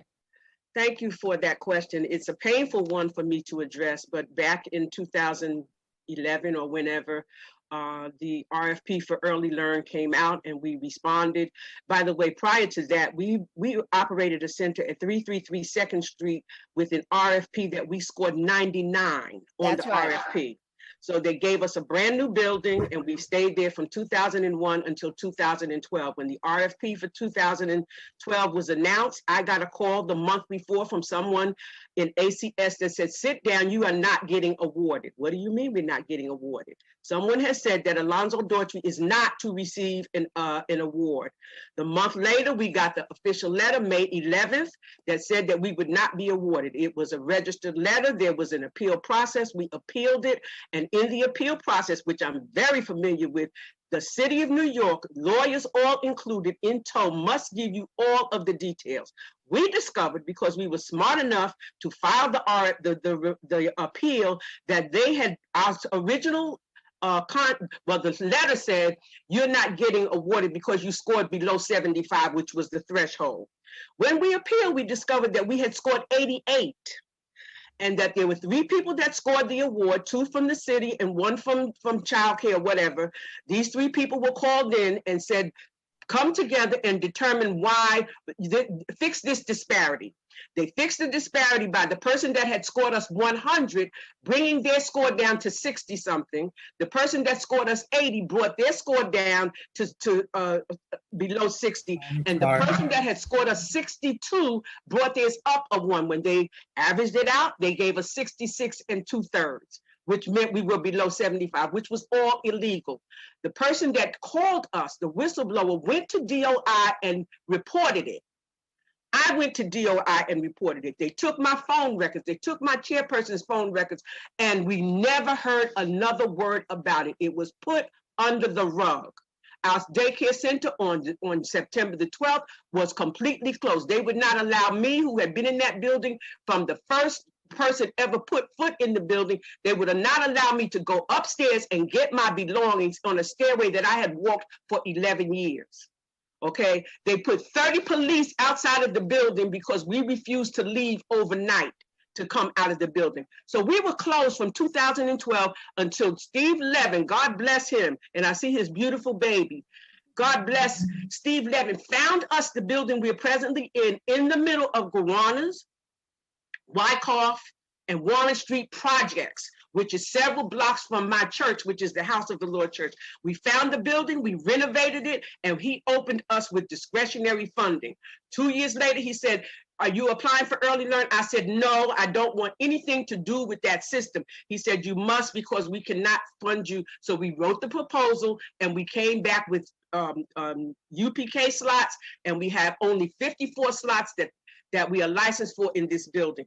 We have put in a $358,000 kitchen. Talking about hot food, we have hot food here, breakfast, lunch, and snack. Okay, so that's the history, and that's why we are here, and that's why I'm about to retire. My board called me and said, we found a building through Steve Levin, will you open it? I came back 2 years ago. I want to retire and go on a trip around the world with my husband, but guess what? I refuse for Alonzo Daughtry's signature to be taken off the landscape for foolishness. This is foolishness, and it smacks me back to somebody someplace making a decision. They privatized childcare then. Some sponsors got 42 programs that they could no longer operate. Some of my friends dealing with family daycare were out of business and then were called later. Their providers called back to see if they could swipe them off and put them under another network. This has to be rectified. Thank God that the city council stepped in. I know buildings that in 2012 had put the shovel in the ground. They were gone. Completely gone. Somebody needs to pay attention. The children are going to be the beneficiaries of this foolishness that is going on. We have not been, I would not have known anything about this unless I got a letter in December that went out to others in August telling me that we are being cut all of our 2s and 3s. We've been dealing with 3K for all is wonderful, but we've been dealing with 3-year-old children since 1969. 3K for children is just another letter on to 3. We deal with 2, 3s, and 4s. All of them are gone now except the 4s. I can't operate a program with 1 classroom. All my staff is going to be out of work. This is not helping the economy. painful, Sister Inez. I'm there. I know I took long, but that history is very painful. Yes, but it's important that it be on the record. And thank you so much to the chairs. Thank you. Thank you, Councilmember Barron. Next, we will have questions from Councilmember Levin. Time starts now. Thank you very much, Chair. And I just want to associate my comments with my colleague, Councilmember Barron. Dr. Daughtry, it's great to see you. For everything that you've been through, and I attest to every word that you said, and that is, it's shameful how Alonzo Daughtry was robbed of its contract in Early Learn in a way that was so clearly targeted and biased, and so I've been very proud to be a partner with you in making sure that this wonderful program continues for many years into the future. The fact that now we are once again fighting to make sure that Alonzo Daughtry can provide those essential services is beyond frustrating. But you have my commitment that, you know, I'm stay with you every step of the way. I'm only here for another year, but I'm here with you. And to just thank you for the decades of love and support and education that you've given to the children of Brooklyn. Thank you. Thank you, Councilmember Levin. Seeing no other council members waiting to ask questions, I will now turn back to the chairs for additional questions. Chair Rosenthal. I'm actually ready to close. That was, it's sort of nothing need more be said after hearing Councilmember Barron, Dr. Doherty, Councilmember Levin. That really tells the whole story for what's happening to so many families. Sort of, you know, decisions made from the top down that most likely don't really meet the needs of our families. Obviously, a complete disservice to Dr. Doherty, and disservice to all of our families that can't access childcare, and the impact of that is on women primarily. You know, something I didn't raise in the hearing, but I just want to get on the record, is the increase in the amount of domestic violence or interpartner violence that's going on with COVID. And the fact that the stresses of COVID is showing up in this horrible way, not just in our partner, but, you know, to our children and to our elderly. And we would be prioritizing women if we didn't have to have this hearing today. If the administration was really taking care of our children, we would prioritize women. And unfortunately, it's not happening. So I just, you know, amen and thank you to all the providers, to this panel, but all the providers who are doing God's work in taking care of the city's children. So I'm going to turn it back to you, moderator, in case someone else has something to say, or I'll call it to a close. Thank you, Chair Rosenthal and Traeger. We have now heard from everyone that has signed up to testify. We appreciate your time and presence. If we had inadvertently missed anyone that would like to testify, please use the raise hand function in Zoom now, and I will call on you in the order of hands raised. I'll give that a beat. Seeing no one else, I would like to note that written testimony, which will be reviewed in full by committee staff, may be submitted for the record up to 72 hours after the close of this hearing by emailing testimony@council.nyc.gov. Chair Rosenthal and Traeger, we have concluded public testimony for this hearing. Great. Thank you so much. Chair Traeger, always a pleasure working with you. Thank you very, very much for allowing us to have this hearing with you. It's an incredibly important topic. And I'm just so impressed by the work of everyone on the panel who are fighting every day for our city's kids. Thank you for the work that you do. And I hope that that the administration will take some of the suggestions, the excellent suggestions that we heard today, and fix some of the egregious errors, like cutting any funding from Dr. Doherty's program. We want to make sure that she can take care of the 2s, 3s, and 4s, as she has obviously been doing, but really Dr. Doherty stands for we're talking about her program specifically. She's obviously put a passionate name and face to it, but really we're talking about all the providers in the city who are getting screwed left and right by this administration. And again, I want to make the comparison to the mayor's office. You know, the mayor's office exists, the Department of Education's central staff, the chancellor's office exists, and they all exist. Why? Because they need to be there in order to allow teachers and principals to do their jobs. And yet when it comes to the contracts for childcare providers, they're underpaid, they don't get the overhead they need, and the people who suffer are really low-income women and women of color. So with that, I'm going to call the hearing to close.